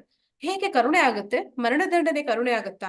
ಅದು ಕರುಣೆ ಆಗುತ್ತೆ. ಹೇಗೆ ಕರುಣೆ ಆಗುತ್ತೆ ಅಂತಂದ್ರೆ, ಅವನು ಈಗಲೇ ಆ ತಪ್ಪಿಗೆ ಒಂದು ಶಿಕ್ಷೆನ ಅನುಭವಿಸ್ಬಿಟ್ಟ ಅಂತಂದ್ರೆ ಅಲ್ಲಿಗೆ ತೀರ್ತು. ಹಾಗೊಂದ್ ವೇಳೆ ಆ ಶಿಕ್ಷೆನ ಅನುಭವಿಸ್ಲಿಲ್ಲ ಅಂತಂದ್ರೆ ಮತ್ತೆ ಆ ಶಿಕ್ಷೆನ ಅನುಭವಿಸೋದಕ್ಕೆ ಇನ್ನೊಂದು ಜನ್ಮವನ್ನ ಪಡಿತಾನೆ. ಆಗ ಏನಾಗುತ್ತೆ ಅಂತಂದ್ರೆ ಆ ಶಿಕ್ಷೆಗೆ ಒಂದು ಅಂದ್ರೆ ತಪ್ಪಿಗೆ ಒಂದು ಶಿಕ್ಷೆ ಅನ್ನೋದು ಏನಿದೆ ಅದರ ಪ್ರಮಾಣ ಜಾಸ್ತಿ ಆಗುತ್ತೆ. ಅಂದ್ರೆ ಅದರ ಬಡ್ಡಿ, ಚಕ್ರಬಡ್ಡಿ ಸಮೇತ ಅವನಿಗೆ ಬರುತ್ತೆ. ಅವನ ಮೇಲೆ ಅಂತಹ ಒಂದು ಕರುಣೆಯನ್ನ ತೋರಿಸಿ ರಾಜ ಏನ್ ಮಾಡ್ತಾನೆ, ಅವನಿಗೆ ಮರಣದಂಡನೆಯನ್ನ ಕೊಡ್ತಾನೆ. ಹಾಗೆ ನೀನೇನ್ ಮಾಡ್ತಾ ಇದ್ಯಾ, ಇಲ್ಲಿ ಬಂದಿರುವಂತವ್ರಿಗೆ ಎಲ್ಲರಿಗೂ ಕೂಡ ಕರುಣೆಯನ್ನ ತೋರಿಸ್ತಾ ಇದೀಯಾ? ಅವರು ಅಧರ್ಮ ಮಾರ್ಗದಲ್ಲಿ ಮುಂದುವರಿತಾ ಇದ್ದಾರೆ. ಈಗ ನೀನು ಅವರನ್ನ ಇಲ್ಲಿಗೆ ನಿಲ್ಲಿಸ್ತೆ ಅಂತಂದ್ರೆ ಅವರು ಇಲ್ಲಿಗೆ ಅವರ ಪಾಪ ಅನ್ನೋದು ಕಡಿಮೆ ಆಗುತ್ತೆ. ಅವರನ್ನ ಮುಂದುವರಿಯೋದಕ್ಕೆ ನೀನ್ ಬಿಟ್ಟೆ ಅಂತಂದ್ರೆ ಅವ್ರು ಇನ್ನಷ್ಟು ಮತ್ತಷ್ಟು ಪಾಪಗಳನ್ನ ಹೆಚ್ಚಿಸ್ಕೊಳ್ತಾ ಹೋಗ್ತಾರೆ. ಆದ ಕಾರಣ ಅವರೆಲ್ಲರೂ ಕೂಡ ದೇಹ ಅಲ್ಲ, ಅವರೆಲ್ಲರೂ ಕೂಡ ಆತ್ಮ, ನೀನು ಅವರ ದೇಹ ಬದಲಾವಣೆಗೆ ಕಾರಣನಾಗ್ತೀಯೇ ಹೊರತು ಅವರ ವಿನಾಶಕ್ಕೆ ಕಾರಣ ಆಗೋದಿಲ್ಲ ಅಂತ ಹೇಳ್ತಾನೆ. ಸಂತೋಷವಿಲ್ಲ ಅಂದಾಗ ಪರಮಾತ್ಮ ಹೇಳ್ತಾನೆ, ಯಾವುದು ನಿಜವಾದ ಸಂತೋಷ? ನೀನು ಒಬ್ಬ ಹೇಡಿ, ರಣಹೇಡಿ ಅಂತ ನಿನ್ನ ಶತ್ರುಗಳು ಆಡ್ಕೊಳ್ತಾರೆ, ಅಪಕೀರ್ತಿಗೆ ಕಾರಣ ಆದ್ರೆ ಅದು ನಿಜವಾಗ್ಲೂ ಕೂಡ ದುಃಖಕ್ಕೆ ಕಾರಣ. ಒಬ್ಬ ಕ್ಷತ್ರಿಯನಾದವನಿಗೆ ಅದು ತುಂಬಾ ಅವಮಾನಕ್ಕೆ ಕಾರಣ. ಅಂತಹ ಒಂದು ಕೆಲಸವನ್ನ ಮಾಡ್ಬೇಡ. ಯುದ್ಧ ಮಾಡಿ ಸತ್ರು ಪರವಾಗಿಲ್ಲ, ಗೆದ್ರು ಪರವಾಗಿಲ್ಲ. ಗೆದ್ರೆ ರಾಜ್ಯ, ಸತ್ರೆ ಸ್ವರ್ಗ, ಎರಡೂ ಕೂಡ ಸಂತೋಷನೆ ಕೊಡುತ್ತೆ ಅಂತ ಹೇಳ್ತಾರೆ. ಮತ್ತೆ ಪಾಪದ ಚಟುವಟಿಕೆಗಳು ಅಂದ್ರೆ ನನಗೆ ಪಾಪ ಬರುತ್ತೆ, ಅದಕ್ಕೆ ಕೃಷ್ಣ ಹೇಳ್ತಾನೆ, ಹೌದು, ನಿನಗೋಸ್ಕರ ನೀ ಮಾಡ್ಕೊಂಡ್ರೆ, ಸ್ವಾರ್ಥಕ್ಕಾಗಿ ಮಾಡ್ಕೊಂಡ್ರೆ ನಿನಗೆ ಪಾಪ ಬರುತ್ತೆ, ಸತ್ಯವಾಗ್ಲೂ ಬರುತ್ತೆ. ಆದ್ರೆ ನೀನು ಅದನ್ನ ನನಗೋಸ್ಕರ ಮಾಡು ಅಂತ ಹೇಳ್ತಾನೆ. ಯಾರು ಭಗವಂತನಿಗಾಗಿ ಮಾಡ್ತಾನೆ ಅವನಿಗೆ ಯಾವುದೇ ಪಾಪದ ಲೇಪ ಅನ್ನೋದು ಇರೋದಿಲ್ಲ. ಕುಟುಂಬ ಸಂಪ್ರದಾಯದ ನಾಶ. ಅದಕ್ಕೆ ಅವ್ರು ಹೇಳ್ತಾನೆ, ನೀವೆಲ್ಲರೂ ಕೂಡ ಅಂದ್ರೆ ಯಥಾ ರಾಜ ತಥಾ ಪ್ರಜಾ ಅಂತ ಹೇಳೋ ಹಾಗೆ, ರಾಜ ಅವನು ಯಾವ ರೀತಿ ನಡ್ಕೋತಾನೆ, ಅವನ ಪ್ರಜೆಗಳು ಅವನನ್ನ ಅನುಸರಣೆ ಮಾಡ್ತಾರೆ. ಅದೇ ರೀತಿ ನೀನು ನಿಮ್ಮ ಪ್ರಜೆಗಳಿಗೆ ಸರಿಯಾದ ಮಾರ್ಗದರ್ಶನವನ್ನು ಮಾಡಿ ಆದರ್ಶಪ್ರಾಯರಾಗಿರಿ ಅಂತ ತಿಳಿಸ್ತಾನೆ. ನಿರ್ಣಯ ಮಾಡೋದಕ್ಕೆ ಸಾಧ್ಯ ಆಗ್ತಿಲ್ಲ ಅಂತ ಹೇಳ್ತಾನೆ. ಹೌದು, ನೀನ್ ಸ್ವಾರ್ಥಕ್ಕಾಗಿ ನೀನ್ ಯೋಚನೆ ಮಾಡುವಾಗ ನಿನ್ಗೆ ನಿರ್ಣಯ ತಗೊಳ್ಳೋದಕ್ಕೆ ಆಗೋದಿಲ್ಲ. ಆದ್ರೆ ನಿನಗೆ ಒಬ್ಬ ಗುರು ಇದ್ದು ಅವನು ನಿನಗೆ ನಿಜವಾದ ಗುರಿಯನ್ನ ತೋರಿಸ್ತಾ ಇದ್ದಾಗ, ಆ ಗುರಿ ಏನು ಅಂತ ನಿನಗೆ ಗೊತ್ತಿದ್ರೆ ಆಗ ನಿನಗೆ ಒಂದೇ ಗುರಿ ಇರುತ್ತೆ. ಅಂದ್ರೆ ನಿನಗೆ ಒಂದೇ ಮಾರ್ಗದರ್ಶನ ಅನ್ನೋದಿರುತ್ತೆ, ಒಂದೇ ಮಾರ್ಗ ಅನ್ನೋದಿರುತ್ತೆ. ಆಗ ನಿನಗೆ ಅನೇಕ ಬಹುಶಾಖೆ, ನಿನ್ನ ಬುದ್ಧಿಗೆ ಬಹುಶಾಖೆಗಳಿರೋದಿಲ್ಲ. ಮಾಡ್ಬೇಕಾ ಮಾಡ್ಬಾರ್ದಾ, ಈ ರೀತಿ ಮಾಡ್ಬೇಕಾ ಆ ರೀತಿ ಮಾಡ್ಬೇಕಾ ಅಂತದ್ ಯಾವುದೇ ಒಂದು ಅನುಮಾನಗಳಿಲ್ಲ. ನೀನ್ ಏನ್ ಮಾಡ್ಬೇಕು ಅನ್ನೋದು ನಿನ್ಗೆ ನಿಶ್ಚಯವಾಗಿ ಗೊತ್ತಿರುತ್ತೆ. ಅದ ಕಾರಣ ನೀನು ಸ್ವಾಮಿಗೆ ಸೇವೆ ಮಾಡು, ಭಗವಂತನಿಗಾಗಿ ಮಾಡು, ಧರ್ಮ ರಕ್ಷಣೆಗಾಗಿ ಮಾಡು. ಭಗವಂತ ನಿನ್ಗೆ ಹೇಳ್ತಾ ಇದ್ದಾನೆ, ಸ್ವತಃ ಹೇಳ್ತಾ ಇದ್ದಾನೆ, ಧರ್ಮ ಸ್ಥಾಪನೆಗಾಗಿ ಪರಮಾತ್ಮ ಬಂದಿದ್ದಾನೆ. ಅವನಿಗೋಸ್ಕರ ನೀನು ಭಗವಂತನ ಸೇವೆ ಅಂತ ತಿಳ್ಕೊಂಡ್ ಮಾಡ್ತಾ ಇದೀಯ. ನಿನಗೋಸ್ಕರ ನಿನಗೇನ್ ಲಾಭ ಸಿಗುತ್ತೆ, ನಿನಗೆ ರಾಜ್ಯ ಸಿಗುತ್ತಾ, ನಿನ್ನಿಂದ ಬೇರೆಯವರು ಸಾಯ್ತಾರಾ, ಇದೆಲ್ಲ ನೀನ್ ಯೋಚನೆ ಮಾಡ್ಬೇಡ. ಇದೆಲ್ಲವೂ ಕೂಡ ಭಗವಂತನ ಒಂದು ನಿರ್ಧಾರ. ಆದ ಕಾರಣ ಅವನ ಸೇವೆ ಅಂತ ತಿಳ್ಕೊಂಡ್ ಮಾಡು. ಒಂದ್ ವೇಳೆ ಗೆದ್ರು ಪರವಾಗಿಲ್ಲ, ನೀ ಸೋತ್ರು ಪರವಾಗಿಲ್ಲ, ಆದ್ರೆ ನೀನು ಯುದ್ಧ ಮಾಡು ಅಂತ ಅಲ್ಲಿ ಪರಮಾತ್ಮ ಅವನಿಗೆ ಪ್ರೇರೇಪಣೆಯನ್ನ ಕೊಡ್ತಾನೆ. ಈ ರೀತಿ ಈ 2ನೇ ಅಧ್ಯಾಯ ಮುಗಿಯುತ್ತೆ. ಎಲ್ಲರಿಗೂ ಕೂಡ ಅನಂತ ಧನ್ಯವಾದಗಳು. ಇದು ತುಂಬಾ ಲೆಂತಿ, ಸ್ವಲ್ಪ ದೊಡ್ಡ ಚಾಪ್ಟರ್ ಅಧ್ಯಾಯ. ಎಲ್ಲರೂ ಕೂಡ ಇಲ್ಲಿವರೆಗೂ ತಾಳ್ಮೆಯಿಂದ ಕುಳಿತಿದ್ದಕ್ಕಾಗಿ ತುಂಬಾ ಧನ್ಯವಾದಗಳು. ಅಂದ್ರೆ ಎಲ್ಲರೂ ಅಟೆಂಡೆನ್ಸ್ ಹಾಕಿದ್ದೀರಿ ಅಂತ ಅನ್ಕೋತೀನಿ. ಹಾಕಿಲ್ಲ ಅಂದ್ರೆ ಒಂದ್ ವೇಳೆ ದಯವಿಟ್ಟು ಹಾಕ್ಬಿಡಿ, ಇನ್ನೊಂದ್ಸತಿ ಲಿಂಕ್ ಹಾಕ್ತೀನಿ.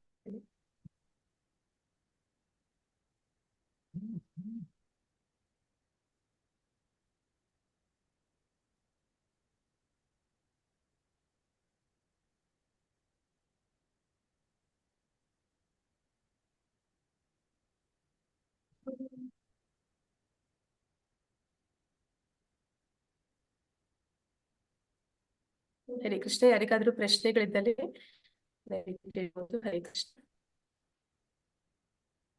ಹರೇ ಕೃಷ್ಣ ಮಾತಾಜಿ. ನೆಕ್ಸ್ಟ್ 9 o'clock ಅವ್ರು ಜಾಯಿನ್ ಆಗ್ತಿದಾರೆ ಮಾತಾಜಿ. ಹೌದು ಮಾತಾಜಿ, ಕ್ಷಮಿಸಿ ಮಾತಾಜಿ, ನಂದು ತುಂಬಾ ಸಮಯ ಹಿಡಿದು ಬಿಡ್ತು. ಧನ್ಯವಾದಗಳು ಮಂಜುಳಾ ಮಾತಾಜಿ. ಹರೇ ಕೃಷ್ಣ. ಹರೇ ಕೃಷ್ಣ ಮಾತಾಜಿ, ಧನ್ಯವಾದಗಳು. ಹರೇ ಕೃಷ್ಣ ಮಾತಾಜಿ. ಕಂಪ್ಲೀಟ್ ಮಾಡಿ. ಆಯ್ತು ಪ್ರಭುಜಿ, ನೋ ಆಗಿದೆ. ಪ್ರಾಬ್ಲಮ್. ವಾಂಛಾ ಕಲ್ಪತರುಭ್ಯಶ್ಚ ಕೃಪಾ ಸಿಂಧುಭ್ಯ ಏವ ಚ ಪತಿತನಾಂ ಪಾವನೇಭ್ಯೋ ವೈಷ್ಣವೇಭ್ಯೋ ನಮೋ ನಮಃ. ಅನಂತ ಕೋಟಿ ವೈಷ್ಣವ ವೃಂದ ಕಿ ಜೈ. ನಾಮಾಚಾರಿ ಹರಿದಾಸ್ ಠಾಕೂರ್ ಕಿ ಜೈ. ಇಲ್ಲಿ ನೆರೆದಿರುವಂತಹ ಎಲ್ಲ ಭಕ್ತರಿಗೂ ಜೈ. ಹರೇ ಕೃಷ್ಣ, ಹರೇ ಕೃಷ್ಣ. ನನಗೆ ಹೋಸ್ಟ್ ಮಾಡ್ಬಿಡಿ. ಹಾ ಪ್ರಭುಜಿ, ಮಾಡ್ತೇನೆ. ಆಮೇಲೆ ಮತ್ತೆ ಎಂಡ್ ಮಾಡ್ಬಿಡಿ, ಇರ್ಲಿ ಬಿಡಿ, ಪಾಪ ಎಲ್ಲ ಜಾಯಿನ್ ಆಗಿದ್ದಾರೆ. ಓಕೆ ಪ್ರಭುಜಿ. ಧನ್ಯವಾದಗಳು ಮಾತಾಜಿ. ಹರೇ ಕೃಷ್ಣ ಮಾತಾಜಿ. ಹರೇ ಕೃಷ್ಣ ಮಾತಾಜಿ. ಹರೇ ಕೃಷ್ಣ. ಹರೇ ಕೃಷ್ಣ ಮಾತಾಜಿ. ಹರೇ ಕೃಷ್ಣ ಮಾತಾಜಿ. ಧನ್ಯವಾದಗಳು ಮಾತಾಜಿ. ಹರೇ ಕೃಷ್ಣ. ಹರೇ ಕೃಷ್ಣ ಪ್ರಭುಜಿ. ಹರೇ ಕೃಷ್ಣ ಎಲ್ರಿಗೂ. ಹರೇ ಕೃಷ್ಣ ಪ್ರಭುಜಿ. ಹರೇ ಕೃಷ್ಣ. So 1 second.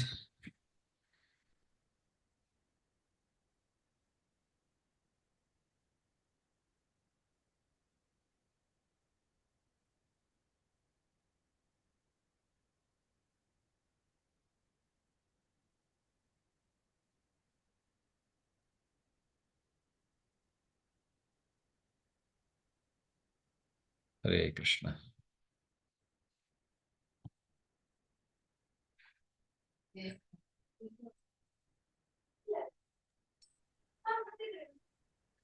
ಹರೇ ಕೃಷ್ಣ ಪ್ರಭುಜಿ. ಹರೇ ಕೃಷ್ಣ. ಹರೇ ಕೃಷ್ಣ ಪ್ರಭುಜಿ ಮಾತಾಜಿ.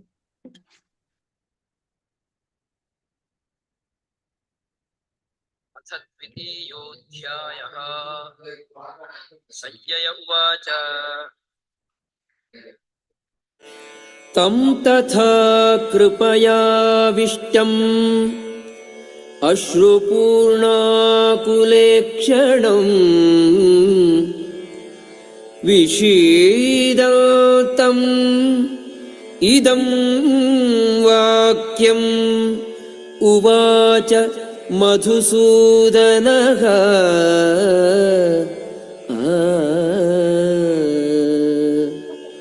ಸಂಜಯನು ನುಡಿದನು. ಕರುಣೆಯಿಂದ ತುಂಬಿ ವಿಷಣ್ಣ ಮನಸ್ಕನಾಗಿ ಕಂಬನಿ ತುಂಬಿದ ಅರ್ಜುನನನ್ನು ನೋಡಿ ಮಧುಸೂದನನಾದ ಕೃಷ್ಣನು ಹೀಗೆ ಹೇಳಿದನು. ಶ್ರೀ ಭಗವಾನುವಾಚ ಕುತಸ್ತ್ವಾ ಕಶ್ಮಲಂ ಇದಂ ವಿಷಮೇ ಸಮುಪಸ್ಥಿತಂ ಅನಾರ್ಯಜುಷ್ಟಂ ಅಸ್ವರ್ಗ್ಯಂ ಅಕೀರ್ತಿಕರಂ ಅರ್ಜುನ. ಪ್ರಿಯ ಅರ್ಜುನ, ಈ ಕಶ್ಮಲವು ನಿನಗೆ ಹೇಗೆ ಬಂದಿತು? ಬದುಕಿನ ಮಹತ್ವವನ್ನು ತಿಳಿದ ಮನುಷ್ಯನಿಗೆ ಈ ಕಶ್ಮಲವು ಭೂಷಣವಲ್ಲ, ಅನಾರ್ಯವಾದದ್ದು. ಇಂತಹ ಕಶ್ಮಲವು ಸ್ವರ್ಗಕ್ಕೆ ಕೊಂಡೊಯ್ಯುವುದಿಲ್ಲ, ಅಪಕೀರ್ತಿಗೆ ಕಾರಣವಾಗುತ್ತದೆ. ಕ್ಲೈಬ್ಯಂ ಮಾಸ್ಮಗಮಃ ಪಾರ್ಥ ನೈತತ್ವಯಿ ಉಪಪದ್ಯತೆ ಕ್ಷುದ್ರಂ ಹೃದಯ ದೌರ್ಬಲ್ಯಂ ತ್ಯಕ್ತ್ವೋತ್ತಿಷ್ಠ ಪರಂ ತಪಾ. ಪೃಥ್ವಿಯ ಮಗನಾದ ಪಾರ್ಥನೆ, ಷಂಡತನವನ್ನು ಹೊಂದಬೇಡ. ಇದು ನಿನಗೆ ಯೋಗ್ಯವಾದದ್ದಲ್ಲ. ಶತ್ರುಗಳಿಗೆ ತಾಪವನ್ನುಂಟು ಮಾಡುವವನೇ, ಈ ಹೃದಯ ದೌರ್ಬಲ್ಯವು ಕ್ಷುದ್ರವಾದದ್ದು. ಇದನ್ನು ಬಿಟ್ಟು ಮೇಲೇಳು. ಅರ್ಜುನ ಉವಾಚ ಕಥಂ ಭೀಷ್ಮಮಹಂ ಸಂಖ್ಯೆ ದ್ರೋಣಂ ಚ ಮಧುಸೂದನ ಇಷುಭಿಃ ಪ್ರತಿಯೋತ್ಸ್ಯಾಮಿ ಪೂಜಾರ್ಹೌ ಅರಿಸೂದನ.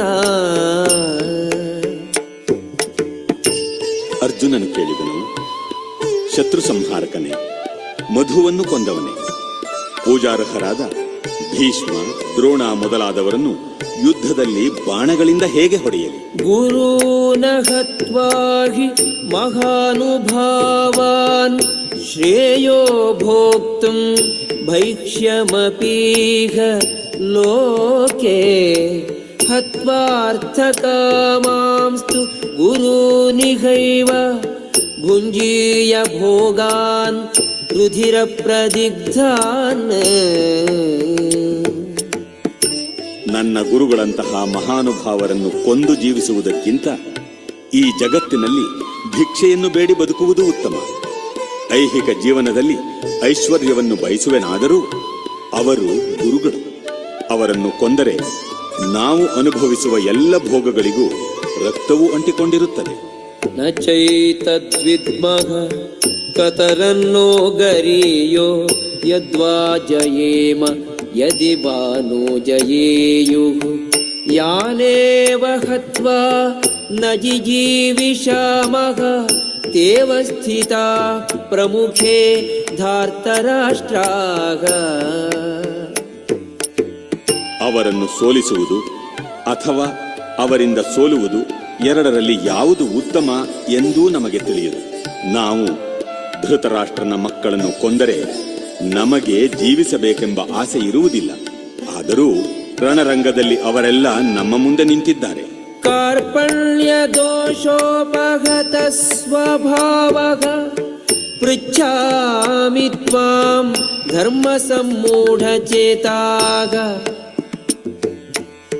ಯಚ್ಛೇಯಸ್ಯಾನ್ ನಿಶ್ಚಿತಂ ಬ್ರೂಹಿ ತಮೇ ಶಿಷ್ಯಸ್ತೇಹಂ ಶಾಧಿ ಮಾಂ ತ್ವಾಂ ಪ್ರಪನ್ನಂ. ಕಾರ್ಪಣ್ಯದ ದೌರ್ಬಲ್ಯದಿಂದ ನಾನೀಗ ನನ್ನ ಕರ್ತವ್ಯದ ಬಗ್ಗೆ ಗೊಂದಲದಲ್ಲಿದ್ದೇನೆ. ಚಿತ್ತ ಸ್ವಾಸ್ಥ್ಯವನ್ನು ಸಂಪೂರ್ಣವಾಗಿ ಕಳೆದುಕೊಂಡಿದ್ದೇನೆ. ಇಂತಹ ಸ್ಥಿತಿಯಲ್ಲಿ ನನಗೆ ಯಾವುದು ಶ್ರೇಯಸ್ಕರ ಎಂದು ನಿಶ್ಚಯವಾಗಿ ಹೇಳು. ನಾನೀಗ ನಿನ್ನ ಶಿಷ್ಯ ಮತ್ತು ನಿನಗೆ ಶರಣಾಗತನಾದ ಆತ್ಮ. ದಯೆಯಿಟ್ಟು ನನಗೆ ಮಾರ್ಗದರ್ಶನ ಮಾಡು. ನಹಿ ಪ್ರಪಶ್ಯಾಮಿ ಮಮಾಪನುದ್ಯಾದ್ ಯಚ್ಛೋಕಮುಚ್ಛೋಷಣಂ ಇಂದ್ರಿಯಾಣಾಂ ಅವಾಪ್ಯ ಭೂಮೌ ಅಸಪತ್ನಂ ವೃದ್ಧಂ ರಾಜ್ಯಂ ಸುರಾಣಾಮಪಿ ಚಾಧಿಪತ್ಯಂ. ನನ್ನ ಇಂದ್ರಿಯಗಳನ್ನು ಸೊರಗಿಸುತ್ತಿರುವ ಈ ದುಃಖವನ್ನು ಹೊರದೋಡಿಸಲು ನನಗೆ ಮಾರ್ಗವೇ ಕಾಣುತ್ತಿಲ್ಲ. ಭೂಮಿಯಲ್ಲಿ ಸಮೃದ್ಧವಾದ ಸಾಟಿಯೇ ಇಲ್ಲದ ರಾಜ್ಯವನ್ನು ಗೆದ್ದುಕೊಂಡರೂ ಸ್ವರ್ಗದಲ್ಲಿರುವ ದೇವತೆಗಳ ಪ್ರಭುತ್ವದಂತಹ ಪ್ರಭುತ್ವವನ್ನು ಪಡೆದುಕೊಂಡರೂ ನಾನು ಈ ದುಃಖವನ್ನು ಹೋಗಲಾಡಿಸಿಕೊಳ್ಳಲಾರೆ. ಸಂಜಯ ಉವಾಚ ಏವಮುಕ್ತ್ವಾ ಹೃಷೀಕೇಶಂ ಗುಡಾಕೇಶಃ ಪರಂ ತಪಾ ನಯೋತ್ಸ್ಯೇ ಇತಿ ಗೋವಿಂದಂ ಉಕ್ತ್ವಾ ತೂಷ್ಣೀಂ ಬಭೂವಃ. ಸಂಜಯನು ನುಡಿದನು, ಶತ್ರುಗಳನ್ನು ನಿಗ್ರಹಿಸಬಲ್ಲ ಅರ್ಜುನನು ಈ ಪ್ರಕಾರ ಶ್ರೀಕೃಷ್ಣನಿಗೆ ತಿಳಿಸಿ, ಗೋವಿಂದ, ನಾನು ಯುದ್ಧ ಮಾಡುವುದಿಲ್ಲ ಎಂದು ಹೇಳಿ ಮೌನ ತಾಳಿದನು. ತಮುವಾಚ ಹೃಷೀಕೇಶಃ ಪ್ರಹಸನ್ನಿವ ಭಾರತ ಸೇನಯೋರುಭಯೋರ್ಮಧ್ಯೆ ವಿಷೀದಂತಮಿದಂ ವಚಃ.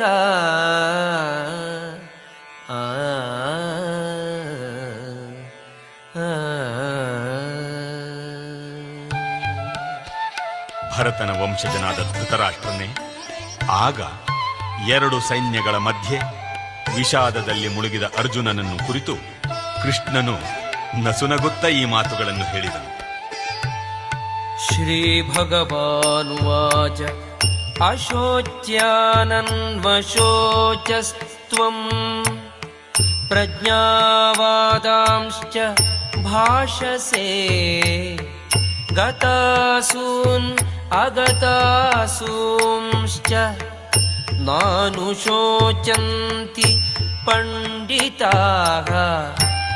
ದೇವೋತ್ತಮ ಪರಮ ಪುರುಷನು ಹೀಗೆ ಹೇಳಿದನು, ನೀನು ವಿದ್ವಾಂಸರಂತೆ ಮಾತುಗಳನ್ನು ಆಡುತ್ತಿದ್ದೀಯೆ, ಆದರೆ ಶೋಕಕ್ಕೆ ಯೋಗ್ಯರಲ್ಲದವರನ್ನು ಕುರಿತು ಶೋಕಿಸುತ್ತಿದ್ದೀಯೆ. ಪಂಡಿತರು ಸತ್ತವರಿಗಾಗಿ ಆಗಲಿ ಬದುಕಿರುವವರಿಗಾಗಿ ಆಗಲಿ ದುಃಖಪಡುವುದಿಲ್ಲ. ಹರೇ ಕೃಷ್ಣ. ಪ್ರವೀಣ ಮಾತಾಜಿ. ಹರೇ ಕೃಷ್ಣ ಪ್ರಭುಜಿ. ಹರೇ ಕೃಷ್ಣ. ಹರೇ ಕೃಷ್ಣ. ಎಲ್ರಿಗೂ ನಮಸ್ಕಾರ. ಈಗ ಕೀರ್ತನೆ ಮಾಡ್ತಾರೆ ಮಾತಾಜಿ. ಓಕೆ, ಹಾಗೆ ನಾವು ಟೈಮಿಗೆ ಸರಿಯಾಗಿ ಕ್ಲಾಸ್ ಅನ್ನು ಸ್ಟಾರ್ಟ್ ಮಾಡೋಣ.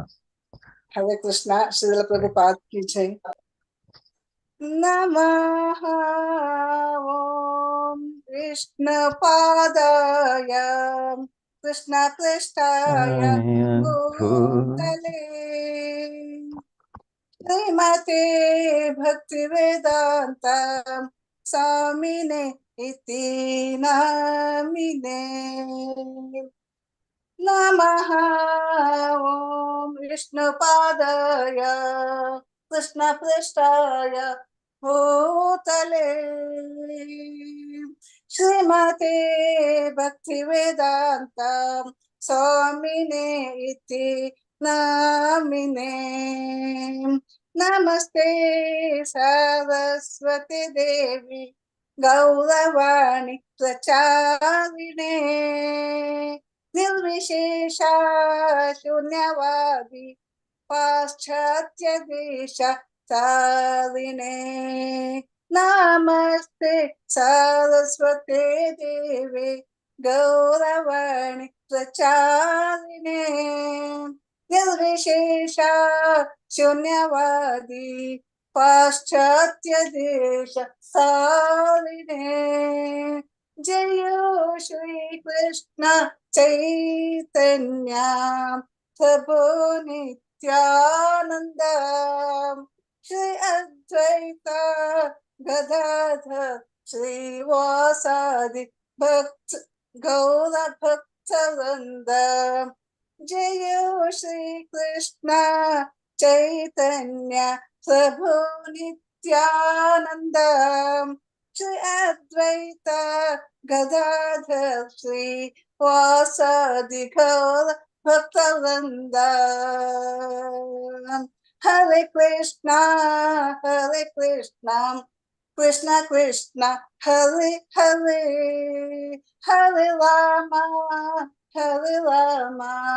ರಾಮ ರಾಮ ಹರೇ ಹರೇ ಹರೇ ಕೃಷ್ಣ ಕೃಷ್ಣ ಕೃಷ್ಣ ಹರೇ ಹರೇ ಹರೇ ರಾಮ ರಾಮ ರಾಮ ಹರೇ ಹರೇ ಹರೇ ಕೃಷ್ಣ ಕೃಷ್ಣ ಕೃಷ್ಣ ಹರೇ ಹರೇ ಹರೇ ರಾಮ ರಾಮ ರಾಮ ಹರೇ ಹರೇ ಹರೇ ಕೃಷ್ಣ ಕೃಷ್ಣ ಕೃಷ್ಣ ಹರೇ ಹರೇ ಹರೇ ರಾಮ ರಾಮ ರಾಮ ಹರೇ ಹರೇ ಹರೇ ಕೃಷ್ಣ ಕೃಷ್ಣ ಕೃಷ್ಣ ಹರೇ ಹರೇ ಹರೇ ರಾಮ ರಾಮ ರಾಮ ಹರೇ ಹರೇ ಹರೇ ಕೃಷ್ಣ ಕೃಷ್ಣ ಕೃಷ್ಣ ಹರೇ ಹರೇ ಹರೇ ರಾಮ ರಾಮ ರಾಮ ಹರೇ ಹರೇ ನಮಾಚಾರ್ಯ ಹರಿದಾಸ್ ಠಾಕೂರ್ ಕಿ ಜೈ ಶ್ರೀ ಹರಿದಾಸ್ ಹರಿದಾಸ್ ಠಾಕೂರ್ ಕಿ ಜೈ ಶ್ರೀಲ ಪ್ರಭುಪಾದ್ ಪ್ರಭುಪಾದ್ ಕಿ ಕಿ ಜೈ ಜೈ ಚೈತನ್ಯ ಅನಂತ ಮಹಾಪ್ರಭು ಕೋಟಿ ಕಿ ಜೈ ವೈಷ್ಣವೃಂದ ಕಿ ಜೈ ಹರೇ ಶ್ರೀ ಕೃಷ್ಣ ರಾಧಾ ಗೋವಿಂದ ಕಿ ಜೈ ಹರೇ ಹರೇ ಕೃಷ್ಣ ಕೃಷ್ಣ ಪ್ರಭುಜಿ ಹರೇ ಕೃಷ್ಣ ಧನ್ಯವಾದಗಳು ಹರೇ ಕೃಷ್ಣ ಧನ್ಯವಾದಗಳು ಎಲ್ರಿಗೂ. ಸೊ ಇವತ್ತಿನ ಕ್ಲಾಸಿಗೆ ತಮಗೆಲ್ಲರಿಗೂ ಸ್ವಾಗತ. ಇವತ್ತಿನ ಅಧ್ಯಾಯ ಶ್ರೀ ಶ್ರೀ ರಾಧಾ ಗೋವಿಂದ ಇಸ್ಕಾನ್ ಮಂಗಳೂರವರು ಆಯೋಜಿಸಿರುವಂತಹ 18 ದಿವಸಗಳಲ್ಲಿ ಭಗವದ್ಗೀತೆಯನ್ನು ಅರ್ಥ ಮಾಡಿಕೊಳ್ಳುವಂಥ 47ನೆಯ ಬ್ಯಾಚ್. ಇವತ್ತಿನ ಅಧ್ಯಾಯ 2 ಗೀತಾ ಸಾರಾಂಶ ಅಂತ ಇದನ್ನು ಕರೀತಾರೆ. ಯಾಕೆ ಅಂದರೆ ಇಲ್ಲಿ ಭಗವಂತ ನಿನ್ನೆ ಅರ್ಜುನನ 5 ಸಂದೇಹಗಳ ಬಗ್ಗೆ ಇವತ್ತು ಉತ್ತರ ಕೊಡ್ತಾನೆ. ಸೊ ಈ ಅಧ್ಯಾಯವನ್ನು ನಾವೀಗ ಪ್ರಾರ್ಥನೆಯೊಂದಿಗೆ ಸ್ಟಾರ್ಟ್ ಮಾಡೋಣ. ಓಂ ನಮೋ ಭಗವತೆ. 1 ಸೆಕೆಂಡ್ ಲೈವ್ ಮಾಡ್ತೇನೆ. ಲೈವ್ ಮಾಡಲಿಕ್ಕೆ ಮರ್ತು ಹೋಗಿದೆ. ಅಯ್ಯಪ್ಪ, ಒಂದೇ 1 ಸೆಕೆಂಡ್.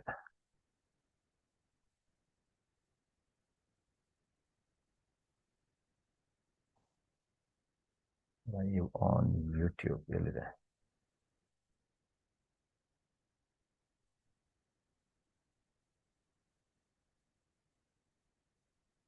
ಆಲ್ರೆಡಿ ಲೈವ್ ಸ್ಟ್ರೀಮ್ ನಡೀತಾ ಇದೆ ಇದರದ್ದು. ಓಕೆ, ಮಾತಾಜಿಯವರು ಮಾಡಿರೋದು